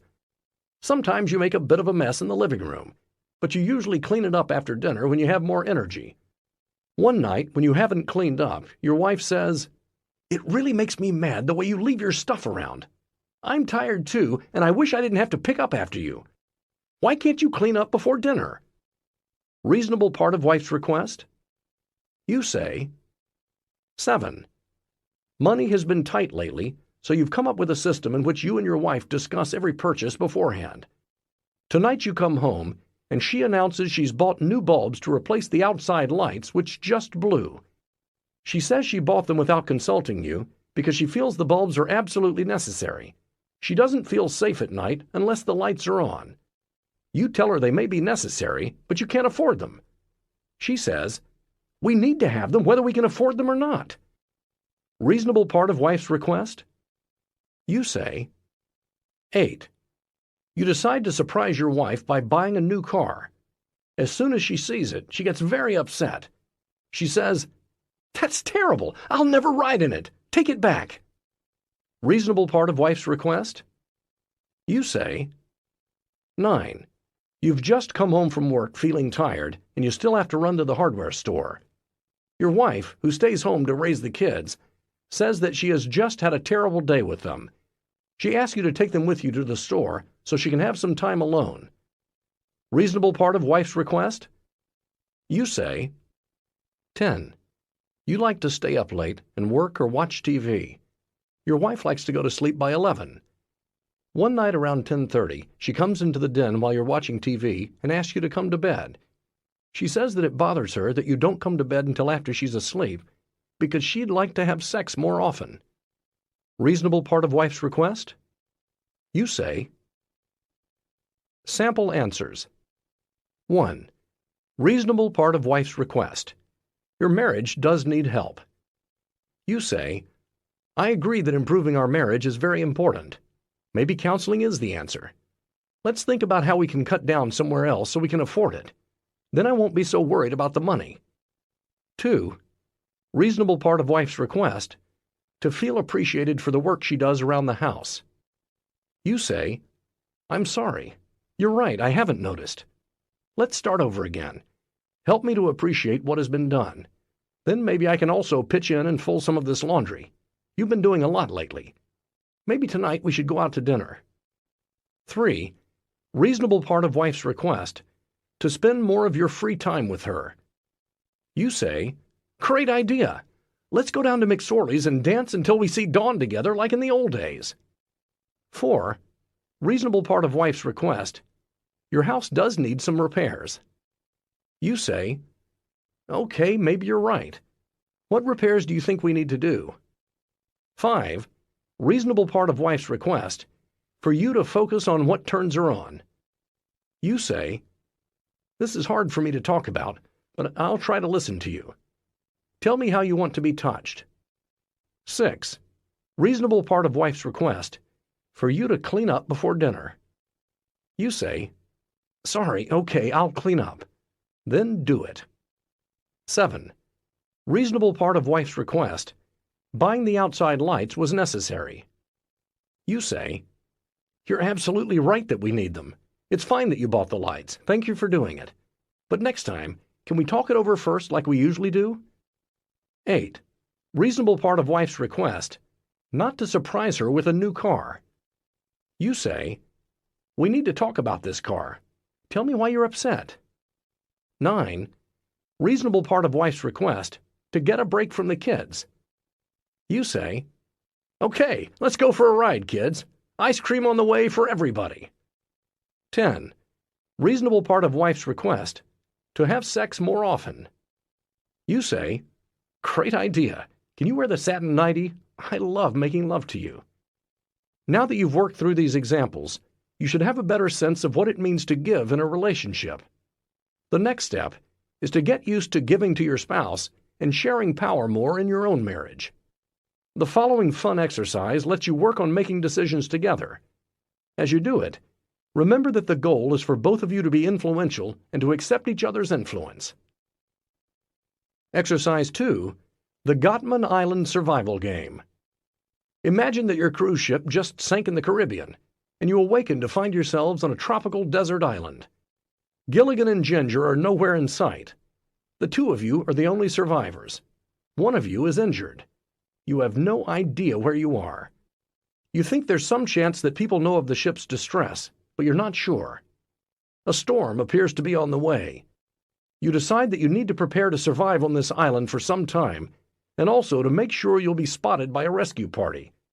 There's a bunch of stuff from the ship on the beach that could help you, but you can only carry 10 items. Your mission. Step 1.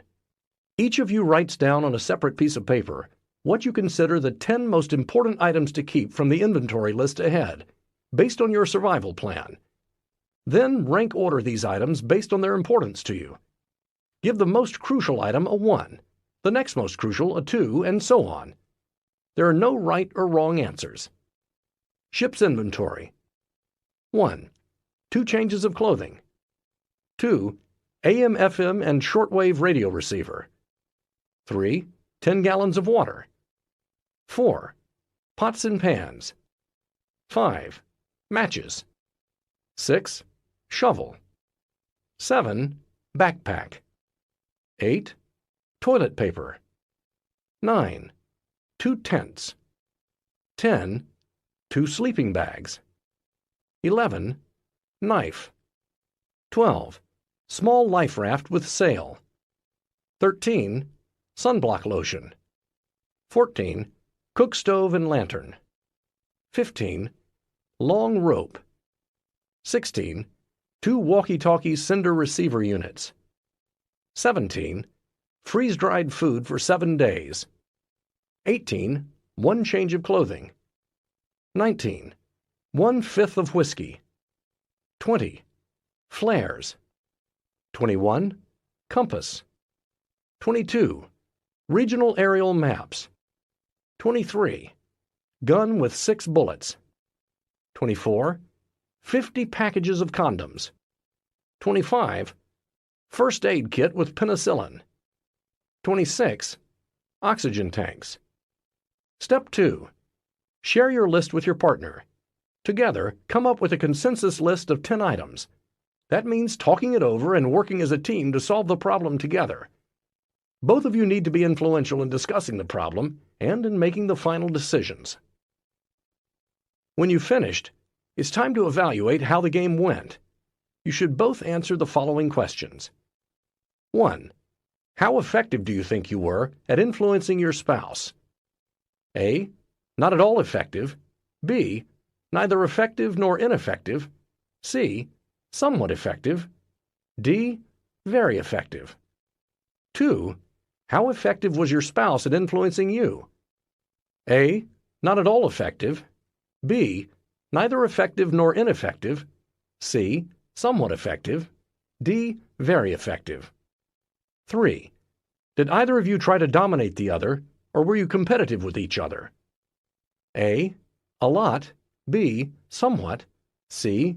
A little. D. Not at all. 4. Did you sulk or withdraw? A. A lot. B. Somewhat. C. A little. D. Not at all. 5. Did your partner sulk or withdraw? A. A lot. B. Somewhat. C. A little. D. Not at all. 6. Did you have fun? A. Not at all. B. A little. C. Somewhat. D. A lot. 7. Did you work well as a team? A. Not at all. B. A little. C. Somewhat. D. A great deal. 8. How much irritability or anger did you feel? A. A lot. B. Some. C. A little. D. None. 9. How much irritability or anger did your partner feel? A. A lot. B. Some. C. A little. D. None. 10. Did you both feel included? A. Not at all. B. A little. C. A reasonable amount. D. A great deal. Scoring. Give yourself 1 point for each A answer, 2 points for each B answer, 3 points for each C answer, and 4 points for each D answer. Tally your score. If your final number is over 24, you're doing a good job of accepting each other's influence and working together as a team. If you scored 24 or below, your marriage needs further work in this area. If you're having difficulty accepting influence, one of the best things you can do for your marriage is to acknowledge the problem and talk with your spouse about it. Nobody can change old habits overnight. But if you're able to take responsibility for the parts of your marital troubles that are caused by your difficulty with sharing power, that in itself will be a major leap forward for your marriage. Your spouse is likely to feel a great sense of relief and renewed optimism about improving your marriage. The next step is to make your partner an ally in your crusade to overcome this problem. Ask her or him to gently point out to you instances where you are being unwittingly domineering, defensive, or disrespectful. Because all of the 7 principles are interrelated, the more you work on the others, the easier it will become for you to share power. And of course, the more skilled you become at accepting influence, the easier it will be for you to adhere to the other principles. A willingness to share power and to respect the other person's view is a prerequisite of compromising. For that reason, becoming more adept at accepting influence will help you cope far better with marital conflict, the focus of Principles 5 and 6. As you'll see, there are 2 major categories of disagreements that virtually all couples experience. When coping with either kind, Accepting influence will be a cornerstone of success.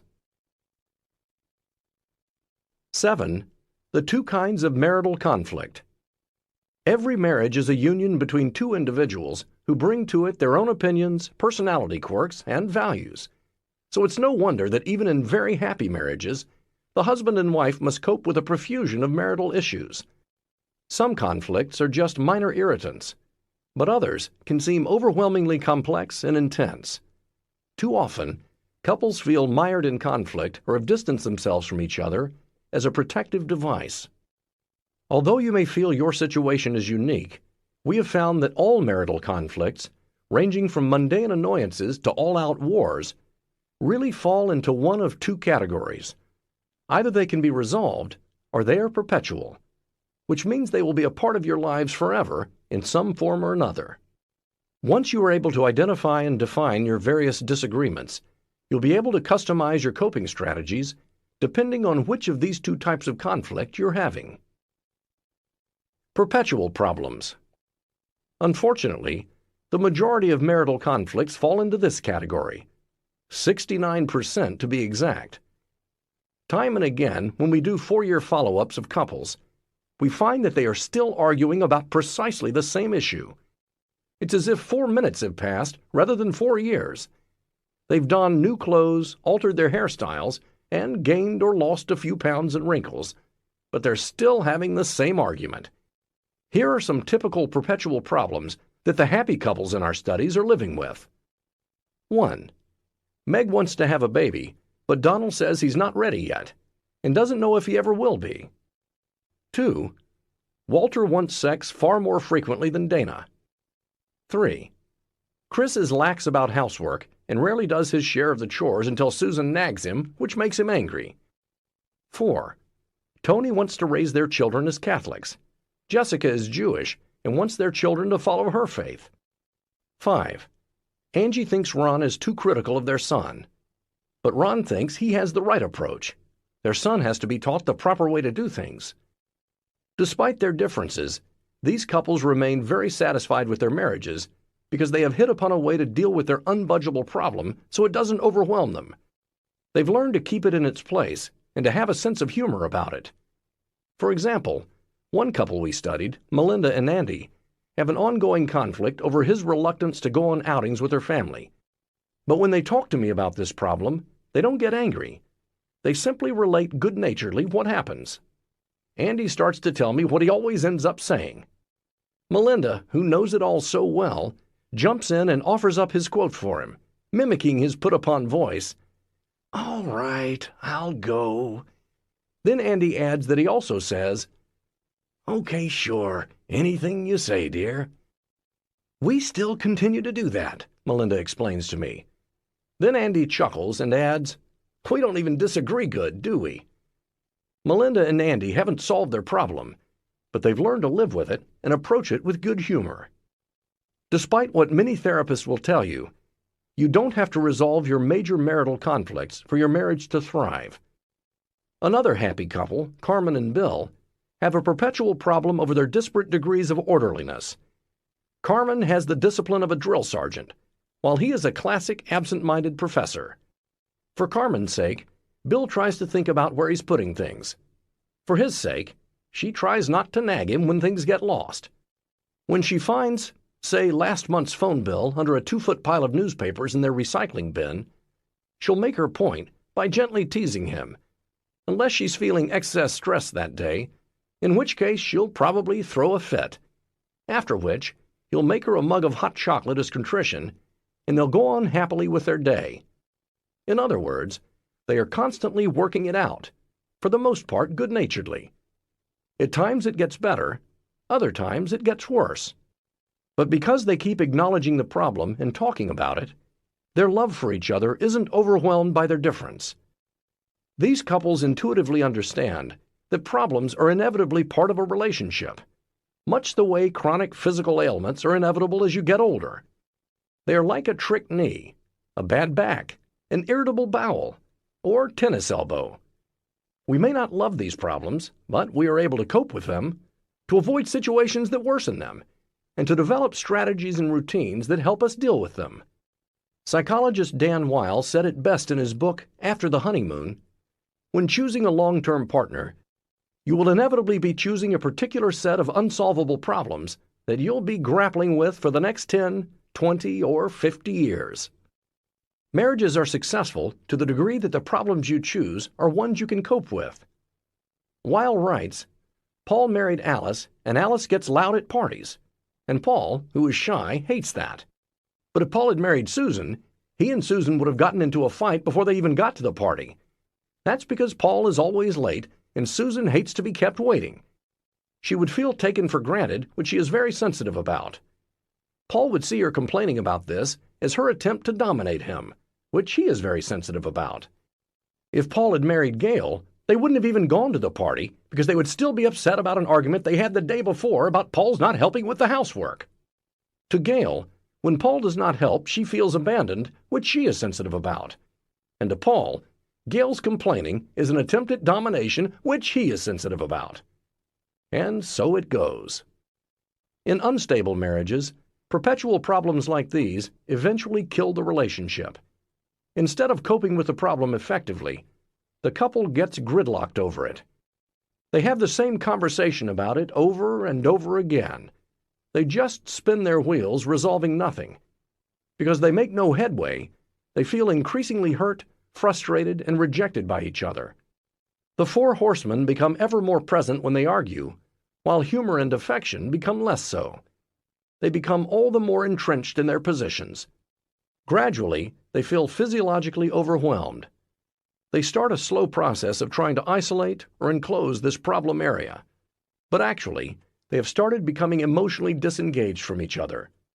They are on the course toward parallel lives and inevitable loneliness, the death knell of any marriage. The signs of gridlock. If you're not sure whether you've gridlocked over a perpetual problem or are coping well with it, this list will help. The characteristics of a gridlocked problem are: the conflict makes you feel rejected by your partner. You keep talking about it but make no headway. You become entrenched in your positions and are unwilling to budge. When you discuss the subject, you end up feeling more frustrated and hurt. Your conversations about the problem are devoid of humor, amusement, or affection. You become even more unbudgeable over time, which leads you to vilify each other during these conversations. This vilification makes you all the more rooted in your position and polarized, more extreme in your view, and all the less willing to compromise. Eventually, you disengage from each other emotionally. If this sounds painfully familiar, take comfort in knowing that there is a way out of gridlock, no matter how entrenched in it you are. As you'll see when we get to Principle 6, all you need is motivation and a willingness to explore the hidden issues that are really causing the gridlock. The key will be to uncover and share with each other the significant personal dreams you have for your life. I have found that unrequited dreams are at the core of every gridlocked conflict. In other words, the endless argument symbolizes some profound difference between you that needs to be addressed before you can put the problem in its place. Solvable problems. These problems may sound relatively simple compared with unsolvable ones, but they can cause a great deal of pain between husband and wife. Just because a problem is solvable doesn't mean it gets resolved. When a solvable problem causes excess tension, it's because the couple haven't learned effective techniques for conquering it. They aren't to blame. Far too many of the conflict resolution ideas recommended by marriage manuals and therapists are not easy to master or apply. Most of these strategies focus on validating your partner's perspective and learning to be a good listener. There's nothing wrong with this, except that it's very hard for most people to do at any time, much less when they're distressed. My fifth principle for making marriage work tackles solvable problems head-on. It offers an alternative approach to conflict resolution based on my research into what goes right when emotionally intelligent couples handle a disagreement. I will show you how to 1. Make sure your startup is soft rather than harsh. 2. Learn the effective use of repair attempts. 3. Monitor your physiology during tense discussions for warning signs of flooding. 4. Learn how to compromise. And 5. Become more tolerant of each other's imperfections. Follow this advice, and you're likely to find that solvable problems no longer interfere with your marital happiness. Telling the difference.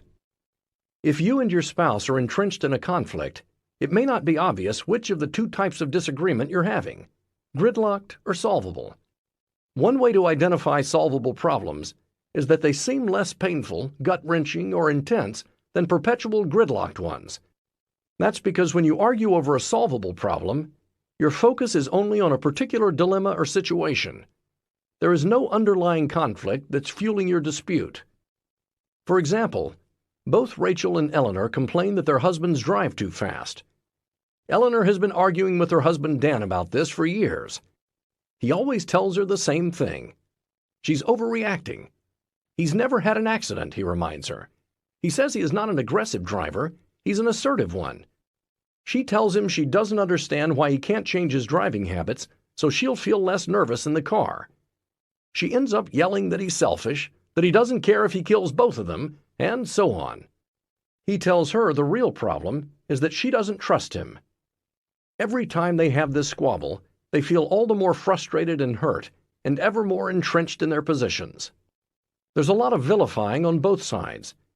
Dan accuses her of being distrustful. She accuses him of being uncaring. For Eleanor and Dan, speeding constitutes a perpetual problem they will probably never fully resolve. That's because their disagreement symbolizes deeper conflicts between them. They are really arguing about big issues like trust, security, selfishness. To keep their ongoing battles over driving from ruining their marriage, they'll need to understand the deeper meaning that this battle has for each of them. Only then will they be able to manage it effectively. But for Rachel and Jason, disagreements over driving speeds constitute a solvable problem. Every morning, they commute together from their suburban home to downtown Pittsburgh. She thinks he drives too fast. He says he has to speed because she takes so long to get ready. If he doesn't make up for her dawdling by speeding, they'll both be late to work. Rachel says it takes her so long in the morning because he showers first and takes forever. Plus, he always leaves the breakfast dishes on the table. While she's busy washing them, he's honking the horn for her to hurry. Every workday starts with accusations and counter-accusations about showering time and household chores. By the time Jason drops Rachel off at her office, he's stonewalling and she's fighting back tears. This couple's difficulty over driving is a solvable problem because, for starters, it is situational. It occurs only when they are going to work, and it doesn't reverberate into other areas of their lives. Unlike Eleanor and Dan, they don't vilify each other. Their arguments aren't about his selfishness or her being distrustful. They're simply about driving in their morning routine.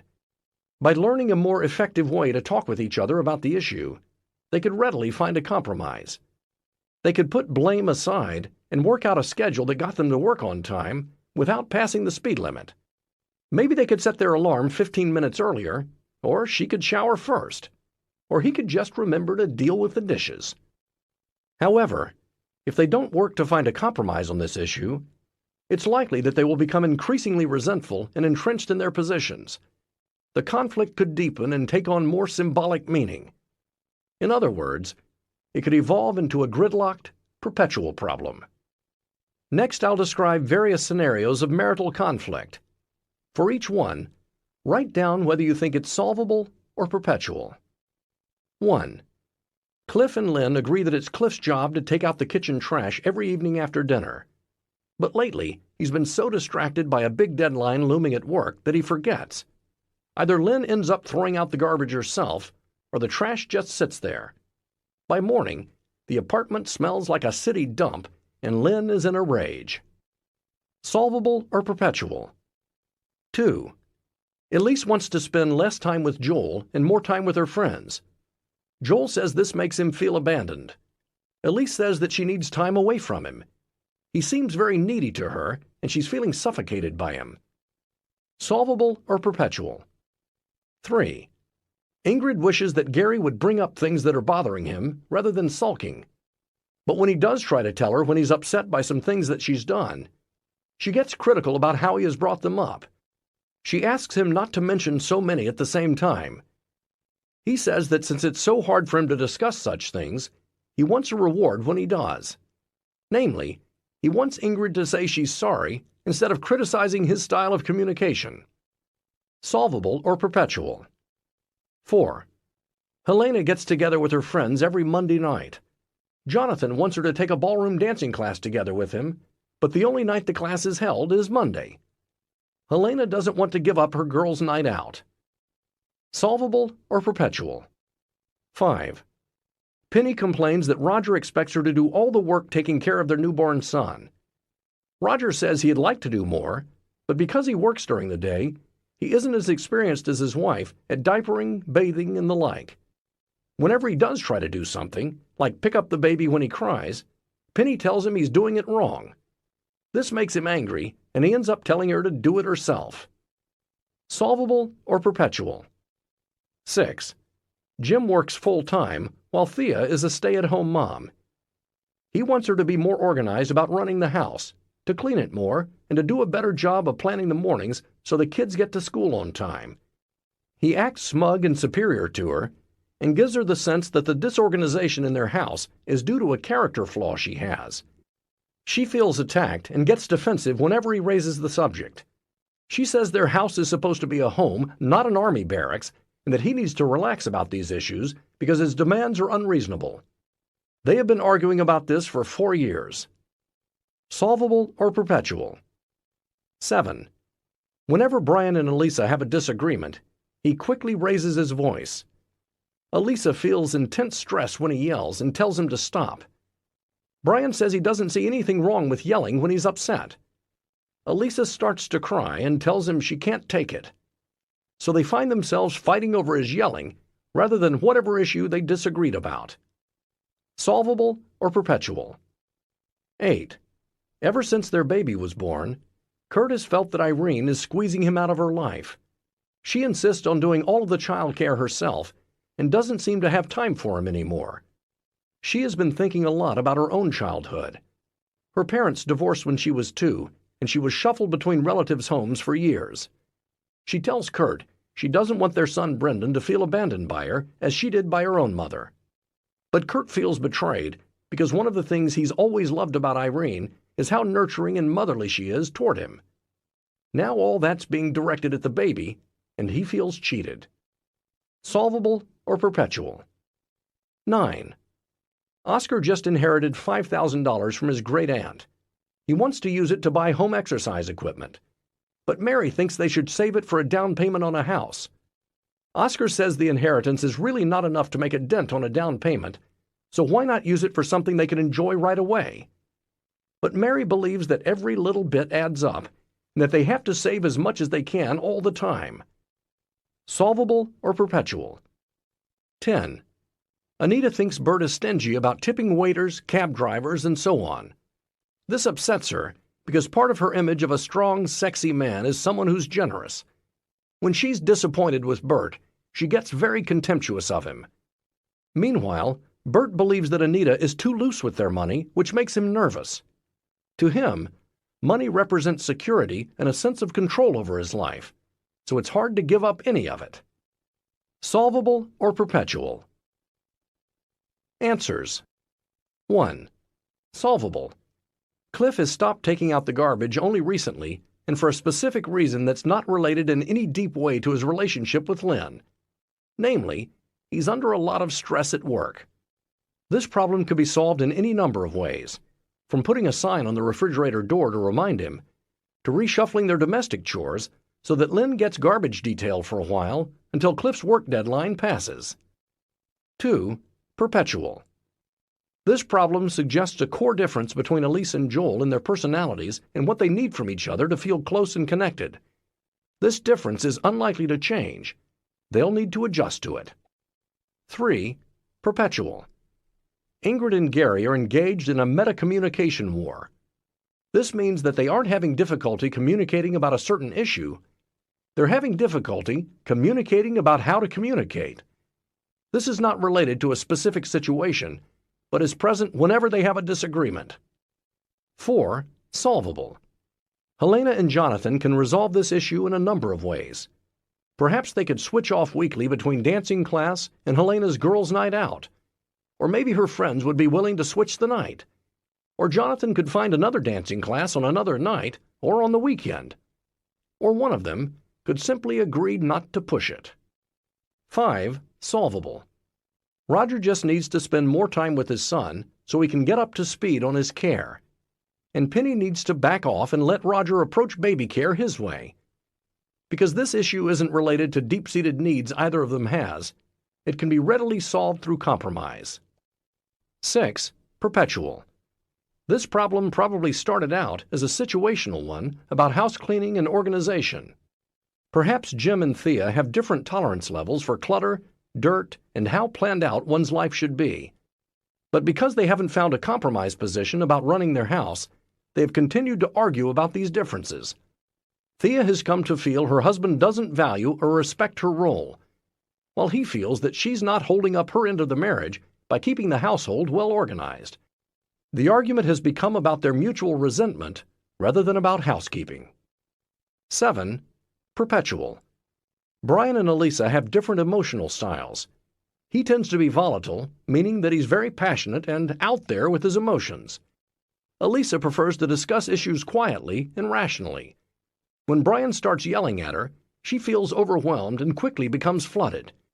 Since emotional style is part of one's personality, neither of them is likely to change.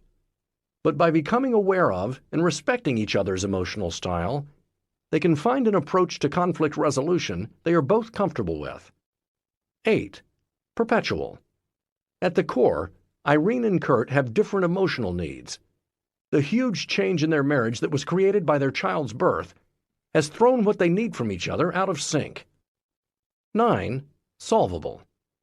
Oscar and Mary may have different philosophies about savings, but their conflict over money doesn't appear to be symbolic.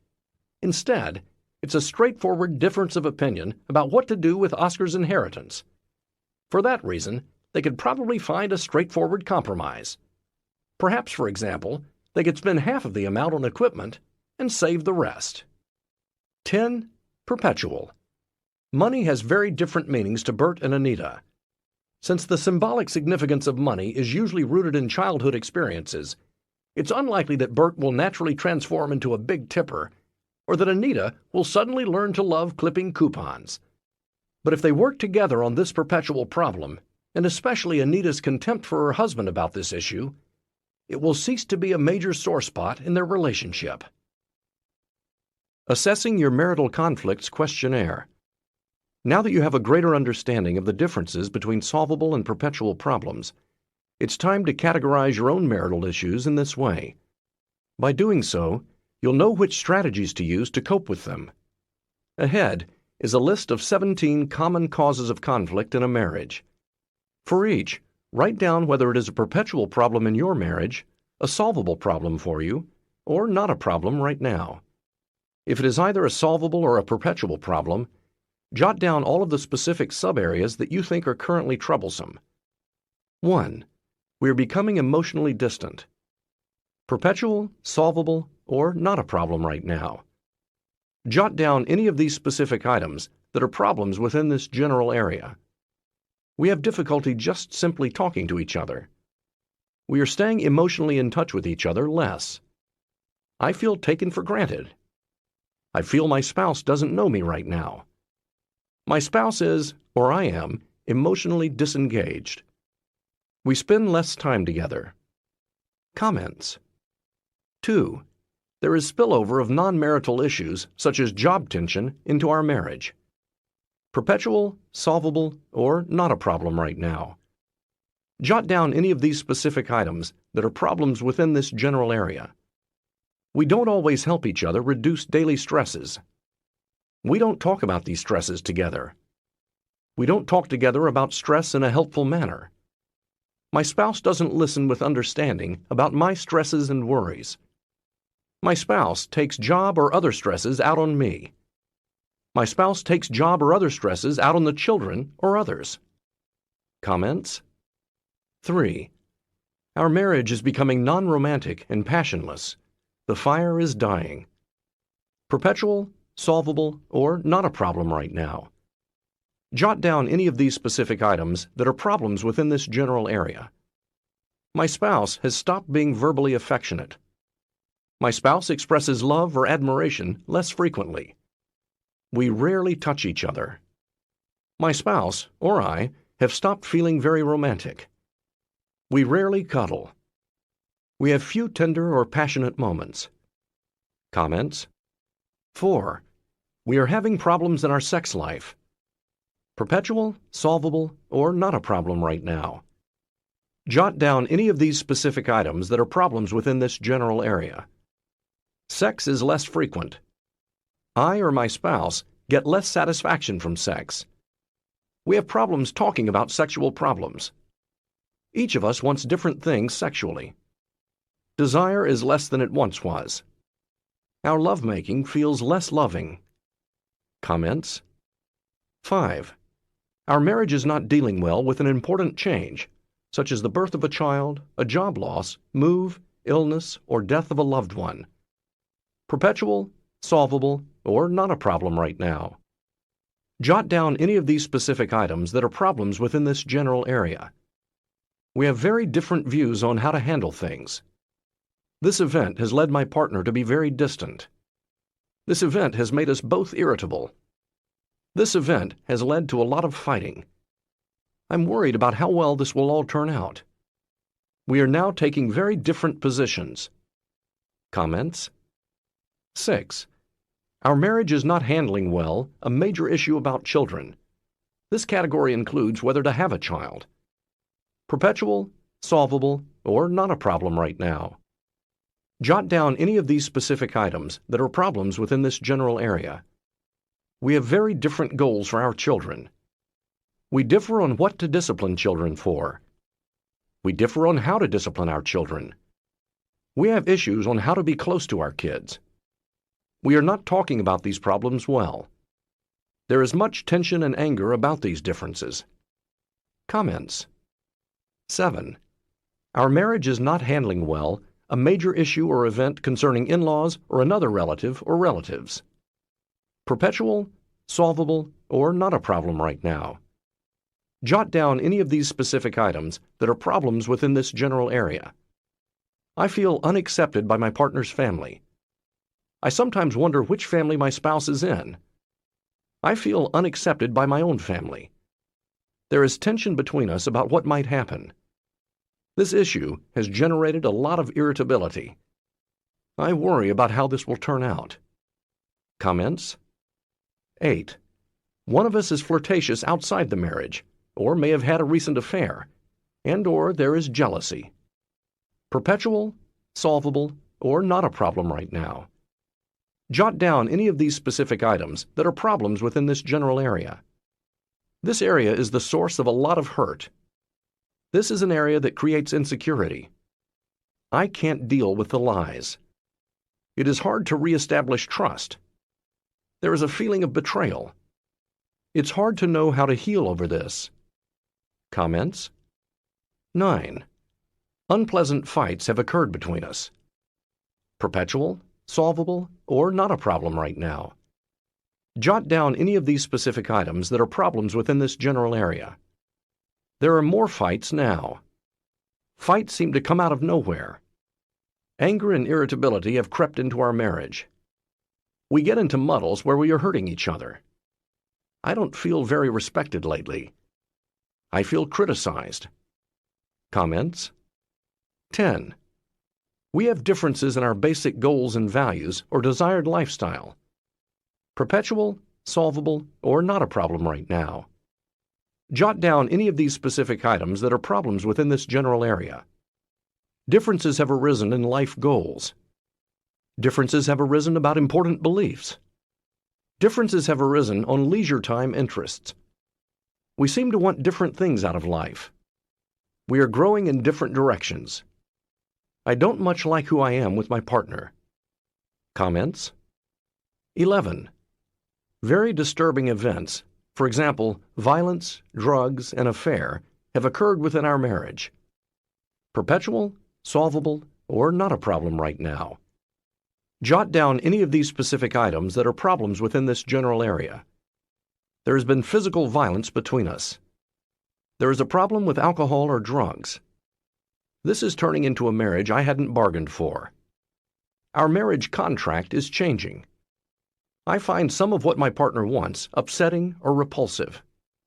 I am now feeling somewhat disappointed by this marriage. Comments. 12. We are not working well as a team.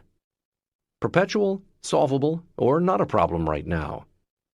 Jot down any of these specific items that are problems within this general area. We used to share more of the family's workload.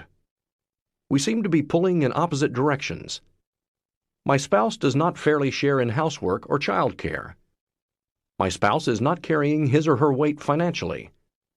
I feel alone managing this family. My spouse is not being very considerate. Comments. 13. We are having trouble sharing power and influence. Perpetual, solvable, or not a problem right now. Jot down any of these specific items that are problems within this general area. I don't feel influential in decisions we make. My spouse has become more domineering. I have become more demanding. My spouse has become passive. My spouse is spacey, not a strong force in our marriage. I am starting to care a lot more about who is running things. Comments. 14. We are having trouble handling financial issues well.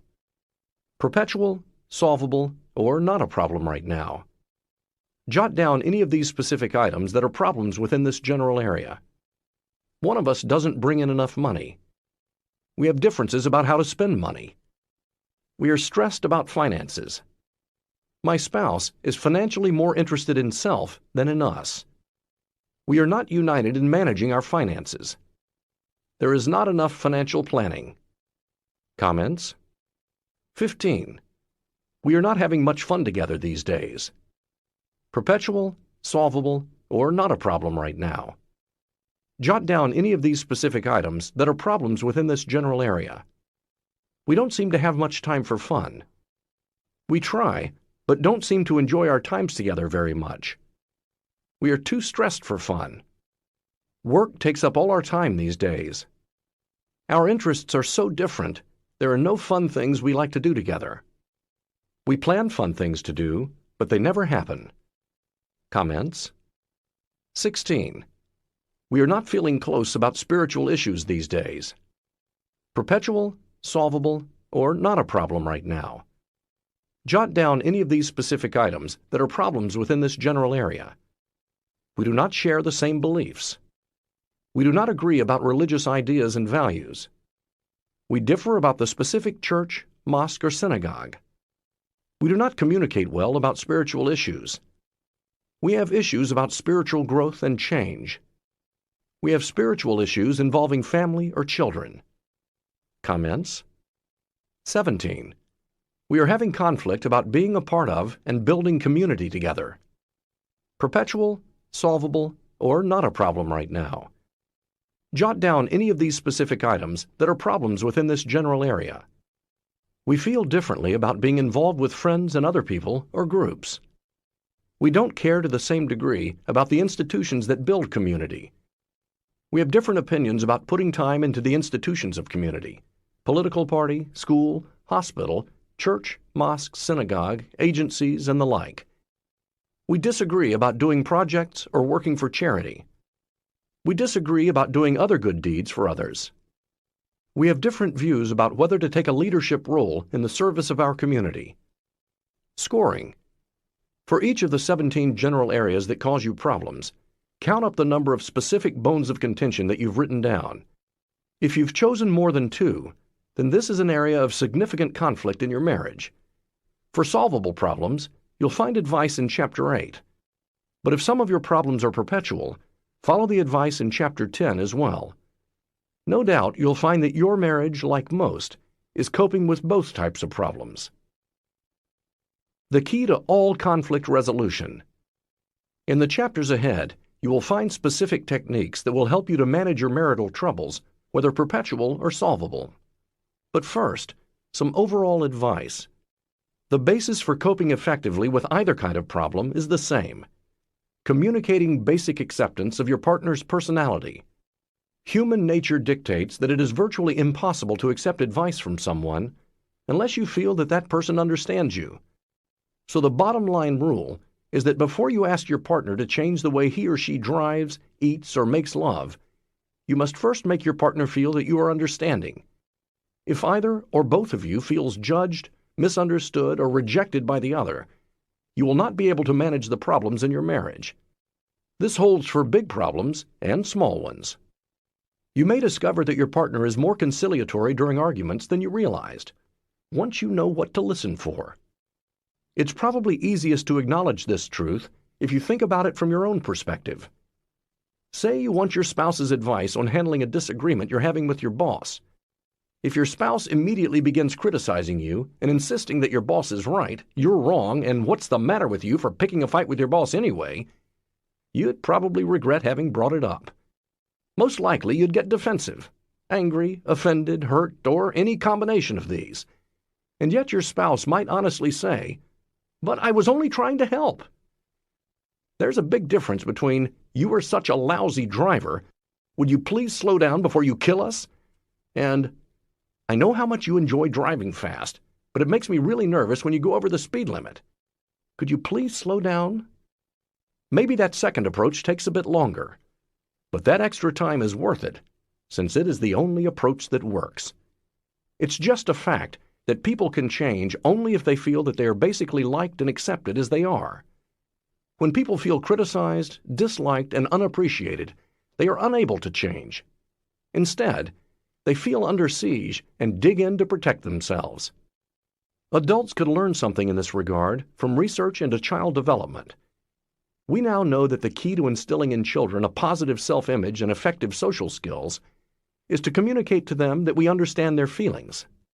Children grow and change optimally when we acknowledge their emotions.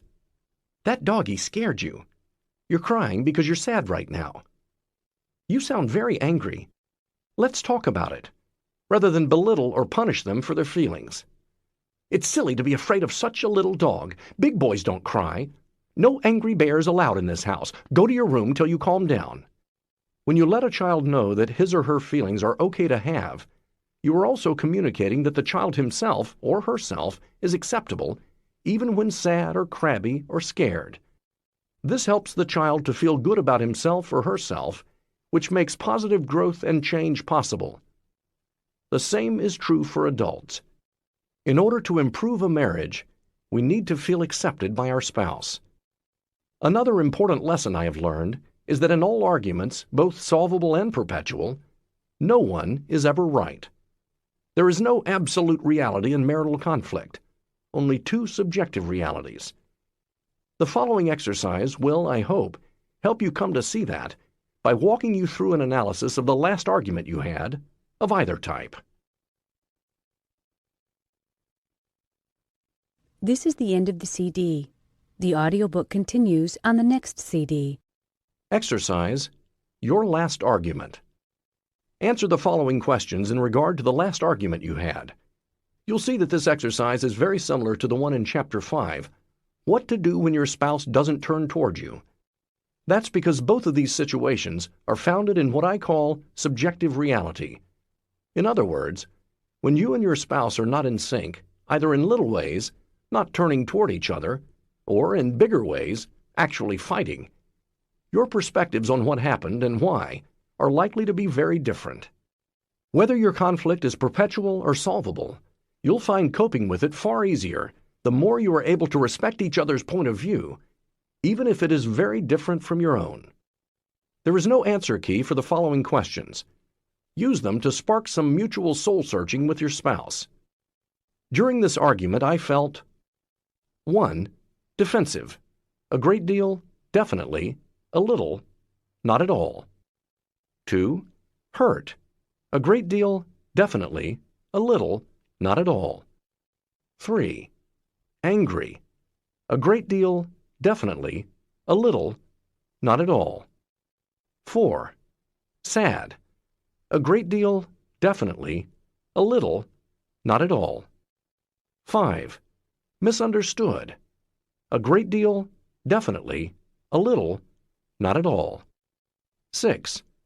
Criticized. A great deal, definitely. A little, not at all. 7. Worried. A great deal, definitely. A little, not at all. 8. Righteously indignant. A great deal, definitely. A little, not at all. 9. Unappreciated. A great deal, definitely. A little, not at all. 10. Unattractive. A great deal, definitely. A little, not at all. 11. Disgusted. A great deal, definitely. A little, not at all. 12. Disapproving. A great deal, definitely. A little, not at all. 13. Like leaving. A great deal, definitely. A little, not at all. 14. Like my opinions didn't matter. A great deal, definitely. A little, not at all. 15. I had no idea what I was feeling. A great deal, definitely. A little, not at all. 16. Lonely. A great deal, definitely. A little, not at all. What triggered these feelings? 1. I felt excluded. A great deal, definitely. A little, not at all. 2. I was not important to my spouse. A great deal, definitely. A little, not at all. 3. I felt cold toward my spouse. A great deal, definitely. A little, not at all. 4. I definitely felt rejected. A great deal, definitely. A little, not at all. 5. I was criticized. A great deal, definitely. A little, not at all. 6. I felt no affection toward my partner. A great deal, definitely. A little, not at all. 7. I felt that my partner was not attracted to me. A great deal, definitely. A little, not at all. 8. My sense of dignity was being compromised. A great deal, definitely. A little, not at all. 9. My partner was being domineering. A great deal, definitely. A little, not at all. 10. I could not persuade my partner at all. A great deal, definitely. A little, not at all. Now that you know what triggered this episode, it's time to see whether your emotional reaction is rooted in your past. Look over your answers to the Who Am I exercise in Chapter 3. See if you can find connections there between earlier traumas or behavior and the current situation. Use the following list to facilitate this search for links between the past and present. This recent argument was rooted in jot down all that apply. The way I was treated in my family growing up. A previous relationship. Past injuries, hard times, or traumas I've suffered. My basic fears and insecurities. Things and events I have not yet resolved or put aside. Unrealized hopes I have. Ways other people treated me in the past. Things I have always thought about myself. Old nightmares or catastrophes I have worried about. After you've read each other's answers, you will, I hope, come to see that we are all complicated creatures whose actions and reactions are governed by a wide array of perceptions, thoughts, feelings, and memories. In other words, reality is subjective, which is why your partner's perspective on the argument may be different from yours without either of you being right or wrong about what really happened. It's natural to make the fundamental error of believing that the fight is all your partner's fault. To break the pattern, you both need to admit some role, however slight at first, in creating the conflict. In order to do that, read the following list and jot down all that apply to you and that may have contributed to the argument. Do not try to do this until you have calmed down physiologically. Let go of thoughts that maintain distress, thoughts of feeling misunderstood, righteous indignation, or innocent victimhood. 1. I have been very stressed and irritable lately. Yes, definitely. Maybe a little. 2. I have not expressed much appreciation toward my spouse lately. Yes, definitely. Maybe a little. 3. I have been overly sensitive lately. Yes, definitely. Maybe a little. 4. I have been overly critical lately. Yes, definitely. Maybe a little. 5. I have not shared very much of my inner world. Yes, definitely. Maybe a little. 6. I have been depressed lately. Yes, definitely. Maybe a little. 7. I would say that I have a chip on my shoulder lately. Yes, definitely. Maybe a little. 8. I have not been very affectionate. Yes, definitely. Maybe a little. 9. I have not been a very good listener lately. Yes, definitely. Maybe a little. 10. I have been feeling like a martyr. Yes, definitely. Maybe a little. Overall, my contribution to this mess was: how can I make this better in the future? What one thing could my partner do next time to avoid this argument? If, after working through this exercise, you or your spouse still find it hard to accept each other's perspective, it may help you to work together more on the exercises in Chapter 4, Strengthening Your Fondness and Admiration System. I have found that couples who have remained happily married for many years are able to enjoy each other, foibles and all, because of the strength of their fondness and admiration. Many of the older couples I studied with colleagues Bob Levinson and Laura Karstensen in the San Francisco Bay Area were masters at this. They had been married for a very long time, some for more than 40 years. Through the course of their marriages, they had learned to view their partner's shortcomings and oddities as amusing parts of the whole package of their spouse's character and personality. One wife, for example, accepted with a chuckle that her husband would never stop being a dagwood, always running late and frantic. She found ways around it. Whenever they had to get to the airport, she'd tell him their plane left 30 minutes sooner than the actual takeoff time. He knew she was deceiving him, and they laughed about it.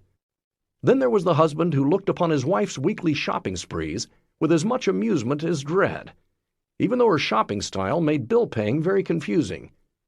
She almost always returned about half of her purchases. Somehow, couples such as these have learned to mellow about their partner's faults.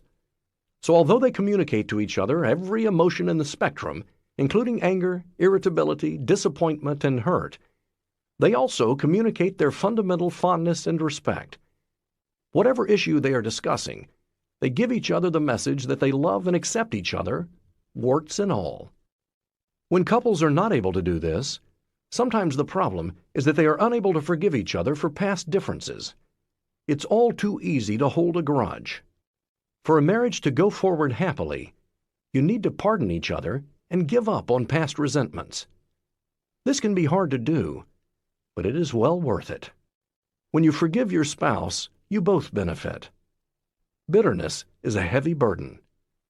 As Shakespeare wrote in The Merchant of Venice, mercy is twice blessed. It blesses him that gives and him that takes. 8. Principle 5. Solve your solvable problems. It stands to reason that when a husband and wife respect each other and are open to each other's point of view, they have a good basis for resolving any differences that arise. And yet, too often, couples lose their way when trying to persuade each other or settle disagreements.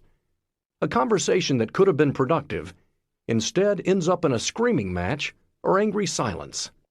If this sounds like you, and you're certain the problem you want to tackle is indeed solvable, refer to Chapter 7.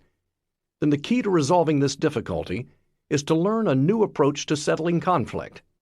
The advice offered here will also be somewhat helpful in coping with gridlock problems, but it won't be enough. To break the stranglehold a perpetual problem has on your marriage, be sure to hear about Principle 6, Overcome Gridlock, in Chapter 10. The popular approach to conflict resolution advocated by many marital therapists is to attempt to put yourself in your partner's shoes while listening intently to what he or she says, and then to communicate empathetically that you see the dilemma from his or her perspective. It's not a bad method if you can do it. But as I've said, many couples can't. including many very happily married couples. Plenty of the people we studied who had enviable, loving relationships did not follow the experts' rules of communication when they argued, but they were still able to resolve their conflicts.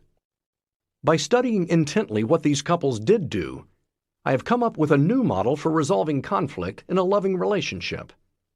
My fifth principle entails the following steps. 1. Soften your startup. 2. Learn to make and receive repair attempts. 3. Soothe yourself and each other. 4. Compromise. 5. Be tolerant of each other's faults. These steps take very little training because we all pretty much have these skills already. We just get out of the habit of using them in our most intimate relationships. To a certain degree, my fifth principle comes down to having good manners. It means treating your spouse with the same respect you offer to company. If a guest leaves the umbrella, we say, "Here, you forgot your umbrella." We would never think of saying, "What's wrong with you? You are constantly forgetting things. Be a little more thoughtful, for God's sake." "What am I, your slave to go picking up after you?" We are sensitive to the guest's feelings, even if things don't go so well. When a guest spills wine, we say, "No problem. Would you like another glass?" Not, "You just ruined my best tablecloth. I can't depend on you to do anything right, can I? I will never invite you to my house again." Remember Dr. Rory, who was so nasty to his wife during their Christmas Day picnic at the hospital? When a resident phoned, he was very pleasant to him. This is not an infrequent phenomenon. In the midst of a bitter dispute, the husband or wife picks up a ringing telephone and is suddenly all smiles. "Oh, hi. Yes, it would be great to have lunch. No problem. Tuesday would be fine. Oh, I'm so sorry to hear that you didn't get the job. You must feel so disappointed." And so on. Suddenly, the angry, rigid spouse has been transformed into a flexible, rational, understanding, and compassionate being, until the phone call is over. Then he or she just as suddenly morphs back into someone scowling and immovable, all for the partner's benefit. It just doesn't have to be that way. Keep in mind as you work your way through these steps that what's really being asked of you is no more than would be asked if you were dealing with an acquaintance, much less the person who has vowed to share his or her life with you. Step 1. Soften your startup. If there's one similarity between happy and unhappy marriages, it's that in both circumstances, the wife is far more likely than the husband to bring up a touchy issue and to push to resolve it. But there's a dramatic difference in how the wife brings it up. Remember Dara, who lit into her husband Oliver as soon as they began discussing housework? Within a minute, she was being sarcastic and batting down every suggestion he made. "Do you think you really work well with lists?" And, "I think you do a pretty good job of coming home and lying around and disappearing into the bathroom." Compare Dara's harsh approach with that of Justine, who is happily married to Michael, but has the same problem. He doesn't do his share around the house. What bugs her the most is that she always ends up folding the laundry, which she hates. Here's what she says in the Love Lab when she broaches the topic with Michael. Justine. "Okay." Deep breath.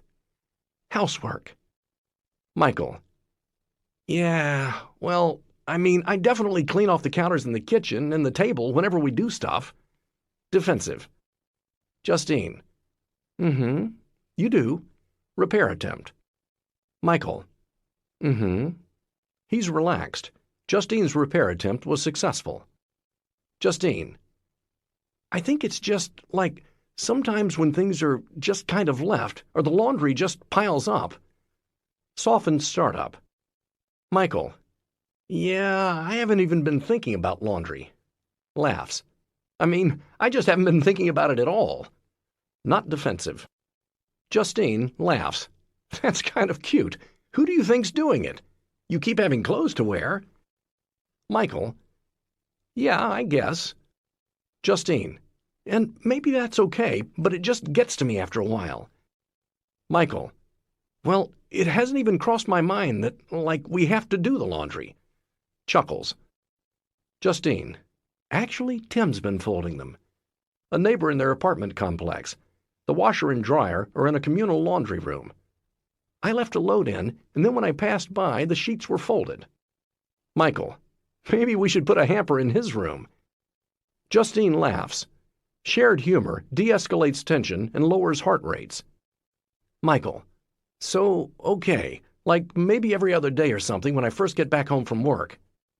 Justine, yeah, you could fold what makes sense, especially towels and underwear and the sheets. Michael, yeah, I'll just look in the basket. He is accepting her influence. Justine, okay. Perhaps the most important quality of this exchange is the virtual absence of the four horsemen of the apocalypse: criticism, contempt, defensiveness, and stonewalling, those hallmarks of marriage-harming conflict. The reason for their absence is that Justine's startup is soft. In contrast, a harsh startup usually begins the cycle of the four horsemen, which leads to flooding and, in turn, increased emotional distance and loneliness that lets the marriage wither. Only 40% of the time do couples divorce because they are having frequent, devastating fights. More often, marriages end because, to avoid constant skirmishes, husband and wife distance themselves so much that their friendship and sense of connection are lost. That's why it's so important that when Michael admits that he doesn't even think about the laundry, Justine doesn't get critical or contemptuous. She laughs and says she thinks that's cute. Because Justine is gentle with Michael, their conversation actually produces a result. They come up with a plan to resolve the conflict. Since they are able to do this, their discussion leaves them feeling positive about themselves and their marriage. That feeling is money in the bank for any couple.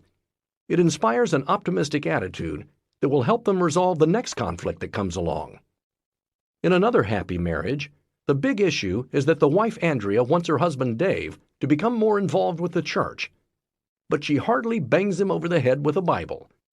Instead, she says, "Going to church is not something I need every day, but it's a comfort."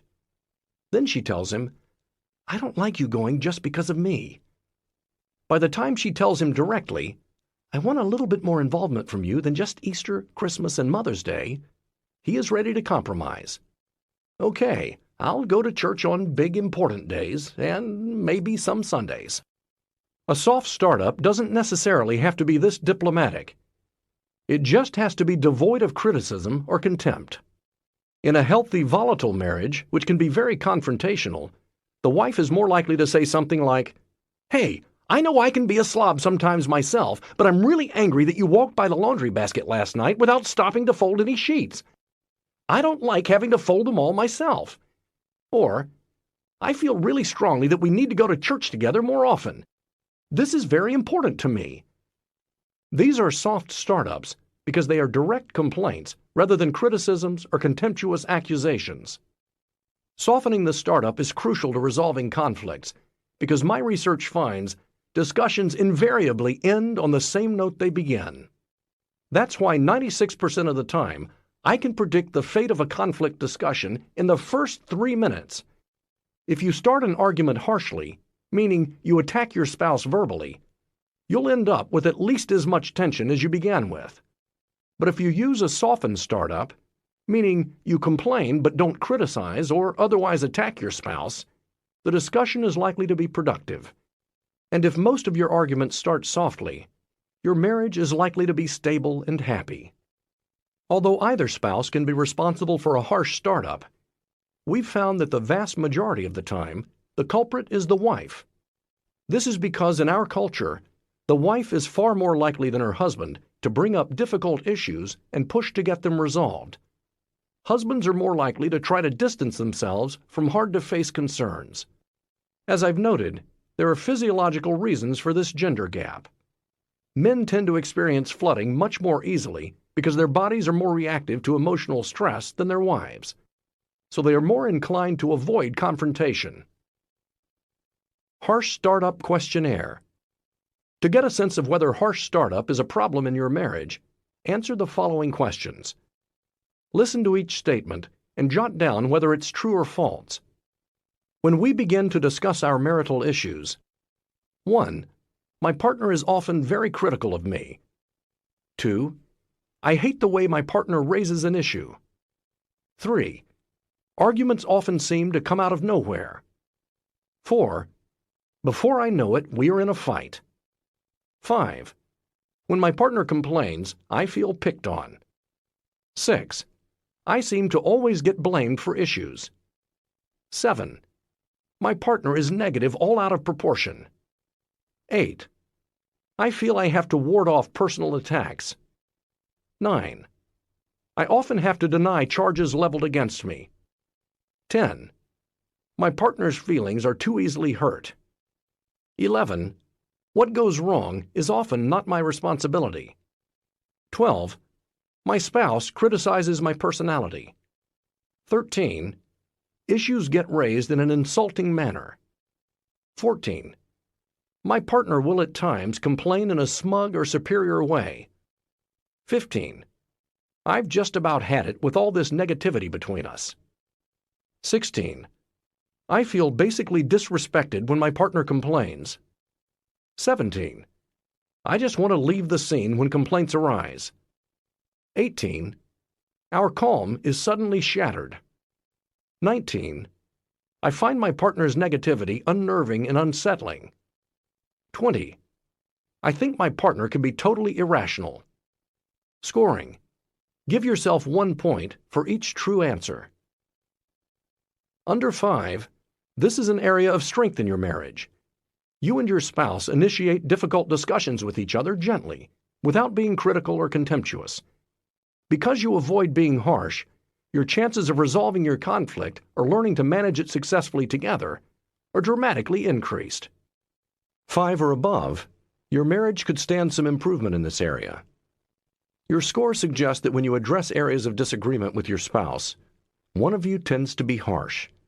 That means you immediately trot out at least one of the 4 horsemen, which automatically prevents the issue from being resolved. Although the wife is usually responsible for a harsh setup, the secret to avoiding it is for both of you to work together on the first 4 principles. Do this, and the wife's startup softens as a matter of course. So if your spouse tends to raise issues harshly, the best advice I can give is to make sure she or he is feeling known, respected, and loved by you, and that you accept her influence. Harsh startup is often a reaction that sets in when a wife feels her husband doesn't respond to her low-level complaints or irritability. So if you comply with a minor request like, "It's your turn to take out the garbage, please," you avoid having the situation escalate into, "What the hell is wrong with you? Are you deaf? Take out the damn garbage." If you are the one most responsible for harsh startups in your relationship, I can't emphasize enough how important it is to the fate of your marriage to soften up. Remember, if you go straight for the jugular, you're going to draw plenty of blood. The result will be war or retreat on your partner's part, rather than any kind of meaningful, productive discussion. If you're angry with your spouse, it's worth taking a deep breath and thinking through how to broach the subject before leaping in. It will be easier to do this if you constantly remind yourself that by being gentle, you're more likely to resolve the conflict. If you feel too angry to discuss the matter gently, your best option is not to discuss it at all until you've calmed down.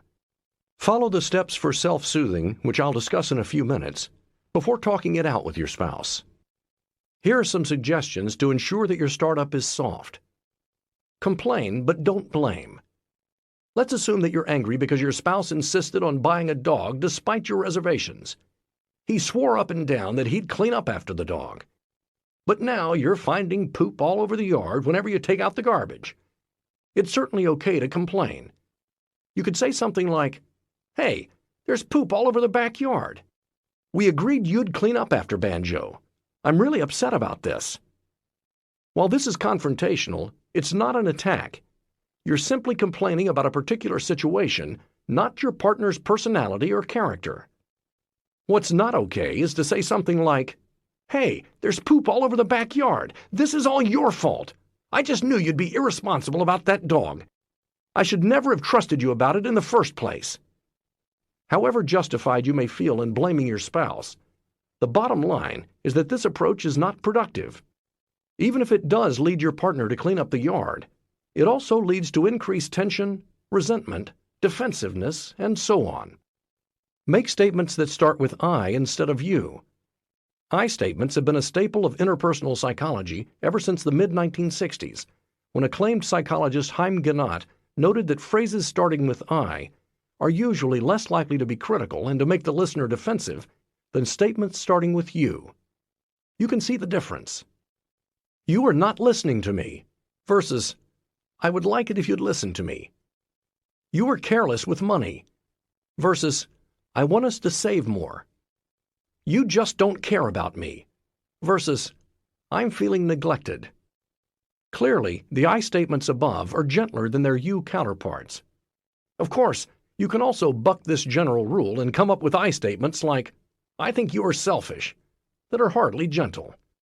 So the point is not to start talking to your spouse in some stilted psychobabble. Just keep in mind that if your words focus on how you're feeling rather than on accusing your spouse, your discussion will be far more successful. Describe what is happening. Don't evaluate or judge. Instead of accusing or blaming, just describe what you see. Instead of, you never watched the baby, say, I seem to be the only one chasing after Charlie today. Again, this will help prevent your spouse from feeling attacked and waging a defense rather than really considering your point. Be clear. Don't expect your partner to be a mind reader. Instead of, you left the dining room a total mess, say, I'd appreciate it if you would clean your stuff off the dining room table. Instead of, would you take care of the baby for once? Say, please change Emmy's diaper and give her a bottle. Be polite. Add phrases such as please and I would appreciate it if. Be appreciative. If your partner has at some point handled this situation better, then couch your request with an appreciation of what your partner did right in the past and how much you miss that now. Instead of, you never have time for me anymore, say, remember how we used to go out every Saturday night? I loved spending so much time alone with you. And it felt so good knowing that you wanted to be with me too. Let's start doing that again. Don't store things up. It's hard to be gentle when you're ready to burst with recriminations. So don't wait too long before bringing up an issue, otherwise it will just escalate in your mind. As the Bible says, Ephesians chapter 4, verse 26, let not the sun go down upon your wrath. To see how all of these steps combine to create a softened startup, compare what Iris says in the following two dialogues. Harsh startup. Iris, another Saturday and once again I'm spending my free time picking up after you. The trouble with you, Richard, is that... Criticism, blame. Richard, yep, here we go again. The trouble with you, Richard. The trouble with you, Richard. There's nothing wrong with me. Iris, then why do I always have to tell you what to do? Never mind, I finished cleaning up your stuff anyway. Or were you too busy reading the Sunday paper to notice? Contempt. Richard, look, I hate cleaning up. I know you do too. I've been thinking about what we should do. Repair attempt. Iris, this I've got to hear. More contempt. Richard, well, actually, I was thinking that we could use a vacation. Wouldn't it be nice for you to be waited on hand and foot? Second repair attempt. Iris, come on. We can't afford a cleaning lady, much less a vacation like that. Soften startup. Iris, this house is an incredible mess and we're having company tonight. Describing. I am really upset that I'm doing all of this cleaning alone on a Saturday. I statement. Come on, please help me. Maybe you could do the vacuuming. Being clear. Richard. All right, I hate cleaning up, but I guess vacuuming is the best of the worst. I'll do the bathrooms too. Iris. That'd be a big help. Appreciation. Thank you. Politeness. Richard. When we're done, we deserve a reward. Let's go out for lunch. Iris. Okay. When you switch to a soft startup, your spouse may not automatically react so sweetly. He or she may still be anticipating criticism or contempt from you, and therefore respond negatively. Don't give up or fall into the trap of then escalating the conflict. Continue to broach the topic gently, and eventually you will see a change in how your spouse responds, especially if you are working on all of the other aspects of Principle 5 together. Here are some other examples that illustrate the difference between a harsh startup and a softened alternative. Harsh startup. You never touch me. Softened alternative. I loved it when you kissed me in the kitchen the other day. You are a natural-born kisser. Let's do that some more. Harsh startup. I see you dented the car again. When are you going to stop being so reckless? Softened alternative. I saw that new dent. What happened? I'm really getting worried about your driving and I want you to be safe. Can we talk about this? Harsh startup. You always ignore me. Softened alternative. I've been missing you lately and I'm getting a little lonely. Exercise 1. Softened startup. Now test your own ability to soften a harsh startup. For each item that follows, supply a softened alternative. Sample answers follow. 1. When your mother-in-law visits tonight, you plan to tell her how much it hurts you when she criticizes your parenting skills. You want your partner, who is very defensive when it comes to mom, to back you up. Harsh startup. I can't stand it when your mother comes over. Your softened alternative. 2. You wish that your partner would cook dinner tomorrow night or take you out to dinner. Harsh startup.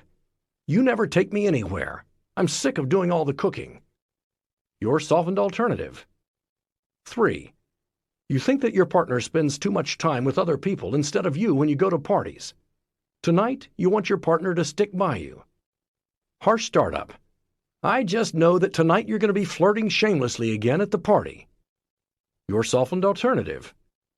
4. You're upset that you have not made love in some time. You're feeling unsure that your partner finds you attractive. You wish that the two of you could make love tonight. Harsh startup. You're always so cold to me. Your softened alternative. 5. You want your partner to ask for a raise. Harsh startup. You're too wimpy to get a raise for your own family. Your softened alternative. 6. You want to do more fun things together on the weekends. Harsh startup. You have no idea how to have a good time. You're a workaholic. Your softened alternative. 7. You wish that the two of you could save more money. Harsh startup. You don't have a clue about how to manage money. Your softened alternative. 8. You wish your partner would spend more money buying you surprise presents. Harsh startup. When was the last time you bought me anything? Your softened alternative. Sample answers. 1. I'm worried that your mom is going to be critical of me tonight and that you won't back me up. 2. I'm tired of cooking. It'd be real nice if you took me out. 3. I'm feeling very shy tonight again. Please spend time with me and make it easier for me to talk to other people. You're so good at that. 4. I'm really missing you lately. You know how much you turn me on. Let's make love. 5. It would be great if you could get a raise soon. What if we talked about a plan for getting one? 6. I really want to spend some fun time with you this weekend. How about not working and let's do something fun together? There's a great movie I'd really like to see. 7. I'm feeling anxious about our savings. Let's come up with a savings plan, okay? 8. I'm feeling very deprived lately, and I would love it if we surprised each other with a present out of the blue this week. What do you think? Step 2. Learning to make and receive repair attempts. When you take driving lessons, the first thing you're taught is how to stop the car. Putting on the brakes is an important skill in a marriage, too. When your discussion starts off on the wrong foot, or if you find yourself in an endless cycle of recriminations, you can prevent a disaster if you know how to stop. I call these breaks repair attempts. When Michael gets defensive and says, I definitely clean off the counters in the kitchen and table whenever we do stuff, Justine doesn't immediately discount his point. You do, she says. This is a repair attempt. It de-escalates the tension so that Michael is more receptive to finding a compromise. What separates stable, emotionally intelligent marriages from others is not that their repair attempts are necessarily more skillful or better thought out, but that their repair attempts get through to their spouse. This is because the air between them hasn't been clouded by a lot of negativity. Repair Attempts Questionnaire. To assess the effectiveness of repair attempts in your own relationship, answer the following. Listen to each statement and write down whether it's true or false. During our attempts to resolve conflict, 1. We are good at taking breaks when we need them. 2. My partner usually accepts my apologies. 3. I can say that I am wrong. 4. I am pretty good at calming myself down. 5. We can maintain a sense of humor. 6. When my partner says we should talk to each other in a different way, it usually makes a lot of sense. 7. My attempts to repair our discussions when they get negative are usually effective. 8. We are pretty good listeners even when we have different positions on things. 9. If things get heated, we can usually pull out of it and change things. 10. My spouse is good at soothing me when I get upset. 11. I feel confident that we can resolve most issues between us. 12. When I comment on how we could communicate better, my spouse listens to me. 13. Even if things get hard at times, I know we can get past our differences. 14. We can be affectionate even when we are disagreeing. 15. Teasing and humor usually work to get my spouse over negativity. 16. We can start all over again and improve our discussions when we need to. 17. When emotions run hot, expressing how upset I feel makes a real difference. 18. We can discuss even big differences between us. 19. My partner expresses appreciation for nice things I do. 20. If I keep trying to communicate, it will eventually work. Scoring. Give yourself 1 point for each true answer. 6 or above, this is an area of strength in your marriage. When marital discussions are at risk of getting out of hand, you are able to put on the brakes and effectively calm each other down. Below 6, your marriage could stand some improvement in this area.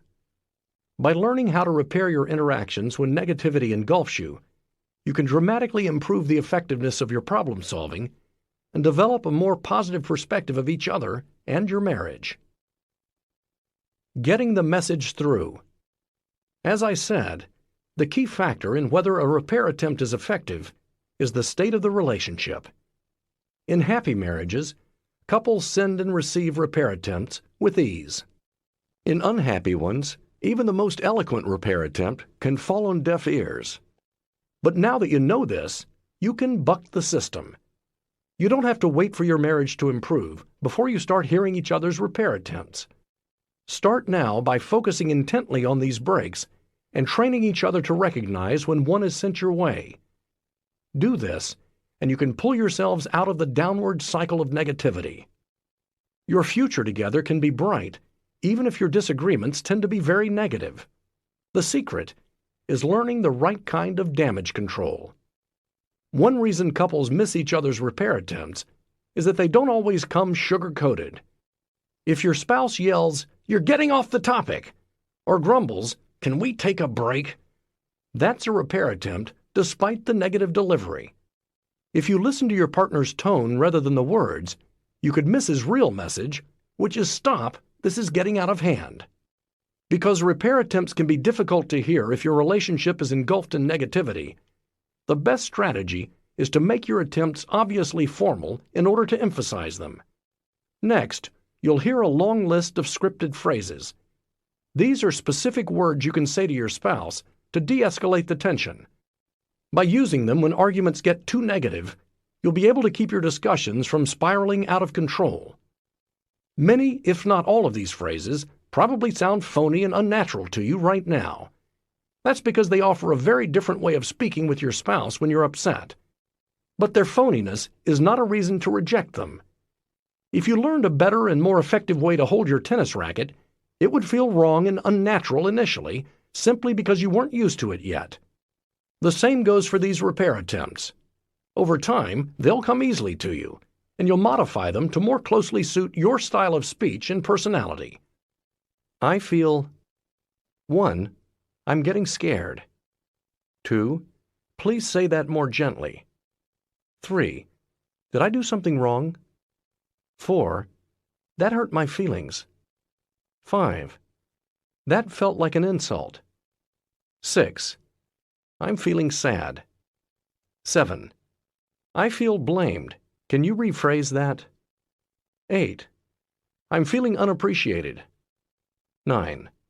I feel defensive. Can you rephrase that? 10. Please don't lecture me. 11. I don't feel like you understand me right now. 12. I am starting to feel flooded. 13. I feel criticized. Can you rephrase that? 14. I'm getting worried.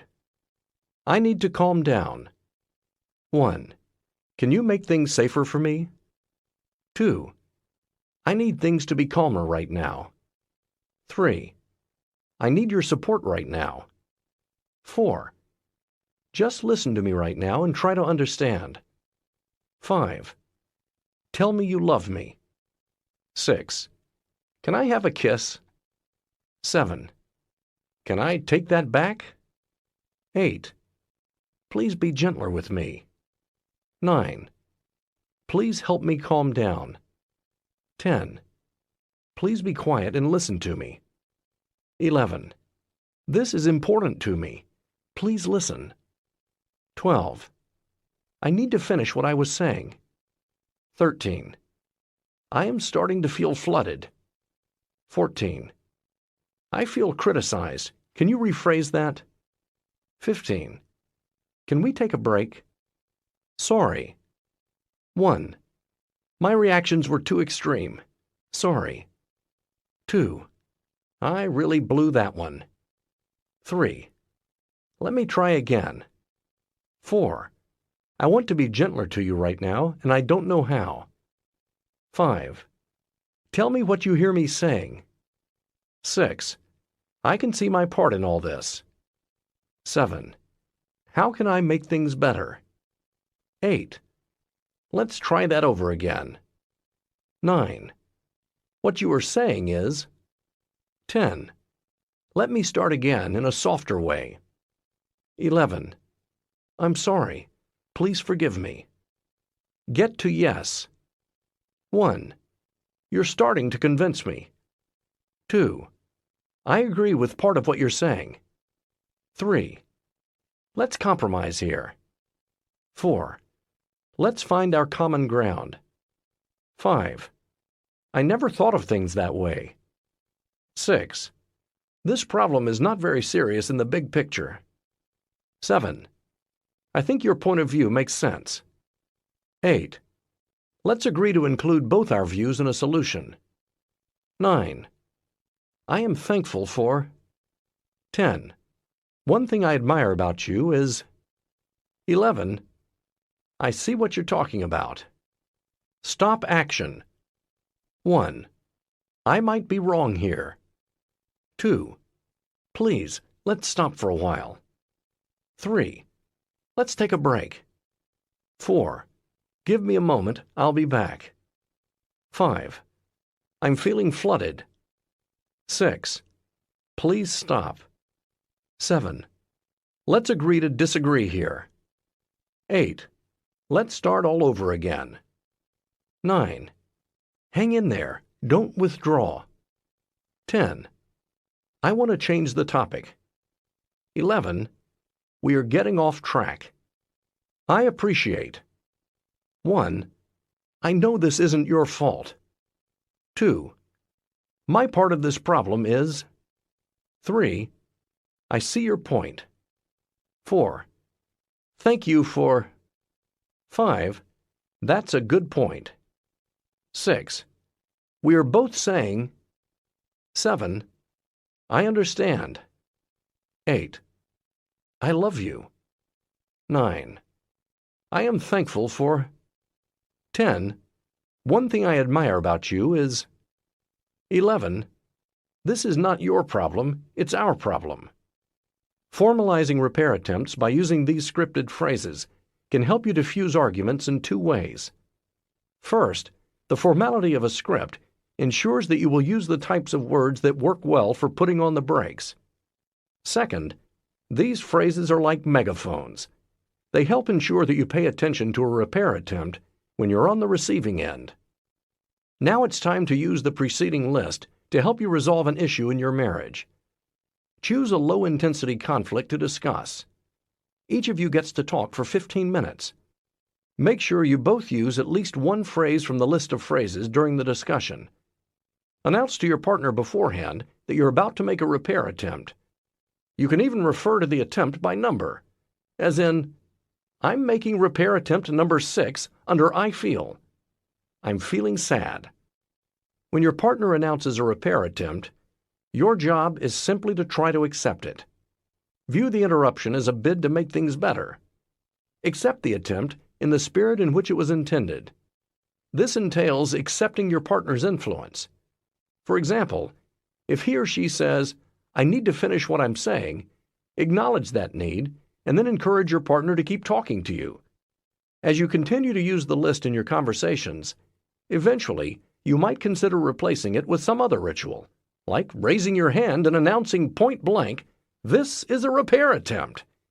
Or you may come up with other effective repairs that better fit your personality and relationship. For example, a couple we know say clip-clop to each other if one of them introduces one of the 4 horsemen into a discussion. The humor in this repair helps diffuse the negativity all the more. Step 3. Soothe yourself and each other. While Justine is in the middle of discussing laundry with Michael, he does something that seems incidental, but really has great significance for their chances of a happy future. He yawns.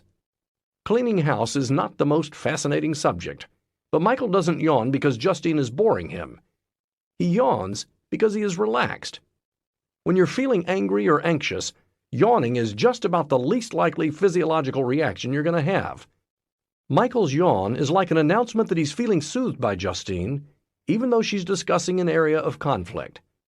Because no alarms are going off in his body or mind, he is able to discuss housework and reach a compromise with Justine easily. It is harder for a man's body to calm down after an argument than a woman's. In less stable marriages, however, conflict discussions can lead to the opposite reaction. They can trigger flooding. When this occurs, you feel overwhelmed both emotionally and physically. Most likely, you think thoughts of righteous indignation. I don't have to take this anymore. Or innocent victimhood. Why is she always picking on me? Meanwhile, your body is in distress. Usually your heart is pounding, you're sweating, you're holding your breath. I have found that in the vast majority of cases, when one spouse does not get the other's repair attempt, it's because the listener is flooded, and therefore can't really hear what the spouse is saying. When you're in this condition, the most thoughtful repair attempt in the world won't benefit your marriage. Flooding questionnaire. To discover whether flooding is a significant problem in your relationship, answer the following questions. Listen to each statement and write down whether it's true or false. 1. Our discussions get too heated. 2. I have a hard time calming down. 3. One of us is going to say something we will regret. 4. My partner gets too upset. 5. After a fight, I want to keep my distance. 6. My partner yells unnecessarily. 7. I feel overwhelmed by our arguments. 8. I can't think straight when my partner gets hostile. 9. Why can't we talk more logically? 10. My partner's negativity often comes out of nowhere. 11. There's often no stopping my partner's temper.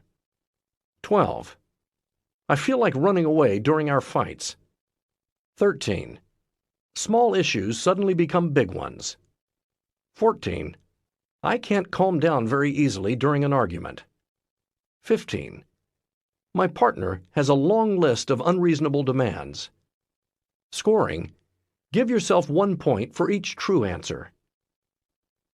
Below 6, this is an area of strength in your marriage. You are able to confront differences of opinion with your spouse without feeling overwhelmed. This means that you are not feeling victimized or hostile toward your spouse during disagreements.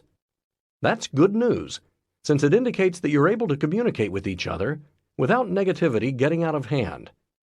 As a result, you're better able to resolve conflicts and avoid gridlock over issues that are unresolvable. 6 or above, your marriage could stand some improvement in this area. Your score suggests that you tend to get flooded during arguments with your spouse. When this occurs, any likelihood that the problem can be resolved ceases. You are feeling too agitated to really hear what your spouse is saying or to learn any helpful conflict resolution skills.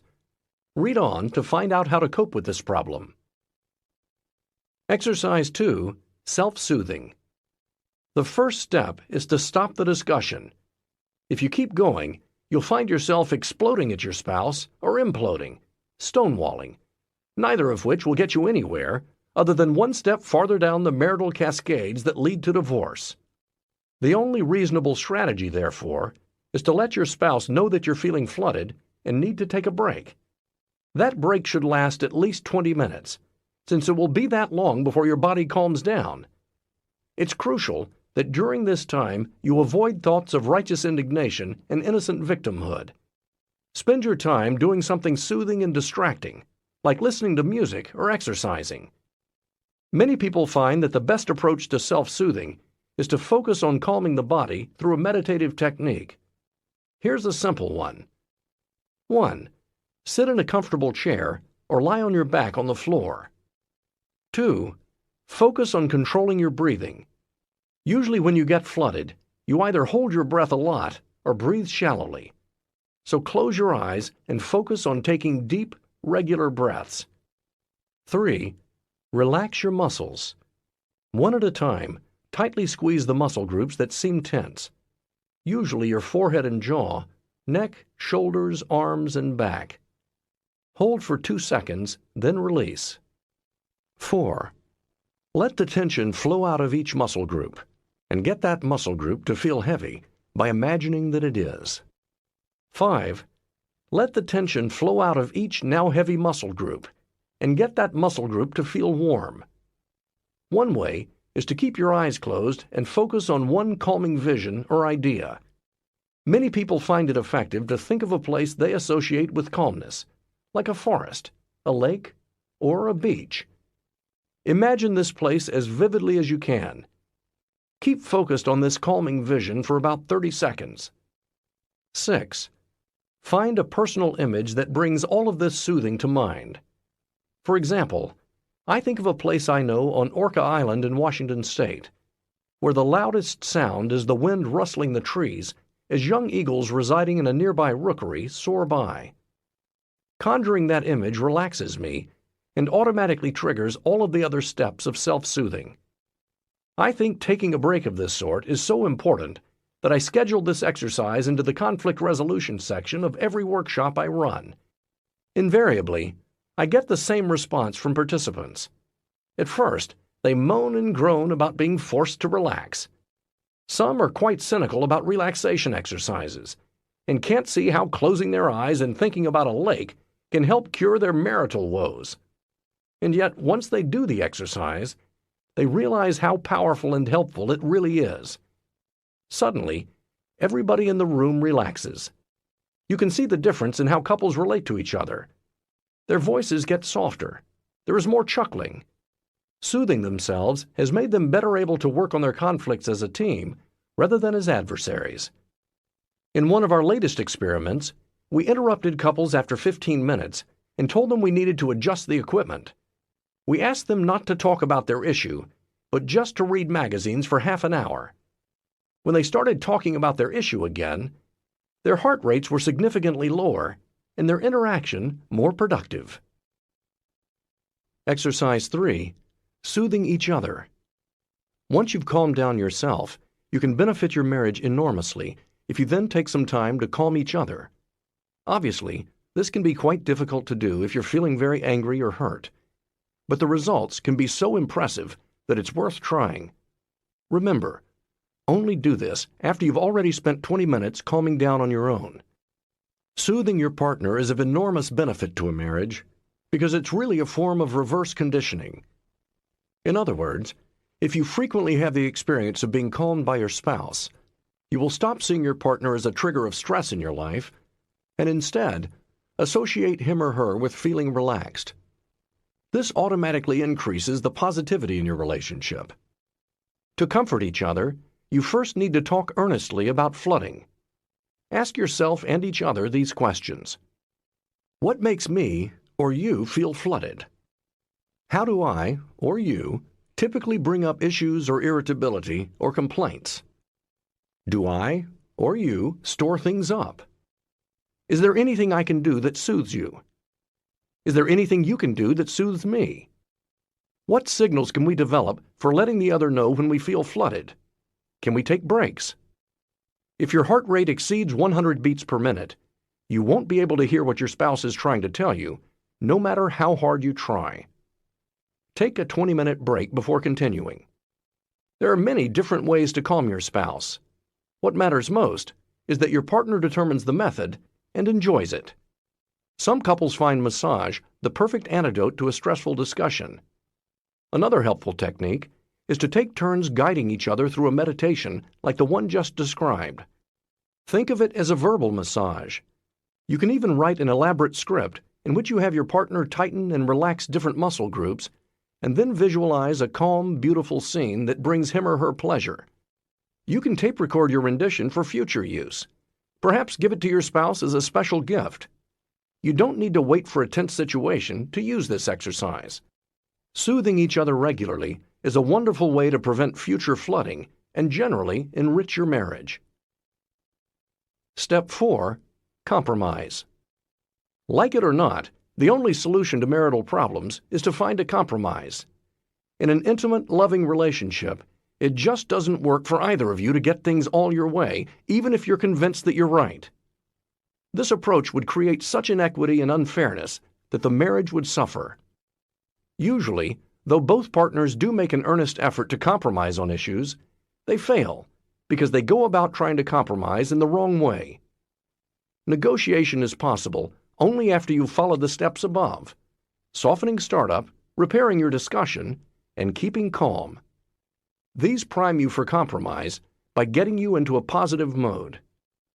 Before you try to resolve a conflict, remember that the cornerstone of any compromise is the fourth principle of marriage: accepting influence. This means that for a compromise to work, you can't have a closed mind to your spouse's opinions and desires. You don't have to agree with everything your spouse says or believes, but you have to be honestly open to considering his or her position. That's what accepting influence is really all about. If you find yourself sitting with your arms folded and shaking your head no, or just thinking it when your spouse is trying to talk out a problem with you, your discussion will never get anywhere.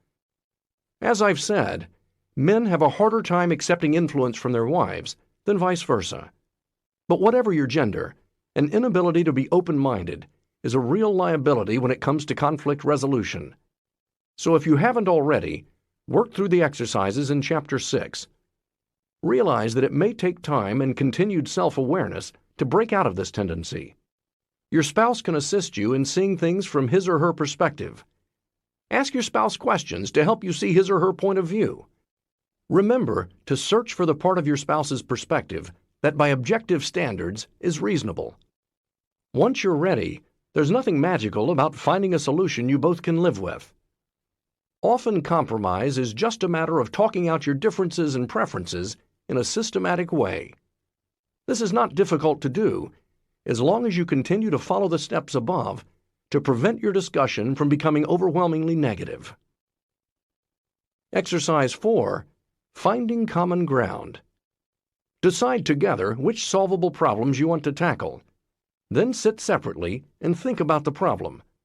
On a piece of paper, draw 2 circles, a smaller one inside a larger one. In the inner circle, make a list of the aspects of the problem you can't give in on. In the outer circle, list all of the aspects of the problem you can compromise about. Remember the Aikido principle of yielding to win. The more able you are to compromise, the better able you'll be to persuade your spouse. So try hard to make your outer circle as large as possible and your inner circle as small as possible. Here are the inner and outer circles of a couple named Raymond and Carol, who were both dissatisfied with their sex life. Raymond. Inner circle. 1. I want sex to be more erotic. 2. I want there to be fantasy play with you wearing very sexy lingerie. Outer circle. 1. I can compromise on whether to have sex in the morning or at night, even when I'm tired. 2. I can compromise on our talking during sex. Carol. Inner circle. 1. I want to feel like we're making love when we're having sex. 2. I want Raymond to hold me and stroke me a lot. I want a lot of foreplay. Outer circle. 1. I prefer to have sex at night because I love falling asleep in your arms afterward. But sex in the morning would be okay too. 2. Talking to me a lot while we make love is nice, but I can compromise on this too. Once you've filled in your circles, your lists may be much longer than Raymond's and Carol's. Come back and share them with each other. Look for common bases of agreement. Remember as you discuss this to make use of all the other problem-solving strategies outlined in this chapter, namely, soften startup and soothing yourself or each other if flooding occurs. In the case of Carol and Raymond, their inner circles are very different, but they are not incompatible. Once they accept and respect their sexual differences, they can create lovemaking sessions that incorporate his desire for erotic fantasy with her longing for intimacy and lots of touching. And although their outer circles are in opposition as well, they are willing to give in these areas, so compromise should be easy. Maybe they'll decide to switch off with morning and evening sex depending on how tired Raymond is. And they can vary how much they speak during sex as well. The goal of this circle exercise is to try to develop a common way of thinking about the issue so that you work together to construct a real plan that you can both live with. As you share your circles, ask yourselves the following questions. 1. What do we agree about? 2. What are our common feelings or the most important feelings here? 3. What common goals can we have here? 4. How can we understand this situation, this issue? 5. How do we think these goals should be accomplished? Most likely, if you're grappling with a solvable problem, following these steps will lead you to find a reasonable compromise. Once you do, try out the solution for an agreed-upon time before revisiting it and deciding if it's working. If it's not, begin the process again and work together to resolve it. From time to time, it's a good idea to recharge your compromising skills by focusing together on solving a problem that is not related to your marital issues. What follows is a fun exercise that will give you practice in coming to consensus decisions by working as a team and giving and accepting influence. Exercise 5, Paper Tower. This exercise is especially fun to do with other couples. Consider having a paper tower party or contest where each couple is a separate team. You can take turns being builders and scorekeepers. Your mission: build a freestanding paper tower using the supplies I will list. The goal is to build the highest, most stable, and most beautiful tower you can. You may have very different ideas about how to go about this. So remember to work out your differences of opinion using the compromise approach described in this chapter. During this exercise, try to be a team. Try both to give and to accept influence. Include your partner. Ask questions. Take about half an hour for this task. The finished product should not adhere exactly to either of your visions, but should include both of them. When you're finished, have a third party or another couple score your tower. No doubt the scoring will be highly subjective, since it values creativity more than engineering prowess. But your final score is beside the point, which is to have fun building your tower together. When you're finished, you'll have created a monument to your marriage and your enhanced compromising skills. Supplies: 1 Sunday newspaper, crayons, ball of string, colored cellophane, Scotch tape, construction paper, stapler, cardboard pieces, markers. Score: Have a third party or another couple score your tower. The top score is 90. You get up to 20 points for height, up to 20 points for strength, stability, up to 50 points for beauty and originality. Step 5. Be tolerant of each other's faults. Too often, a marriage gets bogged down in if-onlys. If only your spouse were taller, richer, smarter, neater, or sexier, all of your problems would vanish. As long as this attitude prevails, conflicts will be very difficult to resolve. Until you accept your partner's flaws and foibles, you will not be able to compromise successfully. Instead, you will be on a relentless campaign to alter your spouse. Conflict resolution is not about one person changing. It's about negotiating, finding common ground in ways that you can accommodate each other. When you have mastered the general problem-solving skills outlined in this chapter, you'll find that many of your problems find their own solutions.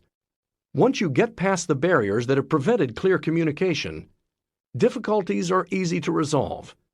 In fact, the next chapter offers some creative and simple solutions to some of the most common conflicts couples face: money, sex, housework, kids, work stress. But remember, these solutions work only for problems that can be solved. If compromise still seems like a distant goal to you, then the problem you are grappling with may not be solvable after all. That means it's time to turn to the advice on coping with perpetual problems in Chapter 10. 9. Coping with typical solvable problems. Work stress, in-laws, money, sex, housework, a new baby. These are the most typical areas of marital conflict, so there's a good chance at least some of them are hot buttons in your relationship.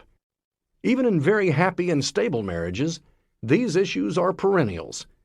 Although every relationship is different, there's a reason why these particular conflicts are so common. They touch upon some of the marriage's most important work. Many people pay lip service to the notion that a good marriage takes work. But what specifically does this mean? Every marriage is faced with certain emotional tasks that husband and wife need to accomplish together for the marriage to grow and deepen. These tasks come down to attaining a rich understanding between husband and wife. A marriage needs this understanding in order for both people to feel safe and secure in it. When these tasks are not accomplished, the marriage feels not like a port in the storm of life, but just another storm.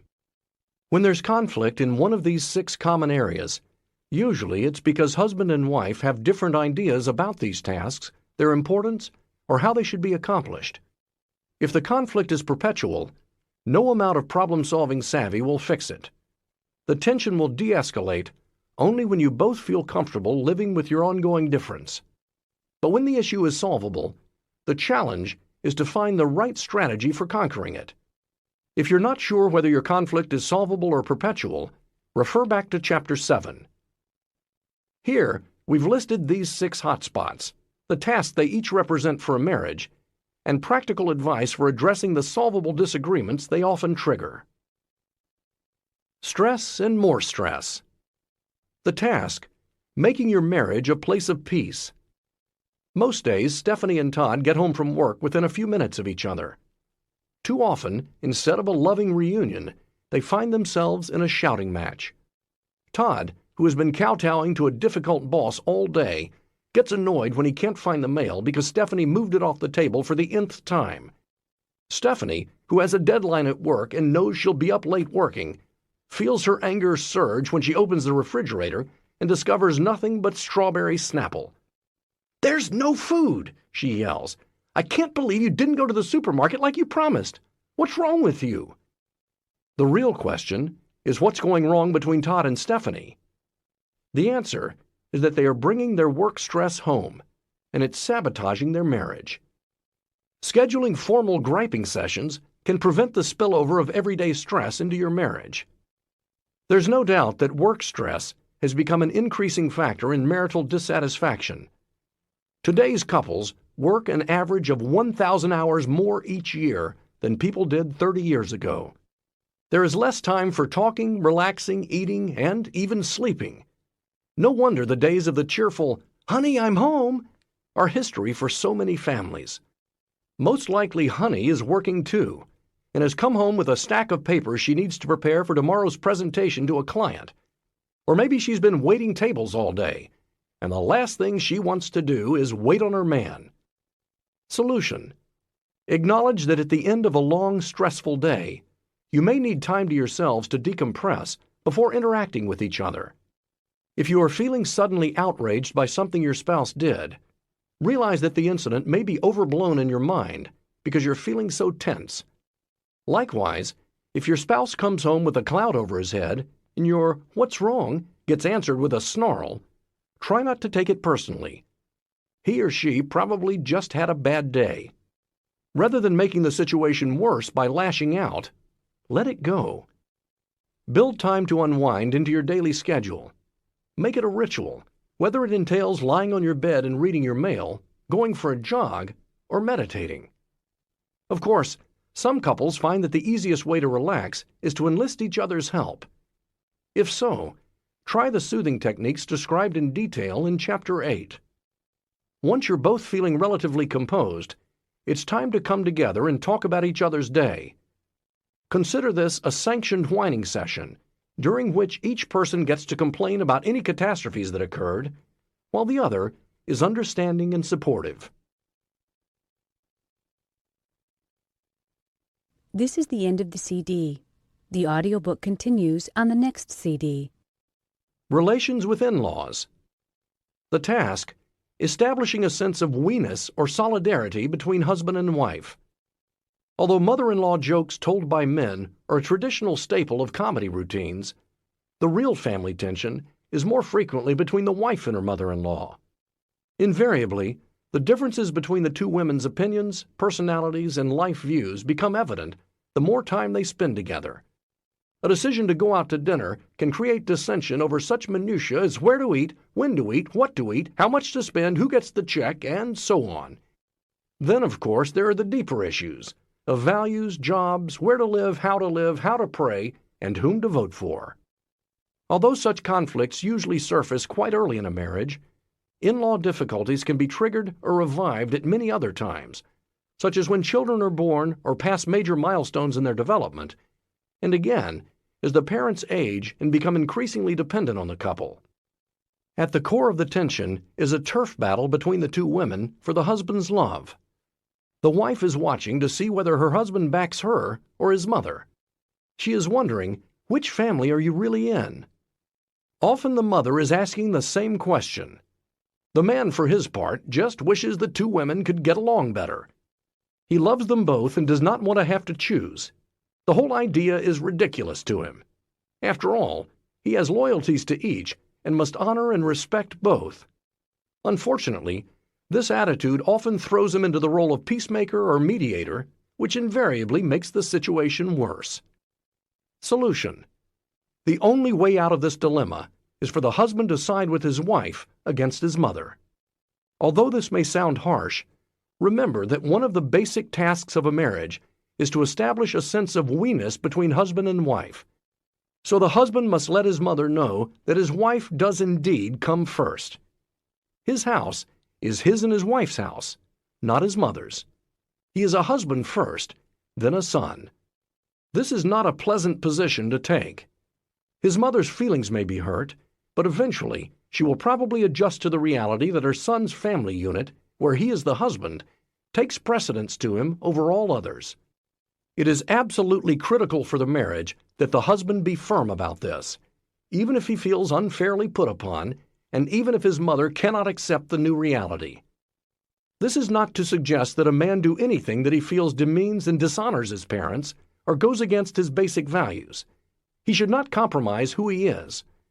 But he has to stand with his wife and not in the middle. He and his wife need to establish their own family rituals, values, and lifestyle, and insist that his mother and father respect them. For this reason, creating or renewing your sense of solidarity with your spouse may involve some rending and tearing away from your primary families. That's the challenge David faced when his parents came for a weekend visit to his new home, a visit that led to what he now calls the Great Osobuco Crisis. Here's what happened. His wife Janie had made Saturday dinner reservations for all of them at her favorite Italian restaurant. She was very excited about showing the restaurant off to her Italian in-laws, especially because she often felt upstaged by her mother-in-law, who was very knowledgeable about cuisine.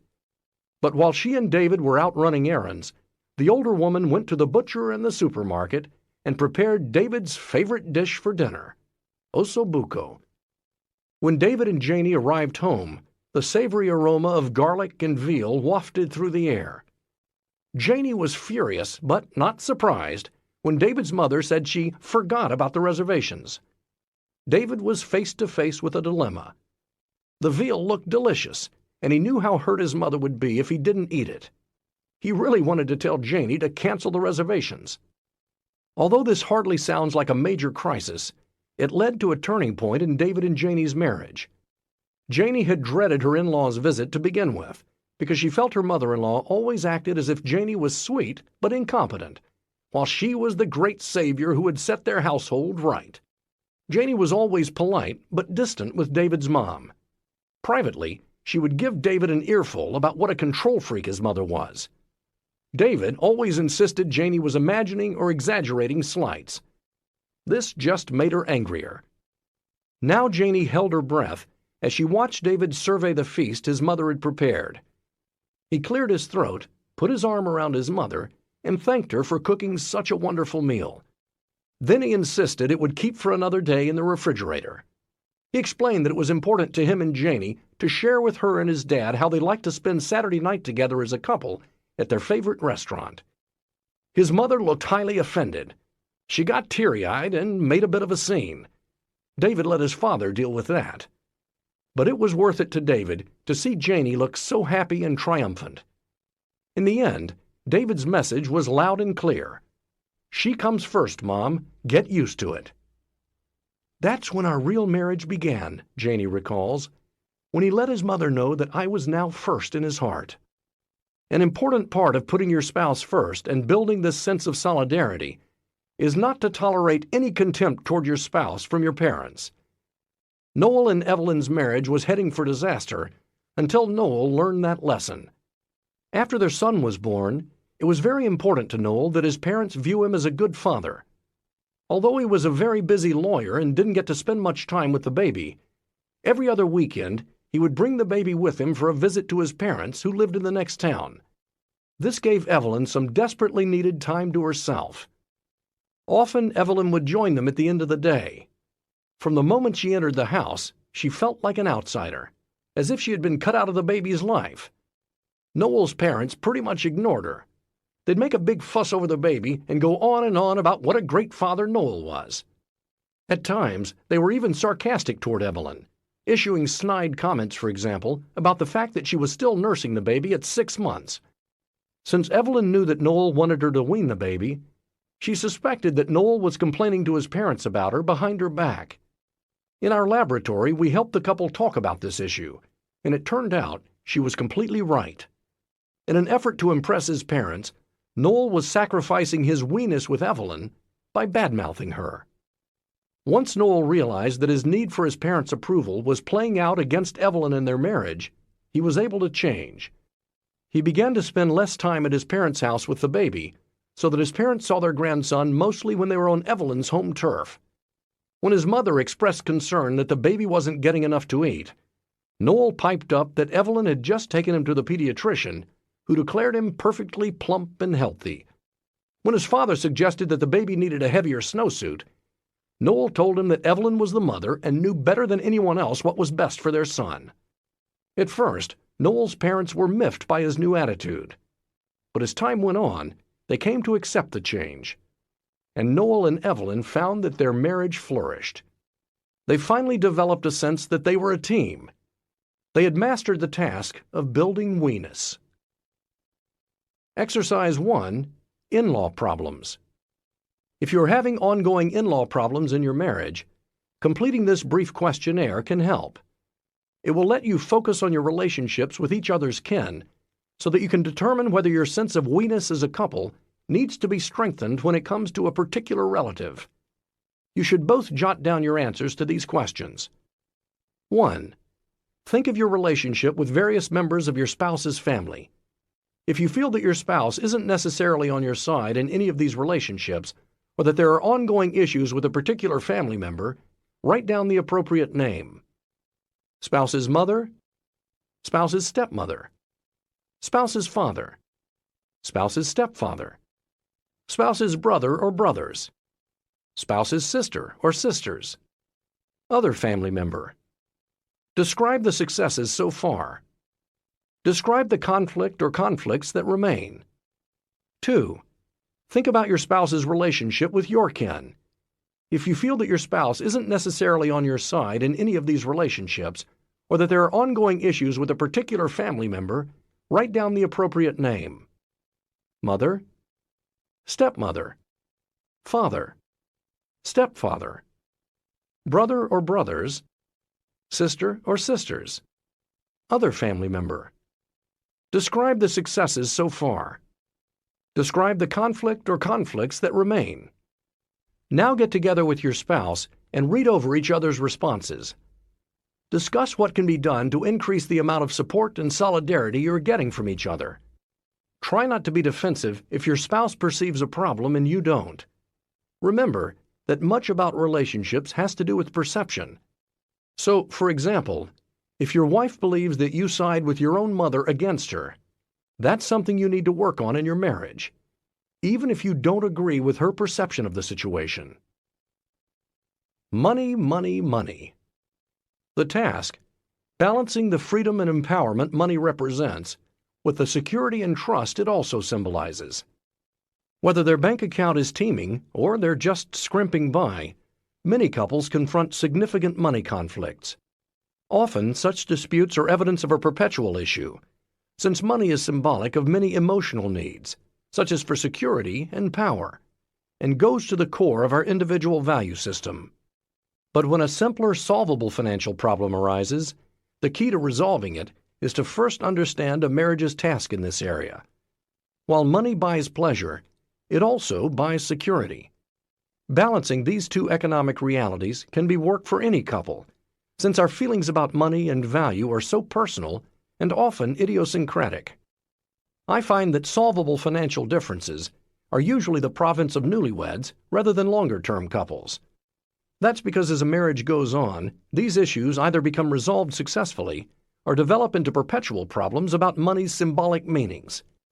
However, long-term couples may also find themselves facing a solvable money issue as their circumstances change. Differences of opinion over job changes, financing the children's education, planning for retirement, and caring for elderly parents are common sources of friction in midlife. Solution: some clear-headed budgeting is called for. What follows are some simple steps you can take to get a handle on how much you'd like to be spending and on what. Keep in mind, though, that managing complex financial matters is beyond the scope of this book. If you need extra help with financial planning and investing, you'll find plenty of resources at your local library or bookstore. In particular, I recommend Get a Financial Life by Beth Kobliner, Fireside Books, 1996, and Your Money or Your Life by Joe Dominguez and Vicki Robin, Penguin, 1992. What's most important in terms of your marriage is that you work as a team on financial issues and that you express your concerns, needs, and fantasies to each other before coming up with a plan. Make sure you don't end up with a budget that forces either of you to become a martyr. This will only build up resentment. You'll each need to be firm about items that you consider non-negotiable. Step 1. Itemize your current expenditures. Record how you have spent your money over the last month, 6 months, or year, whichever is most appropriate to your situation. You may be able to do this just by reviewing your checkbook and credit card statements. Figure out how much you have spent in categories like food, mortgage or rent, utilities, household maintenance, clothes, personal care, transportation expenses, trips, recreation, health, appliances and electronics, gifts, charitable contributions, interest and bank fees, life insurance, and investments and savings. Step 2. Manage everyday finances. 1. Write down every expense from your list that you consider essential for your sense of happiness and well-being. 2. Look carefully at your income and assets. Now try to create a budget that allows you to manage everyday finances and other essentials based on your means. 3. Come up with a plan for paying bills on a regular basis. Determine who writes the checks and when, and who balances the checkbook. 4. Discuss your separate lists and plans with each other. Look for common ground between your two approaches. Decide on a workable strategy that allows both of you to meet your essential needs.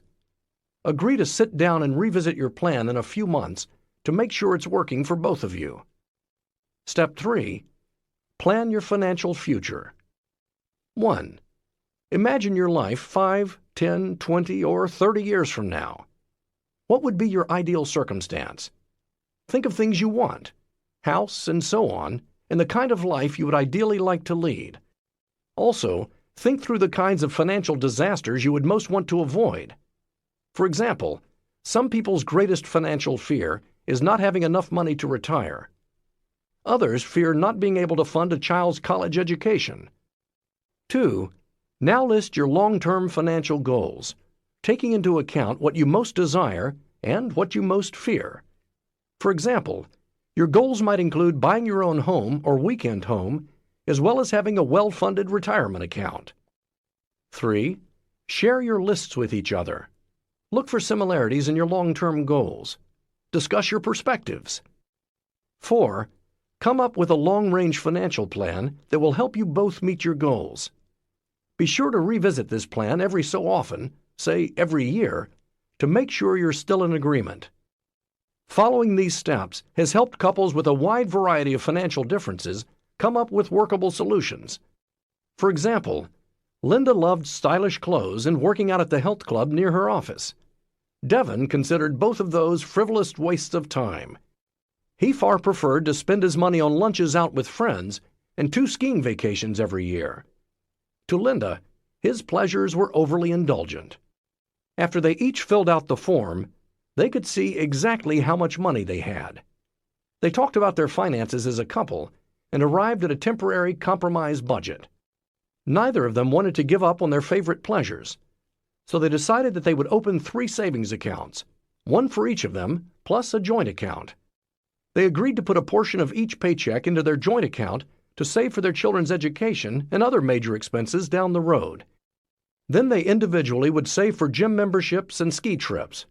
They decided that in 6 months they would talk over this arrangement again to determine whether their new budgeting system was working for both of them. Tina and Jean had a different dilemma. Their oldest son, Brian, was just 2 years away from college. Although they had saved enough for him to attend the local community college, Tina wanted to send him to the more rigorous and more expensive state university, which offered far more science courses. Brian had always been an exceptional student. His dream of becoming an aerospace engineer seemed like a realistic goal. But to pay the higher tuition this would entail, Jean would have to postpone his dream of buying a cabin in the mountains. Although Jean cared deeply about his son's education, he also worried that if they didn't buy a home now, they'd get priced out of the market and would never realize his lifelong dream. Jean wanted Tina to go back to work full-time so they could afford the college tuition and the country home. But Tina was resisting because her very elderly mother lived with them and depended on Tina for her daily care. Jean and Tina were at this point having almost daily fights over the issue. Jean thought it was time for Tina's sister to take over her mother's care. But Tina's sister worked full-time and said she wasn't able to do that. The other option was to put her mother in a nursing home. But Tina was dead set against such a decision. When Tina and Jean filled out the budgeting form, a simple solution did not present itself. But the process of looking through their expenditures together transformed the emotional climate between them dramatically. Rather than arguing about the issues, they felt like a team again. They made lists of the various pieces of information they needed to find out about student loans and scholarships. In the end, Jean accepted that he would have to postpone his dream for a few more years.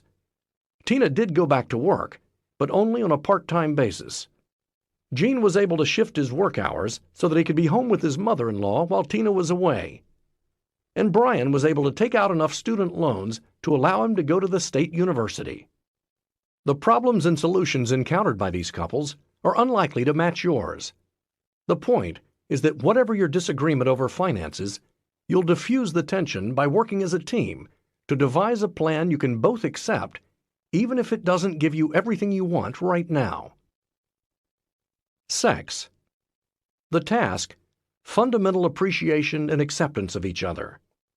No other area of a couple's life offers more potential for embarrassment, hurt, and rejection than sex. No wonder couples find it such a challenge to communicate about the topic clearly. Often they vague out, making it difficult to decipher what they're actually trying to tell each other. Here's a classic example from a couple we taped in our lab. She: think about your feelings 2.5 and 3 years ago, and how we dealt with the problem, and how we felt. I mean, think. It was much more a problem then, in my eyes, than it is now. He: I think we're more secure together now than we were then. I don't know. I would say the actual problem we haven't dealt with anymore, any differently since then, I don't believe. I don't know if we've really changed. She: do you feel any differently about it, though? He: how do you feel? She: well, I guess I feel that the problem 2.5 and 3 years ago, I viewed it as something that could ruin our marriage. I was real worried about us not making it. I don't really worry about that anymore. He: I never considered it a threat to our marriage. I know you did, but I never did. She: okay, and maybe I'm feeling more secure now is why I don't. The problem this couple is discussing is that he has always wanted sex more frequently than she does. In this snippet of conversation, she is trying to get him to agree that it's not a problem anymore. She wants his reassurance. He thinks the problem still exists, but avoids telling her that directly. So often when a husband and wife talk to each other about their sexual needs, their conversations are like this: indirect, imprecise, inconclusive. Frequently, both partners are in a hurry to end the conversation, hopeful that they will miraculously understand each other's desires without much talk. They rarely say things like, I love it when you stroke my breasts for a long time, the way you did last night. Or, I really need you every day. Or, mornings are my favorite times for making love. And so on. The problem is that the less clear you are about what you do and don't want, the less likely you are to get it. Sex can be such a fun way to share with each other and deepen your sense of intimacy. But when communication is fraught with tension, then frustration and hurt feelings too often result. Solution: learn to talk to each other about sex in a way that lets you both feel safe. That means learning the right way to ask for what you want and the appropriate way to react to your spouse's requests. Because most people feel so vulnerable about whether they are attractive to their spouse and a good lover, the key to talking about sex is to be gentle. A lovemaking session that starts with one partner criticizing the other is going to end faster than a quickie. The goal of sex is to be closer, to have more fun, to feel satisfied, and to feel valued and accepted in this very tender area of your marriage. Nothing is guaranteed to make your spouse want to touch you less than if you say, you never touch me. It's better to say, I loved when we kissed last weekend on the big couch. I'd love more of that. It makes me feel so good. Likewise, instead of, don't touch me there, you'll get a better response if you say, it feels extra good when you touch me here.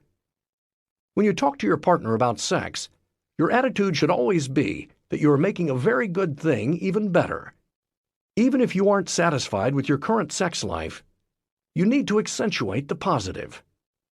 If you are on the receiving end of your partner's request, try very hard not to see it as an implied criticism of your attractiveness, sexual virility, lovemaking skill, or innermost being.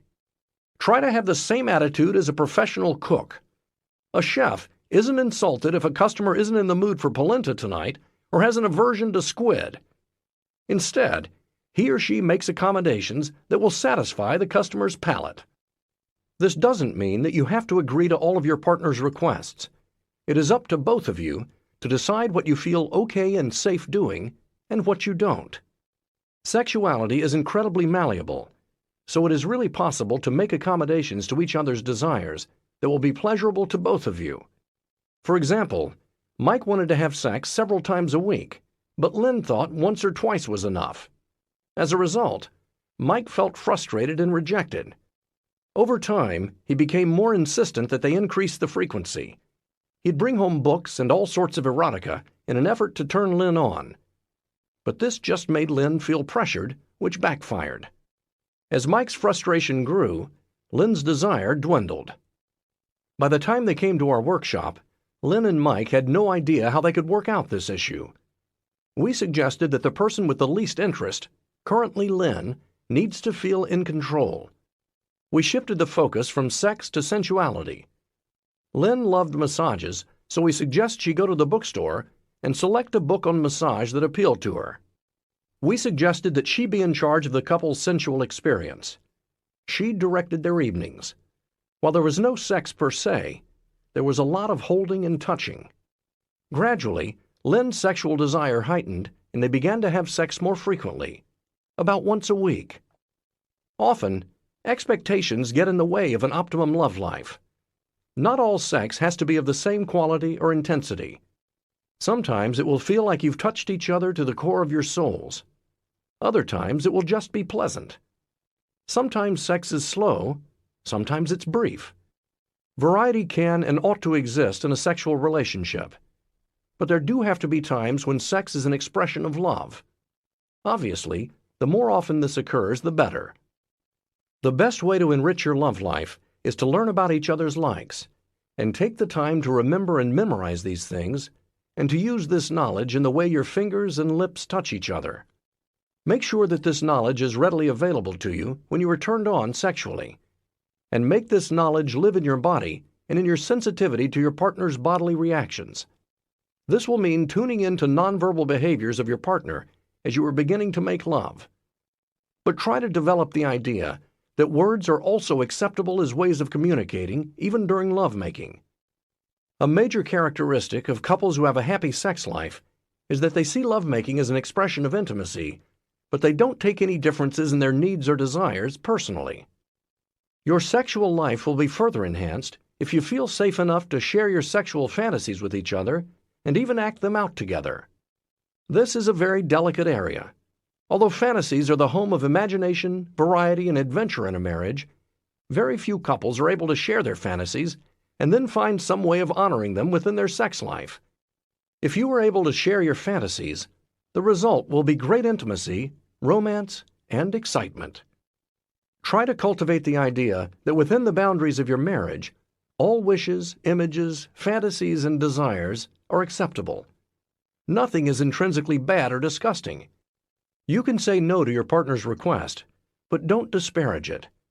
Expressing a fantasy requires a great deal of trust, so take care to be tender when you hear of a fantasy your partner has. If it's not one of your own, but it's not a turn-off, then agree to it. Don't take it personally if your spouse wants you to pretend to be a stranger, a nurse, or a pirate. Just consider it play. The idea, the desire, the fantasy, is usually not understood at all by the person expressing it. No one knows why particular fantasies are erotic to certain people. They just are. There are some open manhole covers in the area of sex that you should know about. The greatest of these is the lack of basic knowledge about sex. It leads people to base their expectations for their own performance from informal and unreliable sources, mostly those heard from friends during adolescence. The result is often that we judge ourselves quite harshly and feel that we are not very good in bed. For example, many men think that they have to always be able to get an erection whenever the situation calls for it. If it doesn't happen, it is common for great self-doubt to set in. These and many other expectations are things we carry around with us without being very aware of them. Another problem with the lack of basic knowledge is that we presume we know about one another's anatomy and sexual physiology when we have never learned about these things anywhere. We wouldn't think to run a new complex modern appliance without at least glancing at the manual. But in the area of sexuality, we do. Fortunately, in this day and age, manuals and books about sexuality are readily available in bookstores. Just don't assume that you already know about sex without reading about it. Purchase whatever appeals to you. I highly recommend the classic The Joy of Sex, edited by Alex Comfort, Pocket Books 1972, Lonnie Barbach's For Each Other, New American Library 1984, and Bernie Zilbergeld's The New Male Sexuality, Bantam 1992. Housework. The task, creating a sense of fairness and teamwork. Joanne was fed up. For months she had been asking Greg not to throw his dirty laundry on the bedroom floor. For months he kept forgetting, just like he kept forgetting to vacuum the carpet and wash the dishes every night, even though he agreed that these were his jobs. Both of them worked full-time, but Joanne usually got home first and would end up picking up after Greg. As she ran the vacuum or rinsed the dirty dishes that were still in the sink, she would be seething. When he got home, she'd give him the silent treatment or make sarcastic remarks about being the maid. He'd insist that the problem was that she was a terrible nag. "Maybe if you'd leave me alone about it, I'd be more likely to do it," he'd tell her.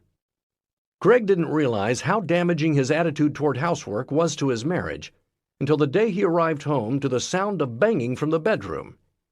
He walked in to find his wife, still in her business suit, nailing his dirty boxer shorts to the oak floor.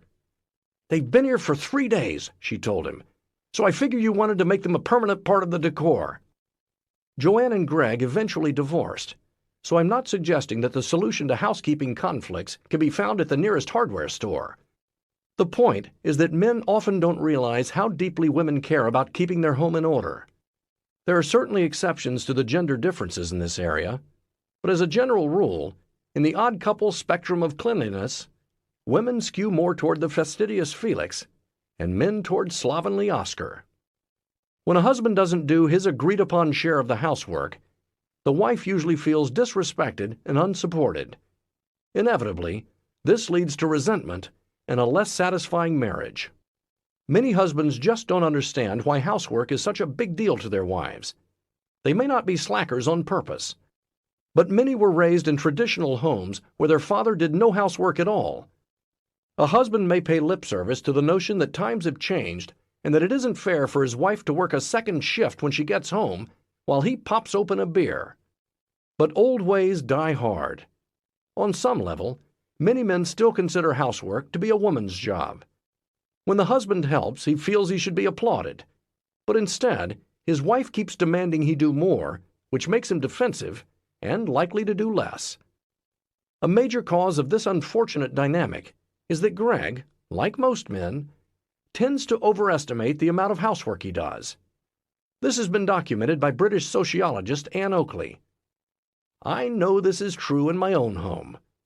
When I complain that I'm doing all of the housework, my wife says good, because she knows that means I'm actually doing half." Solution. By now, the key to resolving this issue should be clear. Men have to do more housework. Sometimes men shirk their responsibility in this department due to a sheer lack of motivation. Let's face it, no one wants to trudge out the recycling bags in the snow. So maybe this little fact will spark a husband's enthusiasm for domestic chores. Women find a man's willingness to do housework extremely erotic.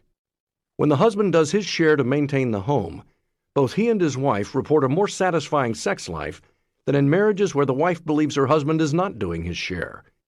The benefits to these marriages extend beyond the bedroom. In these relationships, the women also have significantly lower heart rates during marital arguments, which means they are less likely to begin a discussion harshly and so avoid triggering that whole downward spiral of conflict involving the 4 horsemen and flooding that leads to divorce. I'm not suggesting that every husband must do a straight 50% of the housework if he wants to save his marriage and see his sex life improve.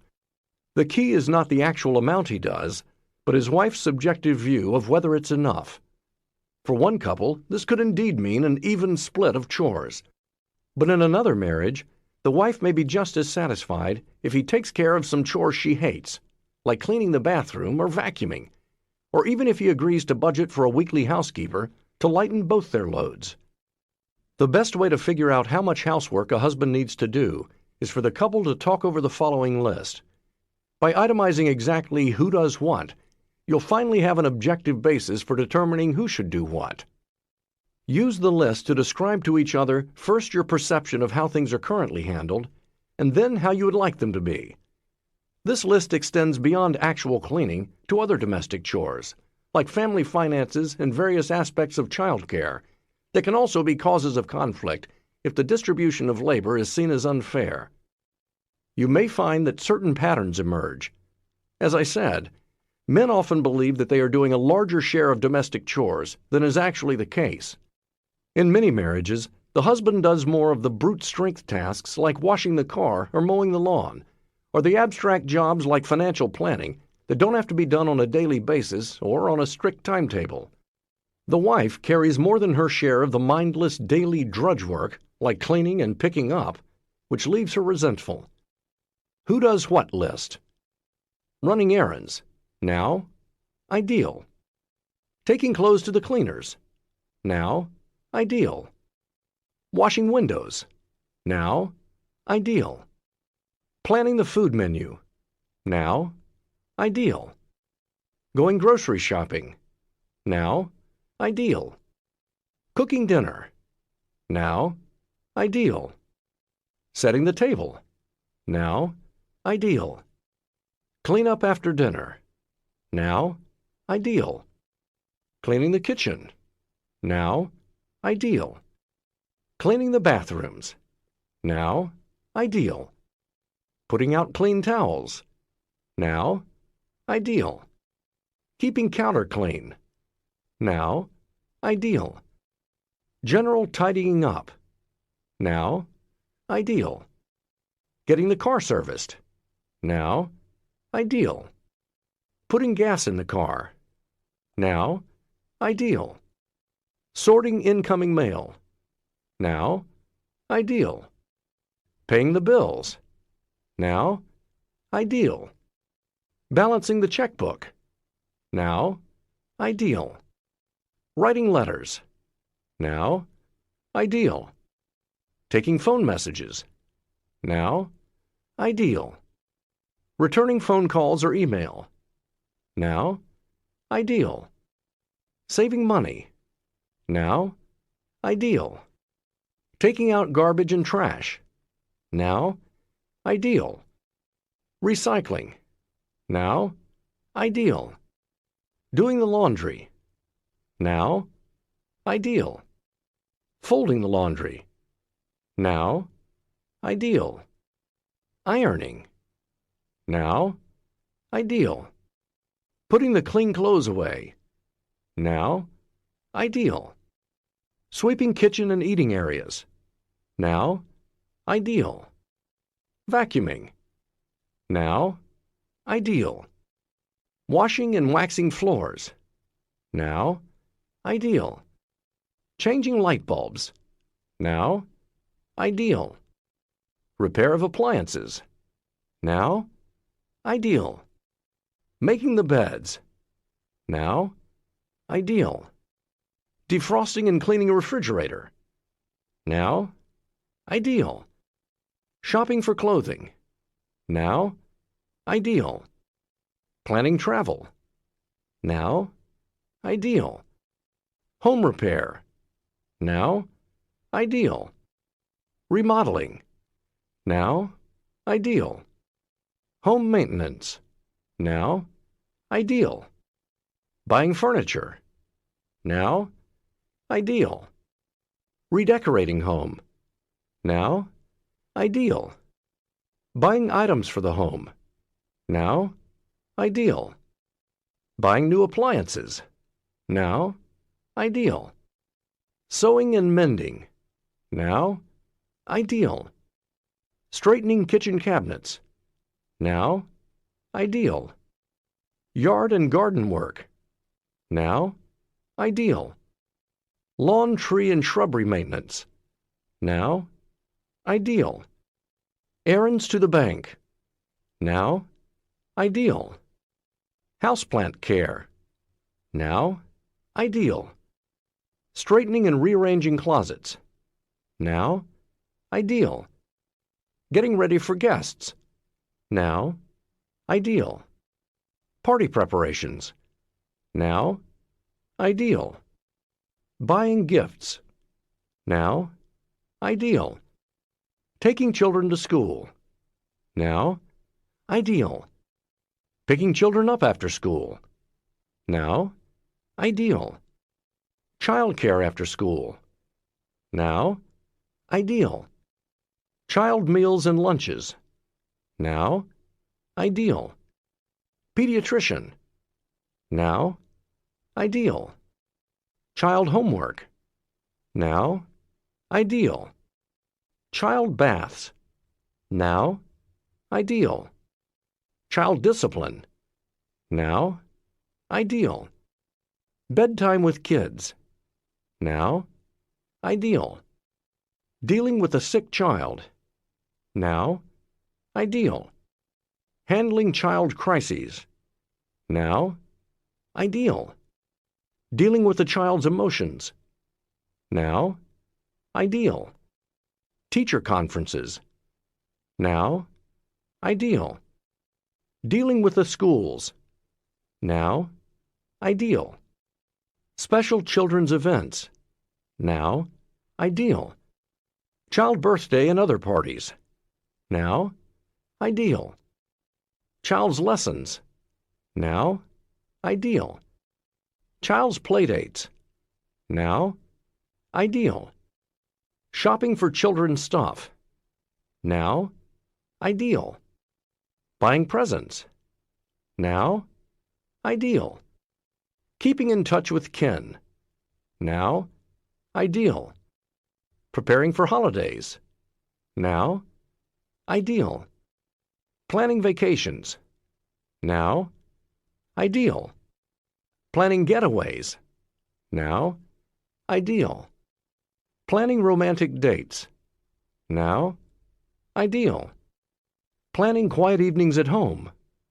Now, ideal. Planning weekends. Now, ideal. Initiating lovemaking. Now, ideal. Planning dinner out. Now, ideal. Family outings, drives, picnics. Now, ideal. Financial planning. Now, ideal.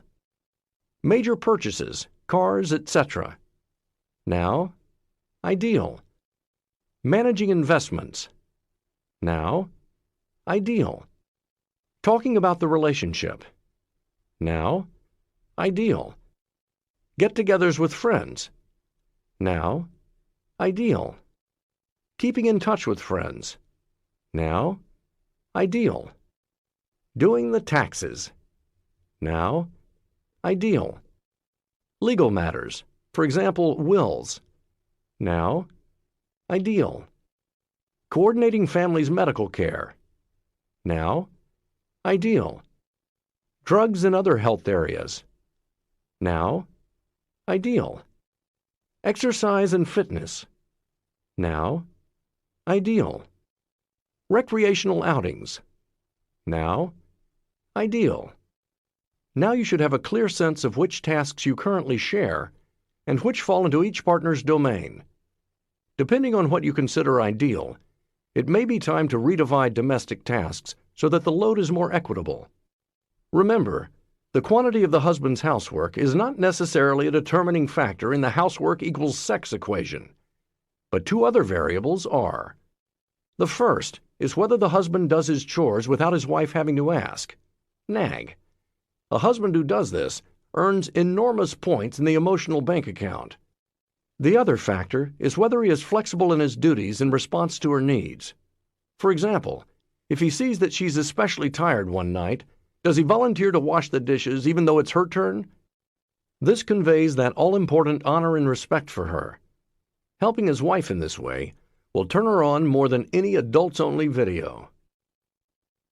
Becoming parents. The task, expanding your sense of we-ness to include your children. A child is a grenade. When you have a baby, you set off an explosion in your marriage, and when the dust settles, your marriage is different from what it was. Not better necessarily, not worse necessarily, but different. So wrote Nora Ephron in Heartburn, her Romana Clef about the breakup of her previous marriage. Virtually every study that has looked at how people make the transition from couplehood to parenthood confirms her view. A baby sets off seismic changes in a marriage. Unfortunately, most of the time those changes are for the worse. In the year after the first baby arrives, 70% of wives experience a precipitous plummet in their marital satisfaction. For the husband, the dissatisfaction usually kicks in later, as a reaction to his wife's unhappiness. There are wide-ranging reasons for this deep disgruntlement: lack of sleep, feeling overwhelmed and unappreciated, the awesome responsibility of caring for such a helpless little creature, juggling mothering with a job, economic stress, and lack of time to oneself, among other things. The big mystery is not why 67% of new mothers feel so miserable, but why the other 33% just seem to sail through the transition to motherhood unscathed. In fact, some of these mothers say their marriage has never been better. Thanks to the 130 couples we've followed from their newlywed stage to as long as 8 years afterward, I now know the secret to keeping a marriage happy and stable, even after the grenade explodes. What separates these blissful mothers from the rest has nothing to do with whether their baby is colicky or a good sleeper, whether they are nursing or bottle feeding, working or staying home. Rather, it has everything to do with whether the husband experiences the transformation to parenthood along with his wife or gets left behind. Having a baby almost inevitably causes a metamorphosis in the new mother. She has never felt a love as deep and selfless as the one she feels for her child. Almost always, a new mother experiences nothing less than a profound reorientation of meaning in her life. She discovers she is willing to make enormous sacrifices for her child. She feels awe and wonder at the intensity of her feelings for this fragile little being.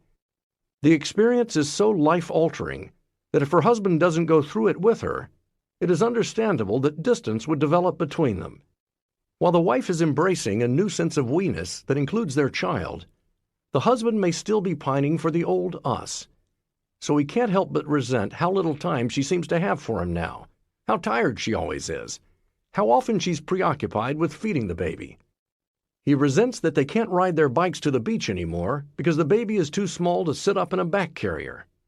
He loves his child, but he wants his wife back. What's a husband to do? The answer to his dilemma is simple. He can't get his wife back. He has to follow her into the new realm she has entered. Only then can their marriage continue to grow. In marriages where the husband is able to do this, he doesn't resent his child. He no longer feels like only a husband, but like a father too. He feels pride, tenderness, and protectiveness toward his offspring. How can a couple ensure that the husband is transformed along with his wife? First, the couple need to ignore some popular bad advice. Many well-meaning experts recommend that you consider marriage and family a balancing act, as if your lives are a seesaw with the baby on one end and your marriage on the other. Couples are counseled to spend some time away from the baby and focus on their marriage and outside interests. Talk about your relationship, your job, her job, the weather, anything but the baby at home. But marriage and family are not diametrically opposed. Rather, they are of one cloth. Yes, the couple should spend time away from the baby occasionally, but if they are making this transition well together, they will find that they can't stop talking about the baby, nor do they want to. They might not even get through that first meal without calling home at least twice. Too often, such couples are made to feel as if they have done something wrong because they have made their own relationship seemingly secondary to their new role as parents. The result is that they feel all the more stressed and confused. But in fact, they have done something very right. The important thing here is that they are in it together. To the extent that both husband and wife make this philosophical shift, the parent-child relationship and the marriage thrive. Here are some more tips to help couples stay connected as they evolve into parents. Focus on your marital friendship. Before the baby comes, make sure that you really know each other in your respective worlds intimately. The more of a team you are now, the easier the transition will be. If a husband knows his wife, he will be in better tune with her as she begins her journey to motherhood. Don't exclude Dad from baby care. Sometimes, in her exuberance, a new mother comes off as a know-it-all to her husband. While she pays lip service to the idea that they should share the baby's care, she casts herself into a supervisory role, constantly directing, if not ordering the new father, and even chastising him if he doesn't do things exactly her way. "Don't hold her like that. You didn't burp him enough. The bathwater is too cold." In the face of this barrage, some husbands are more than happy to withdraw, to cede the role of expert to their wives. After all, their own fathers never knew anything about babies either, and accept their own incompetence. The sad result is that they do less and less, and therefore become less and less accomplished and confident in caring for their own child. Inevitably, they begin to feel more excluded. The solution is simple. The new mother needs to back off. She needs to realize that there's more than one way to burp a baby. If she doesn't like her husband's way, she should remember that the baby is his child too, and will benefit from experiencing more than one parenting style.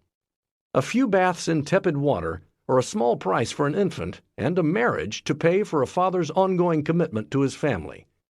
If the mother feels her husband's approach is really unsafe, she should direct him to their pediatrician, Dr. Spock's tome, or some other edifying baby care guide.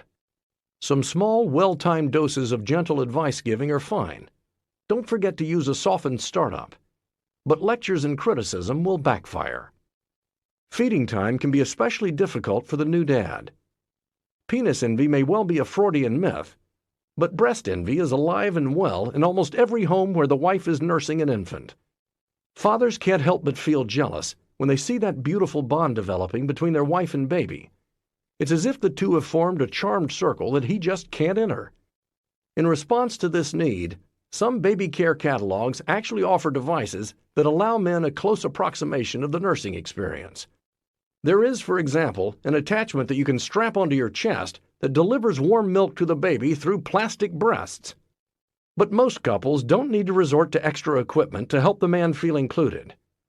Instead, they can find a role for the husband in the ritual of breastfeeding.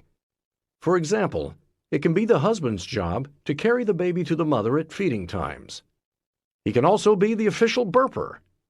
He could also make it his custom to sit quietly with his wife and child during feeding times, gently stroking the baby's head, for example, or singing to his baby. Let Dad be baby's playmate. Some men have admitted to me that they don't feel much connection with their baby until the child gets older and can walk, talk, and play. Unfortunately, by then, their distance from family life has created fissures in their marriage. The reason men may take longer to bond with their children is that, as countless studies have confirmed, women tend to be more nurturing toward children, while men are more playful. And since most men assume you can't really play with a helpless baby, they don't feel engaged by their child for much of the crucial first year. But dads who spend time with their young babies will discover that they are not blobs who do nothing but cry, nurse, poop, and sleep. Even newborns can be great playmates. Babies begin to smile at a mere 3 weeks. Even earlier than that, they can track movements with their eyes. Soon they are chortling, kicking their legs in delight. In short, the father who gets to know his babies by bathing, diapering, and feeding them will inevitably find that they love to play with them and that he has a special role in their lives. Carve out time for the two of you.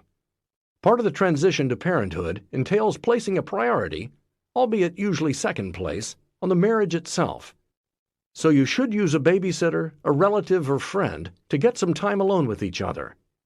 But remember, you haven't failed if you end up spending a lot of your dates discussing the baby. You've succeeded. As the baby grows into a toddler and then becomes school-aged, you'll find that your conversations when you're alone together won't always gravitate toward your child and your role as parents. Be sensitive to Dad's needs. Even if he is a good team player and is making the philosophical shift toward parenthood along with his wife, the man is still going to feel somewhat deprived by the baby's overwhelming and seemingly endless need for her. Even if intellectually he understands that the baby's needs supplant his own in priority, he's going to miss his wife. The more his wife acknowledges what he has given up and lets him know how central he still is to her life, the more understanding and supportive he will be able to be. If she never has any time for just the marriage, he will have a tendency to withdraw from the relationship. Give Mom a break. For all the daily wonders a mother experiences during the newborn stage, she is also likely to be exhausted. It will help their marriage if her husband will modify his work hours so he can come home earlier, and on the weekends, take over for her now and then, so that she can get a needed break to sleep, see a friend or a movie, or do whatever else she needs to feel part of the world again. Couples who follow this advice will discover that parenthood doesn't drag down their relationship, but elevates it to a new level of closeness, understanding, and love for each other. In this chapter, I've tried to give you practical advice to help you solve some common marital problems.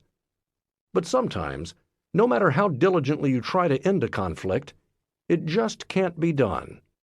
If that's the case, you are dealing with a perpetual problem. Avoiding or breaking out of gridlock over such a problem is one of the chief challenges all couples face. My next principle will show you just how to save or protect your marriage from your irreconcilable differences. 10. Principle 6. Overcome gridlock. You want to have children, he doesn't. She wants you to attend church with her. You're an atheist. He's a homebody. You're ready for a party every night. If you feel hopelessly gridlocked over a problem that just can't be solved, it can be cold comfort to know that other couples handle similar conflicts with aplomb, treating them the way they would a bad back or allergies. When you're gridlocked, trying to view your differences as a kind of psychological trick knee that you can learn to cope with may seem impossible, but you can do it. The goal in ending gridlock is not to solve the problem, but rather to move from gridlock to dialogue. The gridlocked conflict will probably always be a perpetual issue in your marriage, but one day you will be able to talk about it without hurting each other. You will learn to live with the problem. To navigate your way out of gridlock, you have to first understand its cause. Whether the issue is momentous, like which of your religions to pass on to your children, or ridiculous, like which way to fold dinner napkins, gridlock is a sign that you have dreams for your life that aren't being addressed or respected by each other. By dreams, I mean the hopes, aspirations, and wishes that are part of your identity and give purpose and meaning to your life. Dreams can operate at many different levels. Some are very practical, such as wanting to achieve a certain amount of savings, but others are profound. Often these deeper dreams remain hidden, while the more mundane dreams piggyback on top of them and are easier to see. For example, underneath the dream to make lots of money may be a deep need for security. What dreams are made of? Often, our deepest dreams are rooted in childhood. You may long to recreate some of your warmest memories of family life from your youth, such as having dinner together every night without interruptions from the TV or telephone. Or you may feel the psychological need to distance yourself from painful childhood memories by not duplicating the same activities. For example, you may resist having family dinners if the evening meal in your childhood home was often the scene of hostility between your parents that left you with indigestion. Here is a list of some common deep dreams expressed by couples I've worked with. 1. A sense of freedom. 2. The experience of peace. 3. Unity with nature. 4. Exploring who I am. 5. Adventure. 6. A spiritual journey. 7. Justice. 8. Honor. 9. Unity with my past. 10. Healing. 11. Knowing my family. 12. Becoming all I can be. 13. Having a sense of power. 14. Dealing with growing older. 15. Exploring a creative side of myself. 16. Becoming more powerful. 17. Getting over past hurts. 18. Becoming more competent. 19. Asking God for forgiveness. 20. Exploring an old part of myself I have lost. 21. Getting over a personal hang-up. 22. Having a sense of order. 23. Being able to be productive. 24. A place and a time to just be. 25. Being able to truly relax. 26. Reflecting on my life. 27. Getting my priorities in order. 28. Finishing something important. 29. Exploring the physical side of myself. 30. Being able to compete and win. 31. Travel. 32. Quietness. 33. Atonement. 34. Building something important. 35. Ending a chapter of my life, saying goodbye to something. All of these dreams are beautiful. None of them are inherently bad for a marriage, but they can cause problems if they are hidden or not respected by your spouse. When this occurs, you may either have open battles over the issue, or it may go underground and be expressed symbolically. In the latter case, the couple may think they are at loggerheads over whether to go out to dinner every Sunday night. But the bottom line issue has to do with something much deeper than a restaurant meal. Sunday night holds a special place in both of their hearts, stemming from their childhoods. Her dream is to eat out because her family did that every Sunday, a treat that made her feel special. But for her husband, a restaurant meal was always much less of a treat than having his very busy mother cook for the family, something she only did on Sundays. So the question of a restaurant versus a home meal is really symbolic of what makes each of them feel loved. When dreams are respected. Why do some couples cope so gracefully with these sorts of issues, while others get bogged down? The difference is that the happy couple understands that helping each other realize their dreams is one of the goals of marriage. "We want to know what the other person wants in their life," says Justine, referring to herself and her husband Michael. But she could just as well be talking for all emotionally intelligent couples. In happy marriages, partners incorporate each other's goals into their concept of what their marriage is about. These goals can be as concrete as wanting to live in a certain kind of house or to get a certain academic degree. But they can also be intangible, such as wanting to feel safe or wanting to view life as a grand adventure. Shelley wants to go to college. Malcolm's hefty paycheck allows her to do that. But he wants to quit his high-pressure marketing job because his dream is to be his own boss and build boats. In a happy marriage, neither spouse insists or attempts to manipulate the other into giving up their dream. They work it out as a team. They fully take into account each other's wishes and desires. Maybe Malcolm decides to keep at the grind till Shelley finishes school. Maybe Shelley studies part-time, or suspends her studies for an agreed-upon length of time. Maybe practicality demands that one or both of their dreams be put on hold for a while. Whatever they decide to do isn't really the issue. The point is that their concept of their marriage incorporates supporting both of these dreams. The way they go about making such decisions, with mutual respect for and acknowledgement of each other's aspirations, is part of what makes their marriage meaningful to them. A horse named Daphne. When either spouse doesn't fully appreciate the importance of supporting his or her partner's dreams, gridlock is almost inevitable. That was the root cause of the severe marital problems between Ed and Luann, a Seattle couple who were interviewed in my Love Lab for Dateline NBC. When Ed and Luann were in the lab together, you could see that their fondness and affection were still there. But they were experiencing enormous stress over Daphne, Luann's 9-year-old horse, which she often competed with in horse shows. Before they were married, Ed was very taken with Daphne. But now that he was confronted with the monthly bills for her care and maintenance, she became a source of tension between him and his wife. He wanted Luann to sell the horse so that they could save money. The more he and Luann argued over selling Daphne, the more he feared deep down that she cared for the horse more than she did for him and their marriage.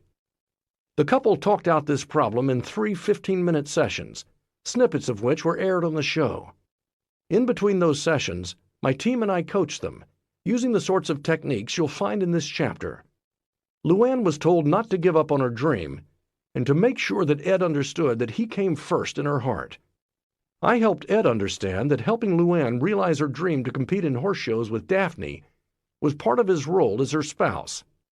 He also needed to accept Luann's influence when it came to making financial decisions.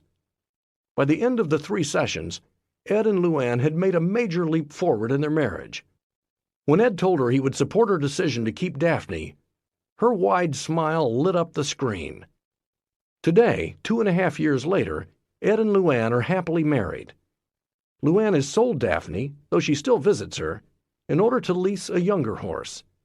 She continues to compete in horse shows, and Ed continues to support her right to do so. When dreams are hidden. For Ed and Luann, it was apparent that a dream was the root cause of their conflict. The challenge was to respect the dream and each other's needs. But for many couples, the dream that is at the core of the conflict is not so obvious. Only by uncovering this dream can the couple get out of gridlock. Take the case of Catherine and Jeff. They were happily married until Catherine became pregnant. Suddenly, it seemed to Jeff, her Catholic faith took on a much more central role in her life. He himself was an agnostic. When he found out that she had been talking with her father about having the baby baptized, he was livid. He did not want his child to have any kind of formal religious instruction. By the time Catherine and Jeff discussed this conflict in my lab, they had clearly become gridlocked. I could tell that their marriage was in serious danger because they were emotionally distant from each other. Even while discussing the highly personal issues of faith and family, they didn't raise their voices, cry, smile, or touch each other. They were able to talk intellectually about their difference of opinion, but they were emotionally disengaged. And since their problem was really an emotional one, concerning their feelings about families, parenthood, and religion, no amount of careful intellectual analysis would be able to resolve it. At their next session, I suggested that instead of trying to solve the issue, they should just listen to each other talk about what religion symbolized to them. This was the only way to get to the hidden dreams that were fueling the conflict. Catherine went first. She described how her beliefs had carried her through very hard times. Her parents went through a rancorous divorce. For 10 years, her father had no contact with the family. Her mother became so depressed that Catherine couldn't depend on her.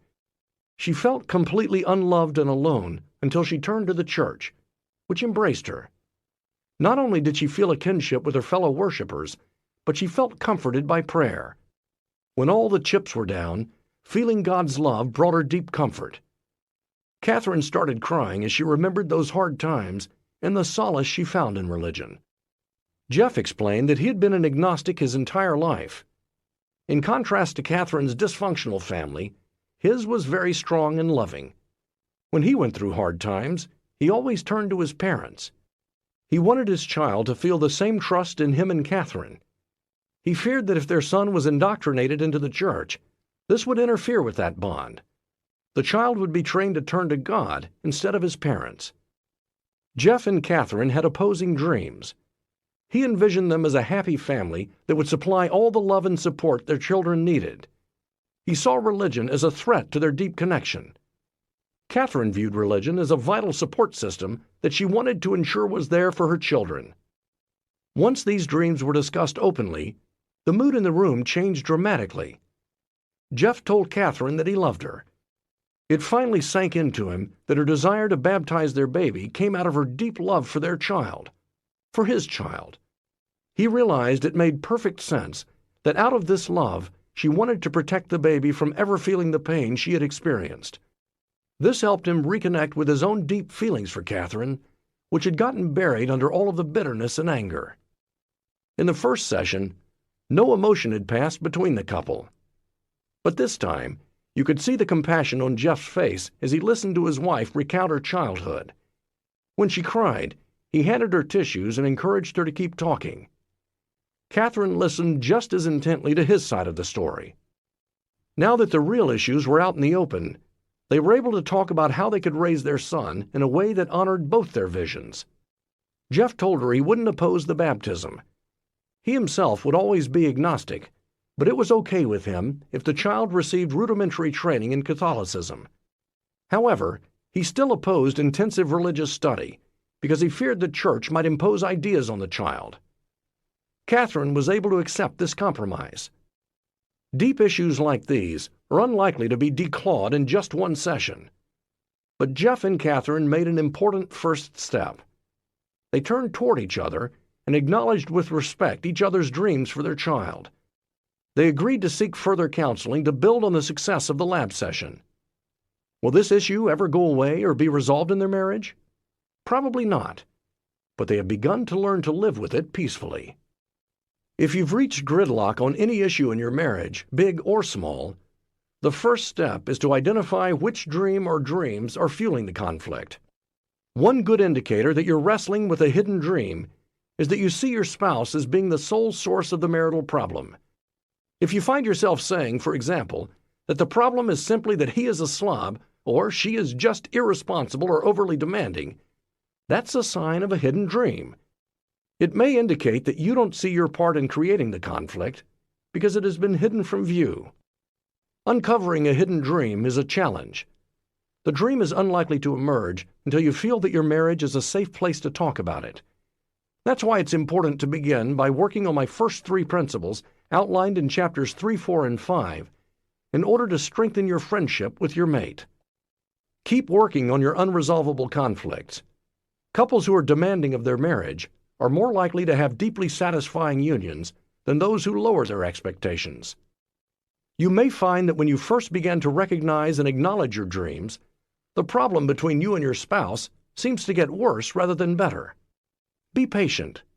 Acknowledging and advocating for your dreams in a marriage is not easy. The very nature of gridlock means that your dream and your spouse's appear to be in opposition, so you both become deeply entrenched in your positions and fear accepting each other's influence and yielding. Once you're ready to overcome gridlock, here's how to proceed. Step 1. Become a dream detective. Often, deeply personal dreams go unspoken or underground after marriage because we assume they must in order to make the relationship work. It's common for both partners not to feel entitled to their complaints. They may see their own desires as childish or impractical, but such labels don't change the fact that the dream is something you long for, and if the marriage doesn't honor it, conflict will almost inevitably ensue. In other words, when you adjust to marriage by burying a dream, it just resurfaces in disguised form as a gridlocked conflict. Exercise 1. Detecting Dreams. This exercise will give you plenty of practice in uncovering hidden dreams without at first focusing on your own marriage. What follows are 6 examples of common gridlocked conflicts. Listen to each one and think about what dreams may be hidden inside each partner's perspective. Make up a brief story or narrative that explains the husband's dream and his position, then do the same for the wife. In each case, imagine that this is your position and that it is very hard for you to yield. Think of what your position means to you and where this dream may come from in your past. Imagining other people's dreams will help you unlock the door to those causing gridlock in your own marriage. This is a creative exercise that has no right or wrong answers. To get you started, we've included the suggested dreams and stories for the first 2 couples. For the rest of the couples, you'll hear this material in a few minutes. Couple 1. Husband: I think my wife is too neat and tidy. I find myself constantly trying to find things after she is cleaned up. I think she is being inconsiderate and overly controlling, and I'm tired of it. My dreams within this conflict might be: my parents were very strict disciplinarians. They saw any disagreement with them as insubordination. As a result, I became somewhat of a rebel. I freely admit that I have a problem with authority, and that's why I decided to build my own business. My dream is to have a home where I can be myself, and that means not following any rigid set of rules. I want my kids to challenge authority and think for themselves, not simply learn to be obedient. I myself want to be free in my home, including being sloppy at times. Wife: I like a certain amount of order and neatness in our home. I find myself constantly cleaning up my husband's messes. I think he is being inconsiderate, and I'm tired of this. My dreams within this conflict might be: I grew up in a totally chaotic home. There was nothing I could count on as a child. I never knew who was driving me to school or picking me up. My mom would sometimes forget to pick me up, and I hated her for that sometimes. Then I would get home, and there would often be no dinner and no clean clothes. It fell on my shoulders to create all the order and sense of responsibility for my younger sibs. I resented having to do all that. My dream is to provide a much healthier family environment for my kids and family. To me, order means predictability, security, and peacefulness. I want that for my kids. When the house is a mess, it takes me back to the chaos of my youth. This is the end of the CD. The audiobook continues on the next CD. Couple 2. Husband. My wife is very emotional and claims that I am far too unemotional. This difference between us makes me feel that she is overreactive and out of control at times, perhaps overly sensitive. I think that being rational is usually the best approach to strong emotional situations, not getting more emotional. My wife claims that I am hard to read and too distant. My dreams within this conflict might be: I grew up in a family where everyone was a debater. We loved to argue with one another. My dad always asked a question, challenged me, and then took a contrary position to mine. Then the debate was on. It was no holds barred, and we all loved it. But getting emotional was illegal in this debating contest. Once someone got emotional, the argument was over. So staying in emotional control was highly prized in my family. It still is. So maybe I should be more emotional, but it's not in my makeup. My dream is to be strong. I think of being emotional as a weakness. Wife. I am a very emotional person, and my husband is far too unemotional. This difference between us makes me feel that my partner is cold and fake at times, not really present. Many times I have no idea what he is feeling. I am frustrated by this difference between us. My dreams within this conflict might be: I am just an emotional person, and that's all there is to it. I think that's what life is all about: feeling things, being in contact, responding. That's what responsible ought to mean. Responsible, or able to respond. That's the highest value for me. I respond to everything around me, to great art, to architecture, to children, to puppies, to competition in athletics, to sad movies, to everything. To be emotional just means being alive. This is the way I was raised, and I'm glad. My dream is to share my emotions with the person I love. If I can't, the marriage is doomed to seem dead, fake, and lonely. Couple 3. Husband. My wife is overly jealous, especially at parties. I think that social occasions are a time to meet new people, which I find very interesting. But my wife gets clingy and shy. She claims that I flirt with other women at parties, but this isn't true at all. I find the accusations insulting, and it makes me angry. I don't know how to reassure my wife, and I'm tired of not being trusted. My dreams within this conflict might be: Wife. At parties and other places, my husband looks at other women and acts flirtatious. I find this upsetting and demeaning. I have brought this up repeatedly, but cannot get him to stop. My dreams within this conflict might be: Couple 4. Wife. My husband likes to have sex much more often than I do. I don't know what to do when he keeps approaching me for sexual intimacy. I don't know how to say no in a gentle way. This pattern makes me feel like an ogre. I don't know how to deal with this. My dreams within this conflict might be: Husband. I like to have sex much more often than my wife. I keep getting my feelings hurt when she turns me down. This pattern makes me feel unattractive and unwanted. I don't know how to deal with this. My dreams within this conflict might be: Couple 5. Wife. I think that my husband is far too stingy when it comes to money and doesn't believe in spending enough on just enjoying life and having fun. I also resent not having more personal freedom and control when it comes to money. My dreams within this conflict might be: Husband. I think that my wife is impractical when it comes to money and spends far too thoughtlessly and selfishly. My dreams within this conflict might be: Couple 6. Wife. My husband likes to stay in much closer touch with our families than I do. To me, family connections are great sources of stress and disappointment. I have broken away from my family, and I want much greater distance. My dreams within this conflict might be: husband, I like to stay in much closer touch with my family than my wife does. To me, family connections are very important. She wants greater independence from our families than I do.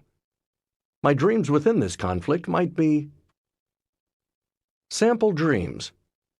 Couple 3. Husband, I really do not flirt, nor do I have any interest in anyone but my spouse. It's just that parties are my only way of really satisfying my gregarious and wild side. I really don't want to be responsible for anyone else when I go to a party. My dream is to feel the freedom to explore. Wife, I have always wanted to be able to feel that I was enough for someone special in my life. That is my dream, to feel truly attractive and desirable to my partner. I want my partner to be interested in me, in knowing me and finding out what I think, wanting to know what I am like inside. I would find it incredibly romantic if I could go to a party with my husband and he didn't even notice that there was anyone else there, had eyes only for me, and was totally satisfied spending hours in rapt conversation and dancing with just me. Couple 4. Wife, I was sexually mistreated long ago. I had no control over this, and it was quite horrible, but it did happen. I know my partner is not to blame for many of the feelings I now have, but I feel that sex can be okay only if it is on my terms. In my marriage, there's been a lot of healing and gentleness, but I probably will never get over these feelings of having gone through a real trauma. My dream is to have sexual closeness on my terms only. Husband, my dream is to have my partner initiate sexual encounters with me and somehow be swept away by passion. I guess to really be totally attracted to me. I know I'm not especially much to look at, but on some days I'm not too bad. I periodically want my partner to feel that I am simply irresistible. Couple 5. Wife, life is too short to just save for the future all the time. I know that a certain amount of that is necessary, but I want to have some sense that I am not living just for tomorrow. I don't want to feel that life is passing me by. And that's what I often feel, that I am not special enough to waste money on. I want to feel special and very alive. Where this comes from, I suppose, always having to scrimp when I was poor. But now I make a good income, and I don't have to live like that anymore. Husband, I want to enjoy life, but within limits. To me, the problem with the world is greed. People never seem to have enough stuff or get enough money. Just look at Americans on vacation, with all their things: campers, motorcycles, boats, cars. I don't want to want things. I want to be satisfied with just a small amount of things and a small amount of money. I honestly don't need very much to be happy. So I see myself as kind of like a monk who has a purpose in life. And I do have that. A monk can be satisfied with very little, contented, counting all the blessings in life, and there are so many. So I believe in saving and spending very little. To me, that's how one should lead a moral life. Where does this come from? I think it comes from my father, who also was very frugal. Thanks to him, our family always did well, and when he died, my mom was well provided for. I respect what he accomplished. Couple 6. Wife, it took me a great deal of effort to get away from a very dysfunctional family. My parents were very cold and distant. My sister wound up in a mental hospital, and my brother became a drug addict. I was the only one who escaped. I escaped by becoming very distant from my family and becoming very close to my friends. Friendships have always meant a lot to me and continue to be very important. But I am wary of being close to my husband's family. I see a lot of dysfunctional patterns and they scare me. My dream is for us to form our own family traditions and maintain our own independence. Husband, to me, a feeling of an extended family has always been very important. I can recall many a Sunday when my mother would have 20 or 30 family members visit. The coffee and pastries would keep coming all afternoon, and there would be lots of good stories and card playing and lots of laughter. Then there would be great food for dinner. Even during the hard times, my mother was always able to stretch the soup, and it stayed thick and hearty. My dream is to have this family feeling of community, closeness, and great comfort in my own family. Step 2. Work on a gridlocked marital issue. Now that you have had some practice uncovering dreams, try it with your own marriage. Choose a particular gridlocked conflict to work on. Then write an explanation of your position. Don't criticize or blame your spouse. Use the statements made by the couples above as your guide. Notice that they don't badmouth each other. Instead, they focus on what each partner needs, wants, and is feeling about the situation. Next, write the story of the hidden dreams that underlie your position. Explain where these dreams come from and why they are so meaningful to you. Once you both understand which dreams are fueling the gridlock, it's time to talk about them. Each person gets 15 minutes as the speaker and 15 minutes as the listener. Do not try to solve this problem. Attempting to do that now is likely to backfire. Your goal is simply to understand why each of you feels so strongly about this issue. Speaker's job. Talk honestly about your position and what it means to you. Describe the dream that's fueling it. Explain where the dream comes from and what it symbolizes. Be clear and honest about what you want and why it is so important. Talk as if you were explaining your dream to a good friend or neutral third party. Don't try to censor or downplay your feelings about your dream in order to avoid hurting or arguing with your spouse. If you find this difficult, review the advice in Chapter 8 about softening the startup. Some of the same approaches hold, namely, to make I statements and to talk only about your feelings and your needs. This is not the time to criticize or argue with your partner. How you feel about your spouse in relationship to this dream is a satellite issue that should not be addressed right now. Listener's job. Suspend judgment. Listen the way a friend would listen.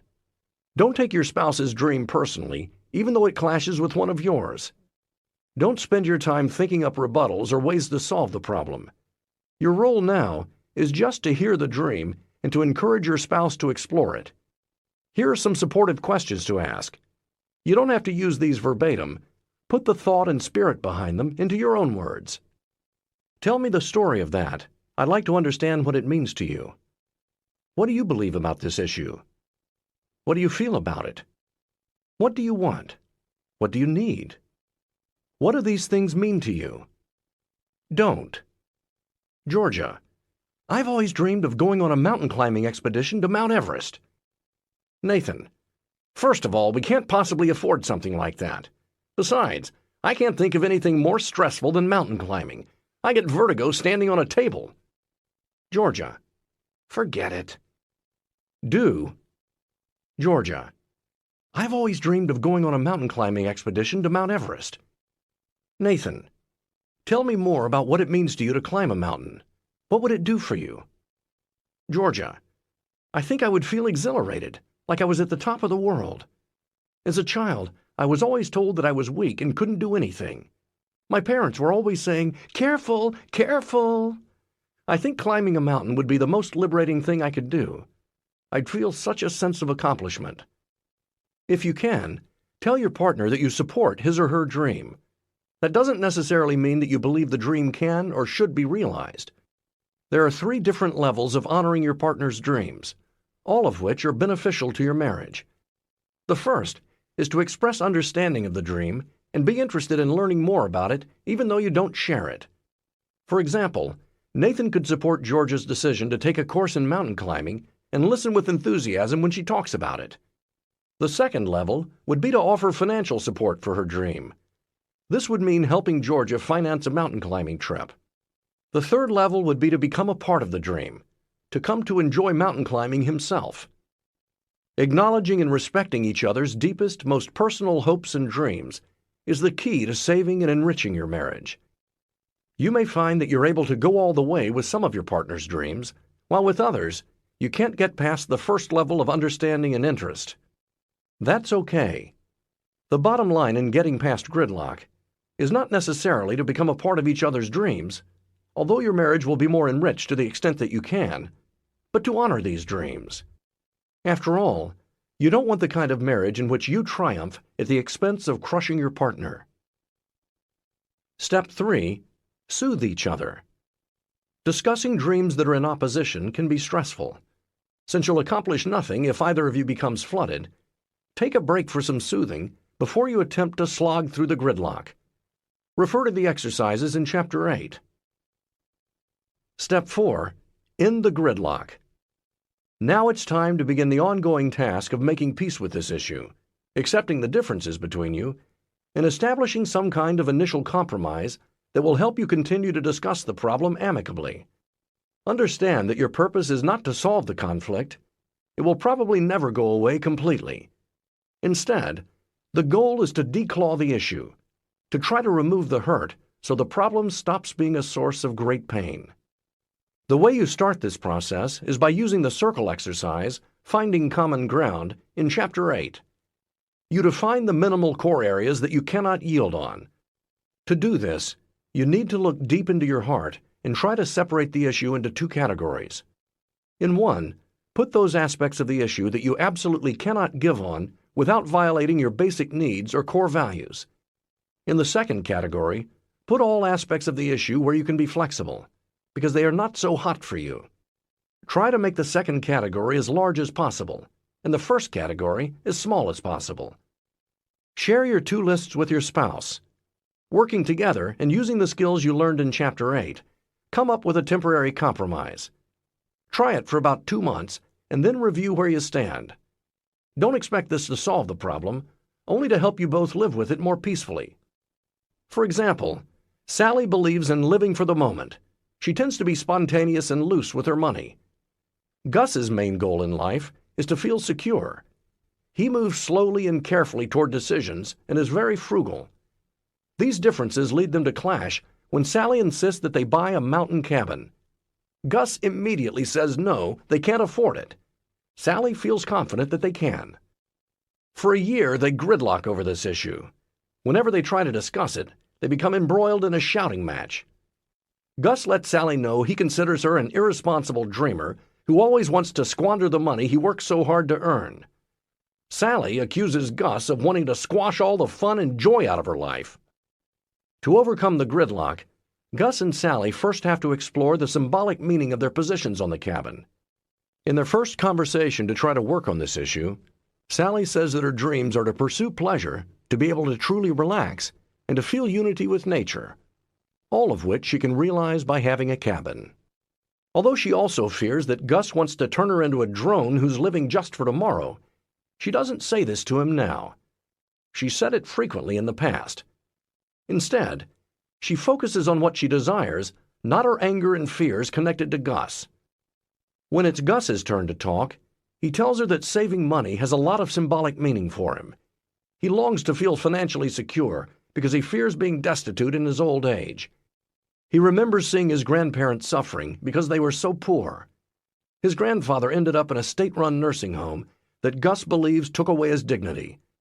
One of his big goals in life is not to feel humiliated when he is old. Gus is also furious at Sally because he believes she is reckless and has a childish need for immediate gratification, which is a threat to his well-being and the life he's trying to build for both of them. However, he doesn't hurl those accusations at her this time. Instead, he sticks to explaining and describing his dream of financial security and its roots in his childhood. Once Sally and Gus have discussed the symbolic meaning of their positions, a transformation takes place. Rather than seeing each other's dreams as threats, they see them for what they are: deep desires held by someone they love. Although their dreams are still in opposition, they are now motivated to find some common ground, to find a way to respect and perhaps even accommodate both of them. Here's how they do this. 1. They define the minimal core areas that they cannot yield on. Sally says she must have a cabin. Gus says he must save $30,000 in order to feel financially secure. 2. They define their areas of flexibility. Sally says she can settle for a small cabin on just a couple of acres rather than the larger retreat she had envisioned. She can also be flexible on the timing of acquiring a cabin. She would like to buy one right now, but can wait a few years as long as she feels Gus supports the decision and they work toward it together. Gus says he can be flexible about how quickly he must save his $30,000, as long as he knows that they are consistently working toward that goal by saving a specific amount from each of their paychecks. 3. They devise a temporary compromise that honors both of their dreams. They will buy a small cabin, but not for another 3 years. Meanwhile, they will devote half of their savings to a down payment and half to a mutual fund. In a couple of months, they will review this plan and decide if it's working. Sally and Gus realize that their underlying perpetual problem will never go away. Sally is always going to be the visionary, having ideas for things like cabins and great trips, and Gus is going to worry about their financial security, their retirement fund, and so on. But by learning how to cope with their differences, they can avoid gridlock on any specific conflicts their fundamental differences trigger. Here are a few other examples, using some of the couples from the Detecting Dreams exercise above, that show how you can learn to live with your differences through this process. While none of these conflicts are likely to mirror yours exactly, they should give you an idea of how couples with entrenched differences of opinion can overcome gridlock. Couple 1. Gridlocked problem. House cleaning. She wants him to be neater. He wants her to leave him alone about it. The dream or dreams within the conflict. Hers. A sense of order and security at home. His. A sense of freedom in his own home. Non-negotiable areas. Hers. She can't abide dirty dishes left out in the kitchen or a dirty bathroom. His. He can't abide having to clean up his papers right after he's finished with them. Areas of flexibility. She can live with some clutter as long as there isn't any dirt. He can cope with cleaning dishes and bathrooms as long as he doesn't have to straighten up all the time. Temporary compromise. They will both take responsibility for keeping bathrooms and kitchens clean. She will not bug him about his clutter more than once a week, but if he doesn't deal with it by then, she will pile it up and put it all on the floor of his home office.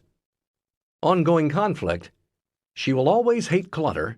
He will always hate orderliness. Couple 2. Gridlocked problem.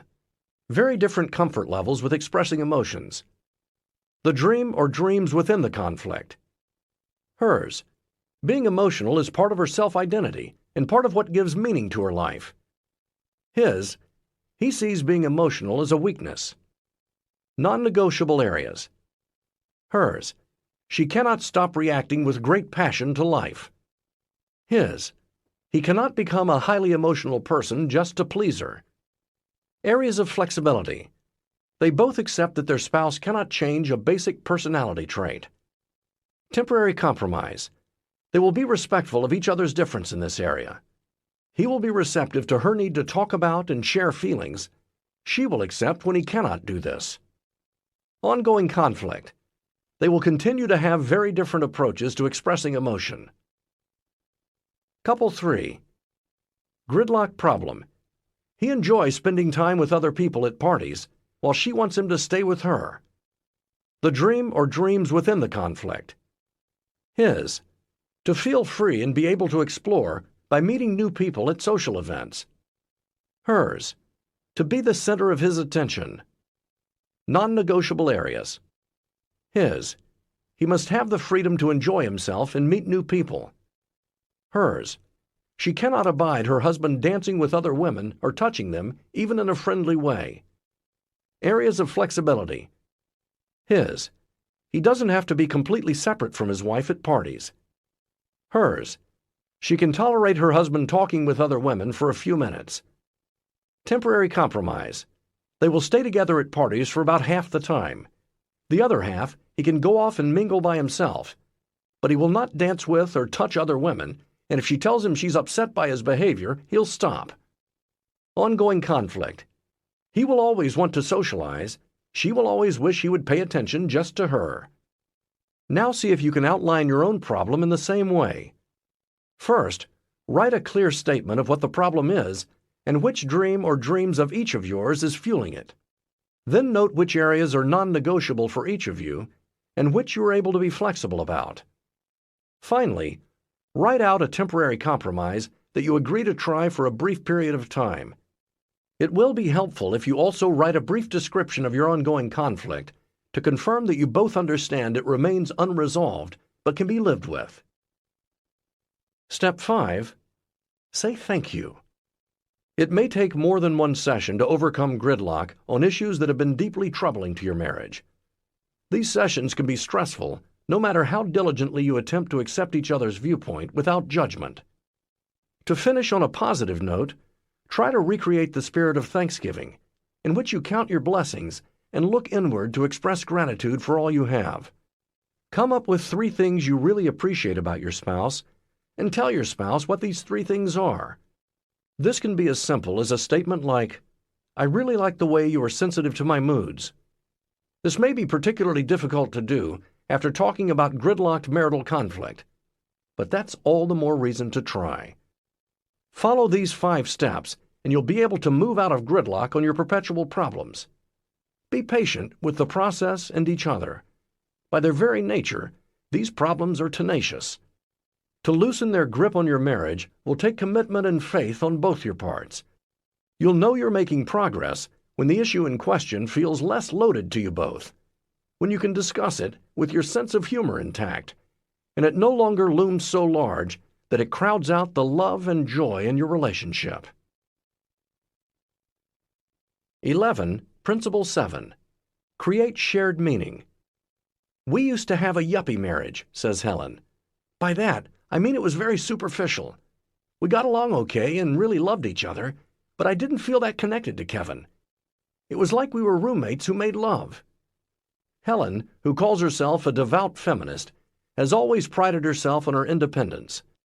At first, she thought it was great that she and Kevin had their own lives, their own careers, interests, and friends. But the longer they were married, and especially after they had children, the more she felt something was lacking. She didn't want to give up her strong sense of individual identity, but she wanted more from her marriage. After attending our workshop, she realized what it was. She wanted to feel more like she and Kevin were a family. If your marriage adheres to my first 6 principles, there's a good chance that your relationship is stable and happy. But if you find yourself asking, "Is that all there is?" your situation may be similar to Helen and Kevin's. What may be missing is a deeper sense of shared meaning. Marriage isn't just about raising kids, splitting chores, and making love. It can also have a spiritual dimension that has to do with creating an inner life together, a culture rich with symbols and rituals and an appreciation for your roles, and goals that link you, that lead you to understand what it means to be a part of the family you've become. Usually when we think of culture, we think in terms of large ethnic groups or even countries where particular customs and cuisine prevail. But a culture can also be created by just 2 people who have agreed to share their lives. In essence, each couple and each family create its own microculture. And like other cultures, these small units have their customs, like Sunday dinner out, rituals, like a champagne toast after the birth of each baby, and myths, the stories the couple tell themselves, whether true, false, or embellished, that explain their sense of what their marriage is like, what it means to be a part of their group. Paula and Doug viewed themselves as the runts of their respective families. Both were considered the least intelligent, attractive, or likely to succeed of their siblings. But as it turned out, all of their brothers and sisters ended up unmarried or divorced, while Paula and Doug formed a happy, stable marriage, held steady jobs, and raised great kids in a nice home. Part of their marriage's culture, the story they tell themselves about themselves, is what a great team they make, how feisty they are, how they thumb their noses at all the naysayers and succeeded against the odds. Developing a culture doesn't mean a couple sees eye to eye on every aspect of their life's philosophy.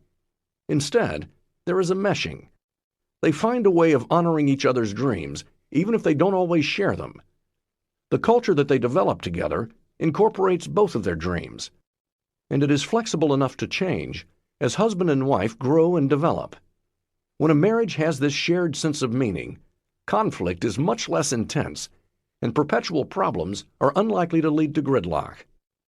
It is certainly possible to have a stable marriage without sharing a deep sense of what is meaningful about your lives together. Your marriage can work even if your dreams aren't in sync. The last chapter showed you just how to navigate your way around perpetual problems so that you can live with them rather than ending up gridlocked. It is important to accept that you each will probably have some dreams that the other doesn't share but can respect. You may, for example, adhere to different religions, but have enough respect for each other's spiritual journey to bridge the differences in your faiths. But it is also true that a rewarding marriage is about more than sidestepping conflict. The more you can agree about the fundamentals in life, the richer, more meaningful, and in a sense easier your marriage is likely to be. You certainly can't force yourselves to have the same deeply held views, but some coming together on these issues is likely to occur naturally if you are open to each other's perspectives. A crucial goal of any marriage, therefore, is to create an atmosphere that encourages each person to talk honestly about his or her convictions. The more you speak candidly and respectfully with each other, the more likely there is to be a blending of your sense of meaning. At our workshop, Helen and Kevin were able to focus on the spiritual side of their lives together by talking over some of the questions you'll find later in this chapter. For the first time, they spoke earnestly about their own families, their family histories, values, and symbols. When they returned home, Helen took out her family's old photo album and showed Kevin pictures of her great-grandparents who had come to America from Ireland. She told him the story she had heard countless times about her great-grandparents' marriage, how they had become engaged before her great-grandfather left for America. He then remained true and devoted to her great-grandmother during the 4 long years it took to save up enough money to bring her over too. The message of this story, she had come to understand, was that loyalty is one of the backbones of marriage and family life. Until now, she had never expressed that to Kevin so directly. He himself reminisced about some of his own family tales, especially about his grandmother, who single-handedly ran a general store in rural Kansas and almost went broke because she was always giving away free food to poor neighbors during the Depression. The townspeople all knew that she reserved a certain amount of her goods for the town's needy families, who would come by every Monday night at closing time. "My dad always said that we Monahans tend to be generous to the point of being foolish," he told Helen. "But he always said it in a way that let you know he was very proud that we were like that." Kevin told Helen how that perspective had infused his own adulthood, from his insistence that they make large charitable contributions to the size of the Christmas tips he gave out. That conversation marked a turning point in Kevin and Helen's marriage. From then on, they talked frequently about values like loyalty and generosity that had been instilled in them by hearing family stories as children. Over time, as they heard each other's family stories and passed them on to their children, each other's stories became their stories too, the stories of the new family that they had created. Helen accepted and incorporated the stories and values of the Monahans that were important to Kevin into her own life, and he did the same for her heritage. As I said, the more shared meaning you can find, the deeper, richer, and more rewarding your relationship will be. Along the way, you'll also be strengthening your marital friendship, as emphasized in my first 3 principles of a happy marriage. This, in turn, will make it even easier to cope with any conflicts that crop up. That's the beauty of the 7 principles. They form a feedback loop that ensures that as you work on each principle, it becomes easier to work on the others. Shared Meaning Questionnaire. To get a sense of how well you and your partner create a sense of shared meaning in your lives together, answer the following questions. Your rituals of connection. 1. We see eye to eye about the rituals that involve family dinner times in our home. True or false? 2. Holiday meals, like Thanksgiving, Christmas, Passover, are very special and happy times for us. Or we both hate them. True or false? 3. End-of-the-day reunions in our home are generally special times. True or false? 4.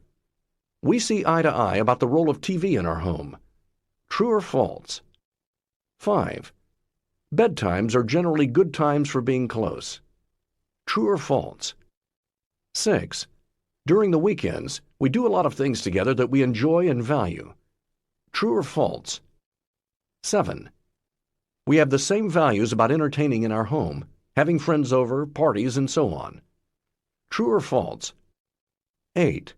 We both value, or both dislike, special celebrations, like birthdays, anniversaries, family reunions. True or false? 9. When I become sick, I feel taken care of and loved by my spouse. True or false? 10. I really look forward to and enjoy our vacations and the travel we do together. True or false? 11. Spending our morning time together is special to us. True or false? 12. When we do errands together, we generally have a good time. True or false? 13. We have ways of becoming renewed and refreshed when we are burned out or fatigued. True or false? Scoring. Give yourself 1 point for each true answer. If you score below 3, your marriage could stand some improvement in this area. Be sure to work together on exercise 1, which follows this questionnaire. Your roles. 14. We share many similar values in our roles as husband and wife. True or false? 15. We share many similar values in our roles as mother and father. True or false? 16. We have many similar views about what it means to be a good friend to others. True or false? 17. My partner and I have compatible views about the role of work in one's life. True or false? 18. My partner and I have similar philosophies about balancing work and family life. True or false? 19. My partner supports what I would see as my basic mission in my life. True or false? 20. My partner shares my views on the importance of family and kin, sisters, brothers, moms, dads, in our life together. True or false? Scoring. Give yourself 1 point for each true answer. If you score below 3, your marriage could stand some improvement in this area. Be sure to work together on exercise 2, which follows this questionnaire. Your goals. 21. We share many of the same goals in our life together. True or false? 22. If I were to look back on my life in very old age, I think I would see that our paths had meshed very well. True or false? 23. My partner values my accomplishments. True or false? 24. My partner honors the personal goals I have that are unrelated to our marriage. True or false? 25. We share many of the same goals for others who are important to us. Children, kin, friends, and community. True or false? 26. We have very similar financial goals. True or false? 27. We tend to have compatible worries about potential financial disasters. True or false? 28. Our hopes and aspirations as individuals and together, for our children, for our life in general, and for our old age, are quite compatible. True or false? 29. Our life dreams tend to be similar or compatible.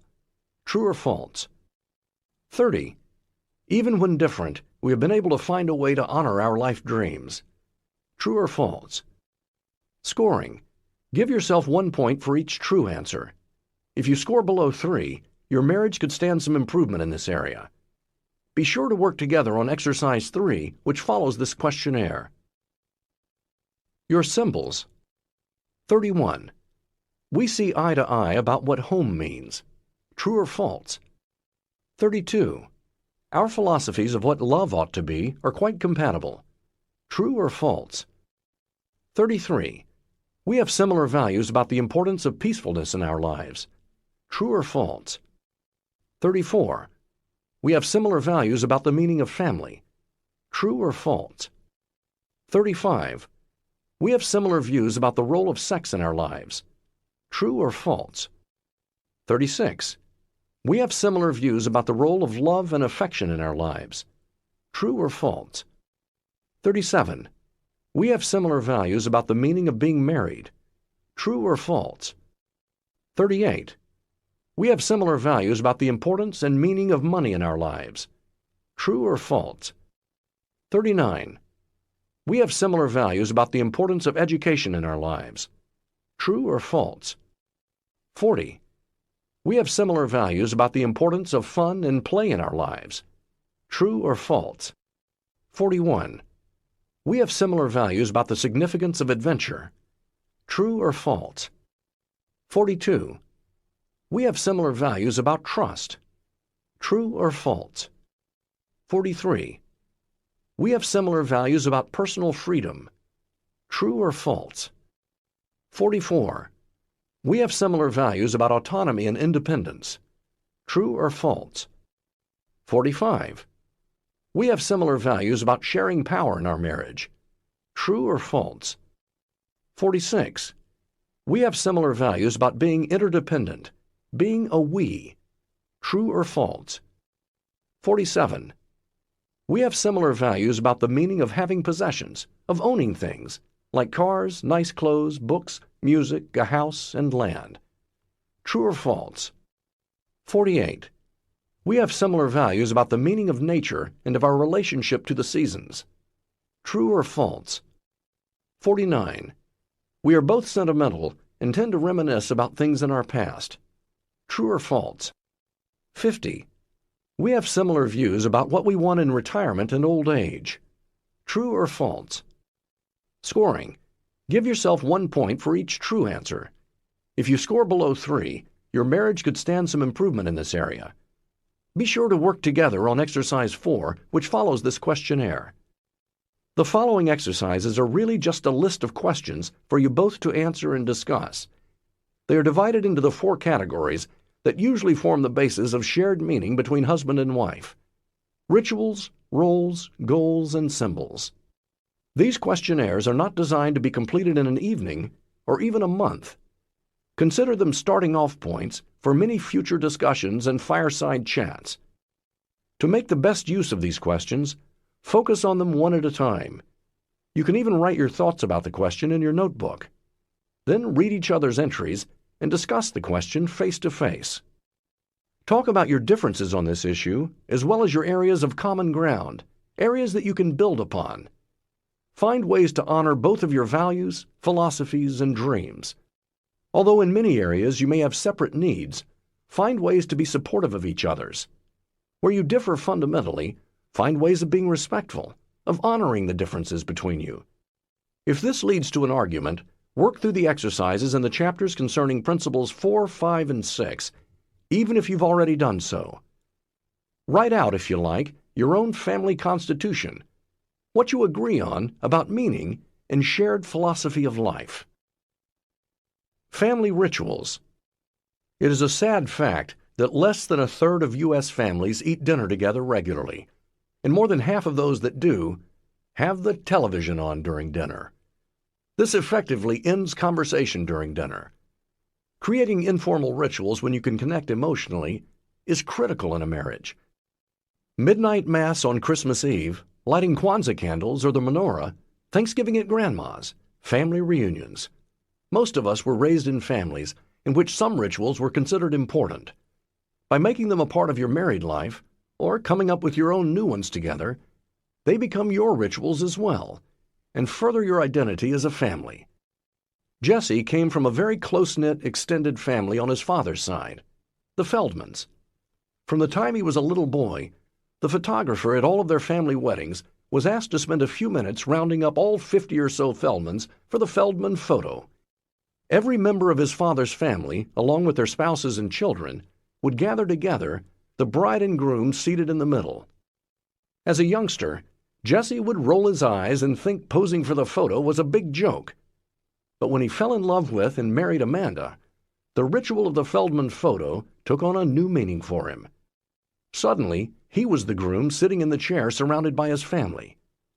Now every time he looks at the Feldman photo in his own wedding album, he feels a sense of pride and connection, knowing that Amanda has really joined his family. This feeling has been reinforced over the years, every time he attends another Feldman wedding and he and Amanda pose along with the rest of the clan. Rituals don't necessarily have to derive from your respective childhoods and family histories. You can create your own. New rituals might come from a sense of what your family lacked. If you wished your family had gone on outings together on the weekends, you may want to incorporate that into your weekly routine. Or if you wish a bigger deal had been made out of the spiritual side of Christmas, you may decide to attend midnight Mass together every year. Sometimes rituals that don't seem quite so momentous can be important for a family. Nick and Hallie, for example, always celebrate family birthdays by baking a cake together. This ritual started when their son, who was then a toddler, was allergic to eggs, so they were unable to buy birthday cakes at the bakery. Over the years, their son got over his allergy, but the family ritual remained, because it had become meaningful to them. It gave them a chance to come together and celebrate their family and the birthday in a very quiet, homey way. Exercise 1. Rituals. In the following exercise, create your own family ritual of connection by talking about what you want. Discuss what these rituals, or lack of rituals, were like for you growing up, what the best times and the disasters were like for you. Then script your ritual so you will know who is expected to do what and when. Make these rituals something you do regularly and can look forward to. 1. How do we, or should we, eat together at dinner? What is the meaning of dinner time? What was dinner time like in each of our families growing up? 1. How should we part at the beginning of each day? What was this like in our families growing up? How should our reunions be? 3. How should bedtime be? What was it like in our families growing up? How do we want this time to be? 4. What is the meaning of weekends? What were they like in our families growing up? What should they be like now? 5. What are our rituals about vacations? What were they like in our families growing up? What should they mean now? 6. Pick a meaningful holiday. What is the true meaning of this holiday to us? How should it be celebrated this year? How is it celebrated in each of our families growing up? 7. How do we each get refreshed and renewed? What is the meaning of these rituals? 8. What rituals do we have when someone is sick? What was this like in our families growing up? How should it be in our family? Sociologist William Dougherty emphasized the importance of rituals of connection in families. He and his wife Leah created the tradition of after-dinner coffee in which their children played or did homework while he and his wife had coffee and talked. They all cleaned up after dinner, then Bill made coffee and brought it out to Leah in the living room. It was a time of peace and connection. You can continue building in family rituals of connection you would cherish by creating the following: a weekly date for the two of you away from the children, celebrations of triumph, ways of celebrating almost any minor or major achievement and creating a culture of pride and praise in your marriage, rituals surrounding bad luck, setbacks, fatigue, or exhaustion. How can you support, heal, and renew yourselves? Community rituals for entertaining friends, caring for other people in your community, or opening your home to others you care about. Rituals surrounding lovemaking and talking about it. These are important events that get left till the very end of the day when everyone is exhausted. Couples often think that lovemaking should be spontaneous and don't want to plan for it. But if you think about when sex was at its best, usually it's during courtship. Those romantic dates were planned, down to what to wear, what perfume or cologne to use, where to go, the music and wine after dinner, and so on. So you need to plan for romance and sex. A ritual that makes you feel emotionally safe in talking about what is good and what needs improvement in lovemaking can be very helpful. Rituals for keeping in touch with relatives and friends. Family events and reunions can be planned. Birthdays and special events that recur. Examples are holidays of importance to you, religious celebration cycles, and anniversaries. There are also important rites of passage that can be discussed, such as confirmations, bat mitzvahs, graduations, and weddings. Your roles in life. Our sense of our place in the world is based to a great extent on the various roles we play. We are spouses, children, perhaps parents, and workers of one kind or another. From the standpoint of marriage, our perspective on our own roles and our mates can either add to the meaningfulness and harmony between us or create tension. Your marriage will feel deeper to the degree that your expectations of each other, what you feel your wife's or husband's place in your family ought to be, are similar. We're not talking here about seemingly superficial issues like who washes the dishes. We're talking about deeper feelings, about what you expect of yourself and your spouse. For example, both Ian and Hillary believe that a husband should be a protector and provider and the wife more of a nurturer. Chloe and Evan believed in an egalitarian marriage in which the spouses supported each other emotionally and financially. Because in both of these marriages, husband and wife had a similar philosophy about their roles, their marriages worked. Of course, were Ian married to Chloe and Hillary to Evan, there'd be more cause for friction. Having similar views about parenting, for example, the values you consider important to pass on to your children, also adds to a marriage's meaning. So do questions about the kind of interaction you should now have with your parents and siblings. Do you consider them part of your family, or outsiders you keep your distance from? Even your views of what it means to work, and the meaning you attach to your own work, can deepen your sense of connection with your spouse. In other words, to the extent that you feel similarly about these issues, your marriage will be strengthened. None of this means that you should, or for that matter could, see eye to eye on every philosophical or spiritual aspect of life. For example, couples who are in the same line of work may draw different meanings from it. Johnny is passionate about being a scientist. His work as a geologist forms a significant part of his identity and colors how he sees the world. He feels personally inspired by the scientific approach with its emphasis on objectivity and analysis, and he takes great pride in being a geologist. If you ask him what he is, he will say he is a geologist first. His wife Molly is also a geologist, but she doesn't identify quite so deeply with her profession. She sees herself as a woman first, rather than as a scientist. But this poses no difficulty in their marriage. They connect deeply in so many other areas of their lives together that this difference is never a sticking point. Exercise 2. Roles. The more you can talk to each other frankly about your deeply held views about your roles in life, the more likely you are to reach a consensus that makes sense and comes naturally to your family. Musing over these questions separately and then together can help. 1. How do you feel about your role as a husband or wife? What does this role mean to you in your life? How did your father or mother view this role? How are you similar and different? How would you like to change this role? 2. How do you feel about your role as a father or mother? What does this role mean to you in your life? How did your father or mother view this role? How are you similar or different? How would you like to change this role? 3. How do you feel about your role as a son or daughter? What does this role mean to you in your life? How did your father or mother view this role? How are you similar and different? How would you like to change this role? 4. How do you feel about your role as a worker, your occupation? What does this role mean to you in your life? How did your father or mother view this role? How are you similar and different? How would you like to change this role? 5. How do you feel about your role as a friend to others? What does this role mean to you in your life? How did your father or mother view this role? How are you similar and different? How would you like to change this role? 6. How do you feel about your role in your community? What does this role mean to you in your life? How did your father or mother view this role? How are you similar and different? How would you like to change this role? 7. How do you balance these roles in your life? Personal goals. Part of what makes life meaningful are the goals we strive to achieve.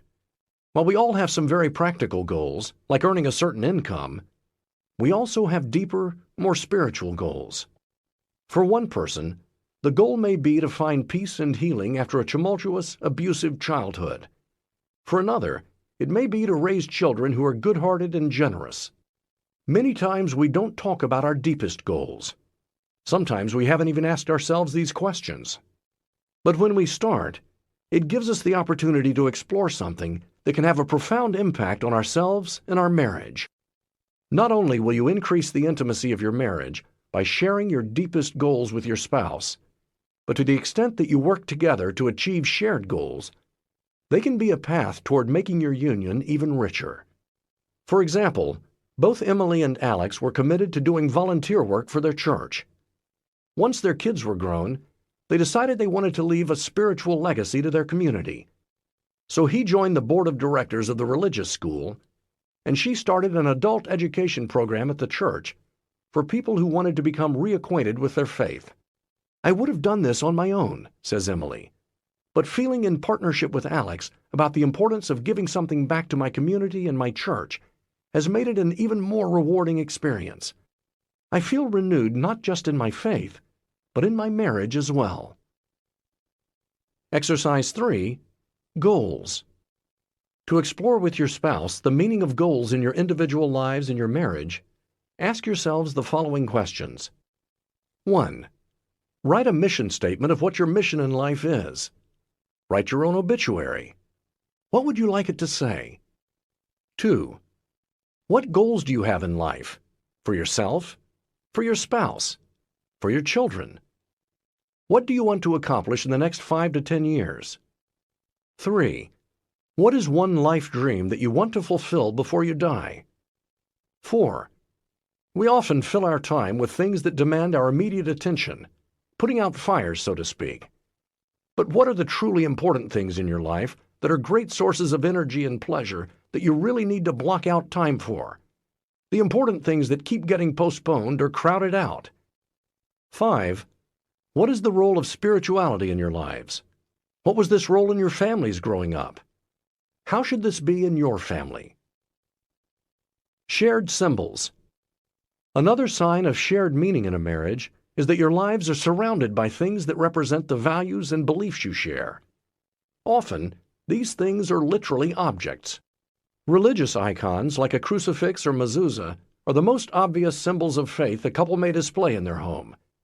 But there are other, more personalized ones as well. For Jenna and Michael, their dining room table held special significance. They had saved up for many years to have it custom made by a local carpenter who was an expert carver. Every time they opened it up for family celebrations, its beauty and strength spoke to them of the beauty and stability of their own marriage. Another family kept a little statuette of a baby angel on the mantel in memory of their first baby who was stillborn. The angel commemorated the baby, but also represented their own resilience and deep love and support for each other, which had gotten them through this tragedy and allowed them to go on to have a large, happy family. Some symbols are abstract, but no less significant to a marriage. Family stories, for example, can be symbolic of a whole set of values. In that sense, Helen's story about her great-grandparents, who kept their love alive even when separated by an ocean, symbolized the family's deep sense of loyalty. Every time that story was retold, and almost by definition, family stories do get told over and over again through the years, it was symbolic of the great value they placed on loyalty. Her husband Kevin's story of his great-grandmother's general store and her gracious generosity toward the poor was also a metaphor for another deeply held family value, that money is not as important as being connected to your community. Even a home itself can be of great symbolic meaning to a couple. They may view it not only as the place they eat and sleep, but as the spiritual center of their lives together, the place where they consummate their love, where their children were conceived and grew, and so on. Exercise 4. Symbols. The following questions will help you talk to each other about the significance of symbols in your marriage.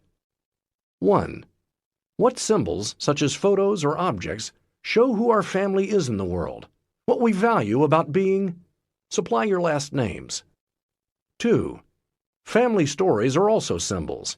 They often stand for and teach a whole set of values. What are some stories about your family that go way back in history? Stories you are proud of and want to be a part of the tradition your family continues. 3. What does a home mean to you? What qualities must it have for you? What was a home like in your families growing up? 4. What in your life is symbolic of your philosophy of how to lead a meaningful, good life? For example, giving to charity or wearing a crucifix or lighting a candle for dead ancestors may be symbolic of your sense of meaning. Do you feel that you are failing to do this to the degree you'd like? Feeling a sense of unity with your spouse on most of the deep, burning issues is unlikely to occur overnight. Exploring these issues together is really an ongoing, lifelong process. The goal shouldn't be to agree on every aspect of what is profoundly meaningful to you, but to have a marriage where you are both open to each other's most dearly held beliefs. The more you create a marriage where these convictions can be readily divulged, the more joyous will be the journey through life that you share. Afterward. What now? No book or therapist can solve all of your marital problems, but by incorporating these 7 principles into your marriage, you really can change the course of your relationship. Even making just a small and gentle change in the trajectory of your marriage can have a dramatic, positive effect over time. The catch, of course, is that you have to build on the change and keep it going. Improving your marriage is a kind of journey. Like all journeys, it begins by suspending disbelief, taking one small step, and then seeing where you are and taking the next step. If you get stuck or take a few missteps, listen to portions of this book again with an ear toward charting where your marriage is now. Then you'll be able to figure out how to help it along in the right direction. Once you feel your marriage is on course, here are some ideas to help you maintain momentum. The magic 5 hours. When we followed up on couples who attended our Seattle workshops, we wondered what would distinguish those couples whose marriages continued to improve from those whose marriages did not. Would we find that the successful group had dramatically overhauled their lives? Far from it. To our surprise, we discovered that they were devoting only an extra 5 hours a week to their marriage. Although each couple had their own style of spending these extra 5 hours, some clear patterns emerged. In general, what these couples were doing was giving their marriage a concentrated refresher course in the 7 principles. The approach works so phenomenally well that I've come to call it the magic 5 hours. Here's how you can do it too.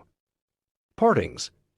Make sure that before you say goodbye in the morning, you've learned about one thing that is happening in your spouse's life that day, from lunch with the boss to a doctor's appointment to a scheduled phone call with an old friend. Time, 2 minutes a day times 5 working days. Total, 10 minutes. Reunions. Be sure to engage in a stress-reducing conversation at the end of each workday. Time, 20 minutes a day times 5 days. Total, 1 hour, 40 minutes. Admiration and appreciation. Find some way every day to communicate genuine affection and appreciation toward your spouse. Time, 5 minutes a day times 7 days. Total, 35 minutes. Affection. Kiss, hold, grab, and touch each other during the time you're together. Make sure to kiss each other before going to sleep. Think of that kiss as a way to let go of any minor irritations that have built up over the day. In other words, lace your kiss with forgiveness and tenderness for your partner. Time, 5 minutes a day times 7 days. Total, 35 minutes. Weekly date. This can be a relaxing, low-pressure way to stay connected. Ask each other questions that let you update your love maps and turn toward each other. Of course, you can also use these dates to talk out a marital issue or work through an argument you had that week if necessary. Think of questions to ask your spouse, like, are you still thinking about redecorating the bedroom? Where should we take our next vacation? Or, how are you feeling about your boss these days? Time, 2 hours once a week. Total, 2 hours.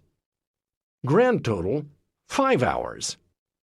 As you can see, the amount of time involved in incorporating these changes into your relationship is quite minimal. Yet these 5 hours will help enormously in keeping your marriage on track. Remember, working briefly on your marriage every day will do more for your health and longevity than working out at a health club. The marital poop detector. Some marriage experts claim that a significant cause of unhappiness in marriage is that husbands and wives just have overblown expectations of each other. By lowering these expectations, the argument goes, you become less likely to feel disappointment. But Donald Balcom, Ph.D. of the University of North Carolina, has debunked this idea thoroughly by studying couples' standards and expectations of each other. He has found that people with the highest expectations for their marriage usually wind up with the highest quality marriages. This suggests that by holding your relationship to high standards, you are far more likely to achieve the kind of marriage you want than you are by looking the other way and letting things slide. Our research on newlyweds confirms what Balcom found. The couples we studied who adjusted to high levels of negativity irritability, emotional distance in their marriage ended up less happy or satisfied years later. Those who refused to put up with lots of negativity, who insisted on gently confronting each other when, say, contempt or defensiveness threatened to become pervasive, wound up happy and satisfied years later.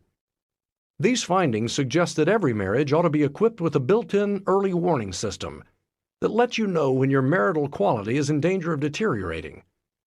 I call this system the marital poop detector because it's really a way of saying something just doesn't smell right. Someone once said that to men, the 5 most frightening words in the English language are, "Let's talk about our relationship." Truth is, those words can be just as frightening to plenty of women. The best way to conquer this fear is to talk about issues in your relationship while they are still minor, before they build up steam and become combustible. A marital poop detector lets you do that. Usually one member of a couple tends to take the lead in sniffing out trouble. More often than not, it is the wife. When her husband gets cranky or withdrawn, she calls him on it and finds out what's wrong. But there's no reason why you both can't perform this function in your marriage. Here is a list of questions to ask yourself once a week. It will guide you in assessing how your relationship is faring. Just remember to discuss these things using a softened startup and without being critical of your spouse. The best approach is to say something like, "Hey, I really feel out of touch with you. What's going on?" Be careful not to address any issues right before bedtime. This could interfere with your sleep. Instructions. Use these questions to assess how things went in your marriage today or lately, and whether you want to bring up any issues. Select as many as you think apply. If you choose more than 4, think about talking things over gently with your partner within the next 3 days. 1. I have been acting irritable. 2. I have been feeling emotionally distant. 3. There has been a lot of tension between us. 4. I find myself wanting to be somewhere else. 5. I have been feeling lonely. 6. My partner has seemed emotionally unavailable to me. 7. I have been angry. 8. We have been out of touch with each other. 9. My partner has little idea of what I'm thinking. 10.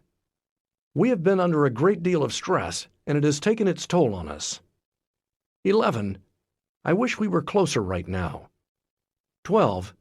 I have wanted to be alone a lot. 13. My partner has been acting irritable. 15. My partner has been acting emotionally distant. 15. My partner's attention seems to be somewhere else. 16. I have been emotionally unavailable to my partner. 17. My partner has been angry. 18.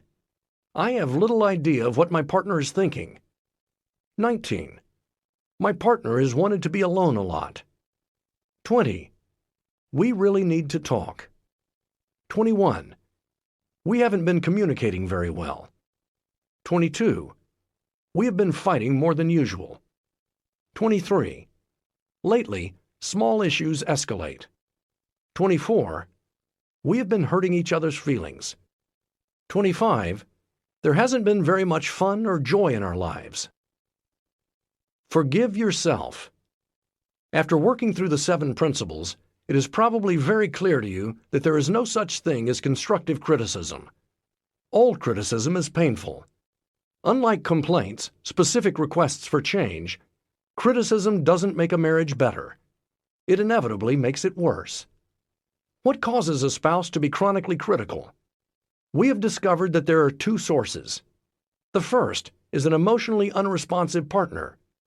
Put simply, if Natalie keeps complaining to Jonah about leaving his newspapers on the bathroom floor and he just ignores her, eventually she is likely to start criticizing him, calling him a slob instead of politely reminding him about recycling. This change in Natalie's approach is understandable, but it is hardly helpful to her marriage since her criticism will make Jonah even less responsive. The only way out of this cycle is for both of them to change, which won't be easy. It takes courage to be less critical of an unresponsive mate, and it takes courage to turn toward a partner who's always harping on your flaws. But both changes are necessary to end the cycle. The other source of criticism in marriage comes from within. It is connected to self-doubt that is developed over the course of one's life, particularly during childhood. In other words, it begins as criticism of oneself. Aaron cannot really appreciate or enjoy his own accomplishments. When he has a setback in his business, he feels deep down that he is worthless. When his business is successful, he doesn't allow himself to be proud. There's a voice inside him that says, "This is not good enough." He continually searches for approval, but cannot enjoy it or even accept it when it is offered. What happens to Aaron when he marries Courtney? Since he has trained his mind to see what is wrong, what is missing, and not to appreciate what is there, it's difficult for him to rejoice in what's right with Courtney or their marriage.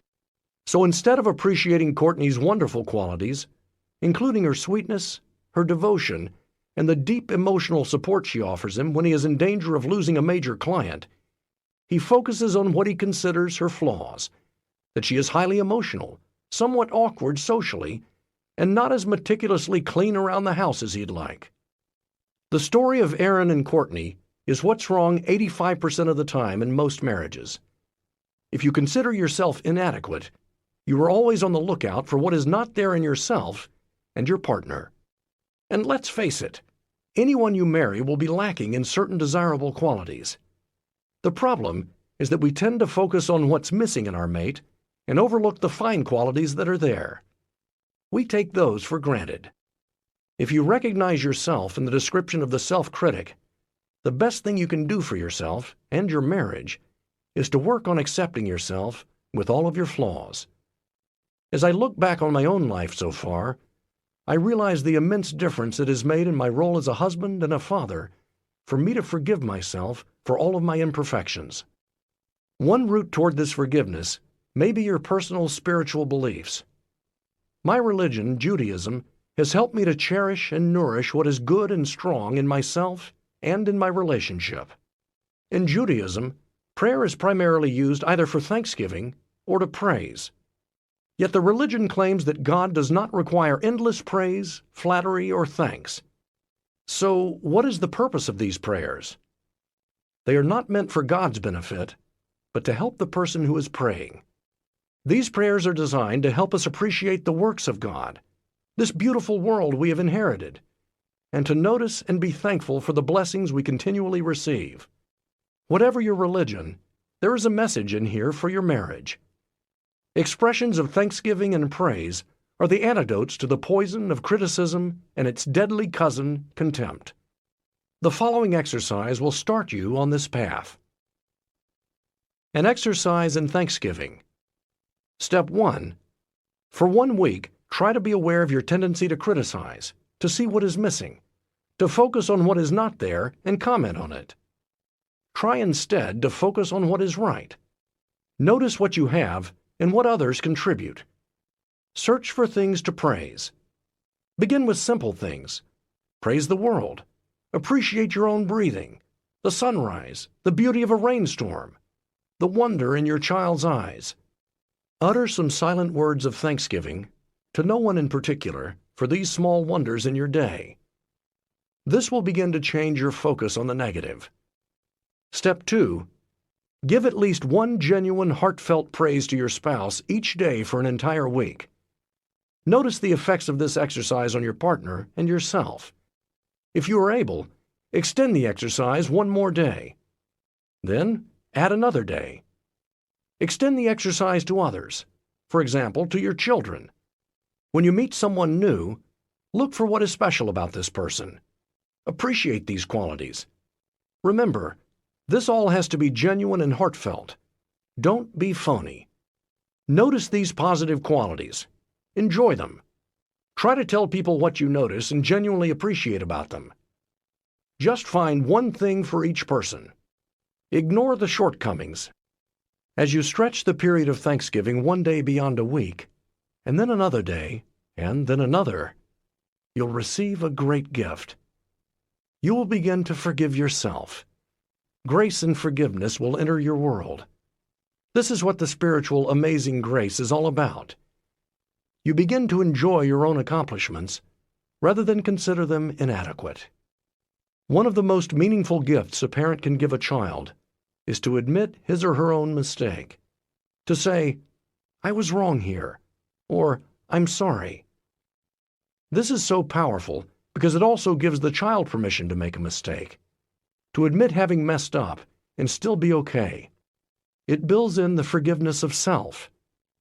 In the same way, saying "I'm sorry" and meaning it to your spouse is a very significant event.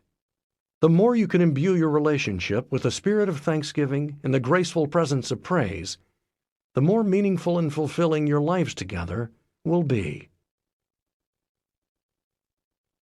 This concludes the 7 principles for making marriage work. Please visit our website, www.tantor.com, for more information on our growing library of unabridged audiobooks and to take advantage of special offers. Or call toll-free 877-7-TANTOR to request a catalog.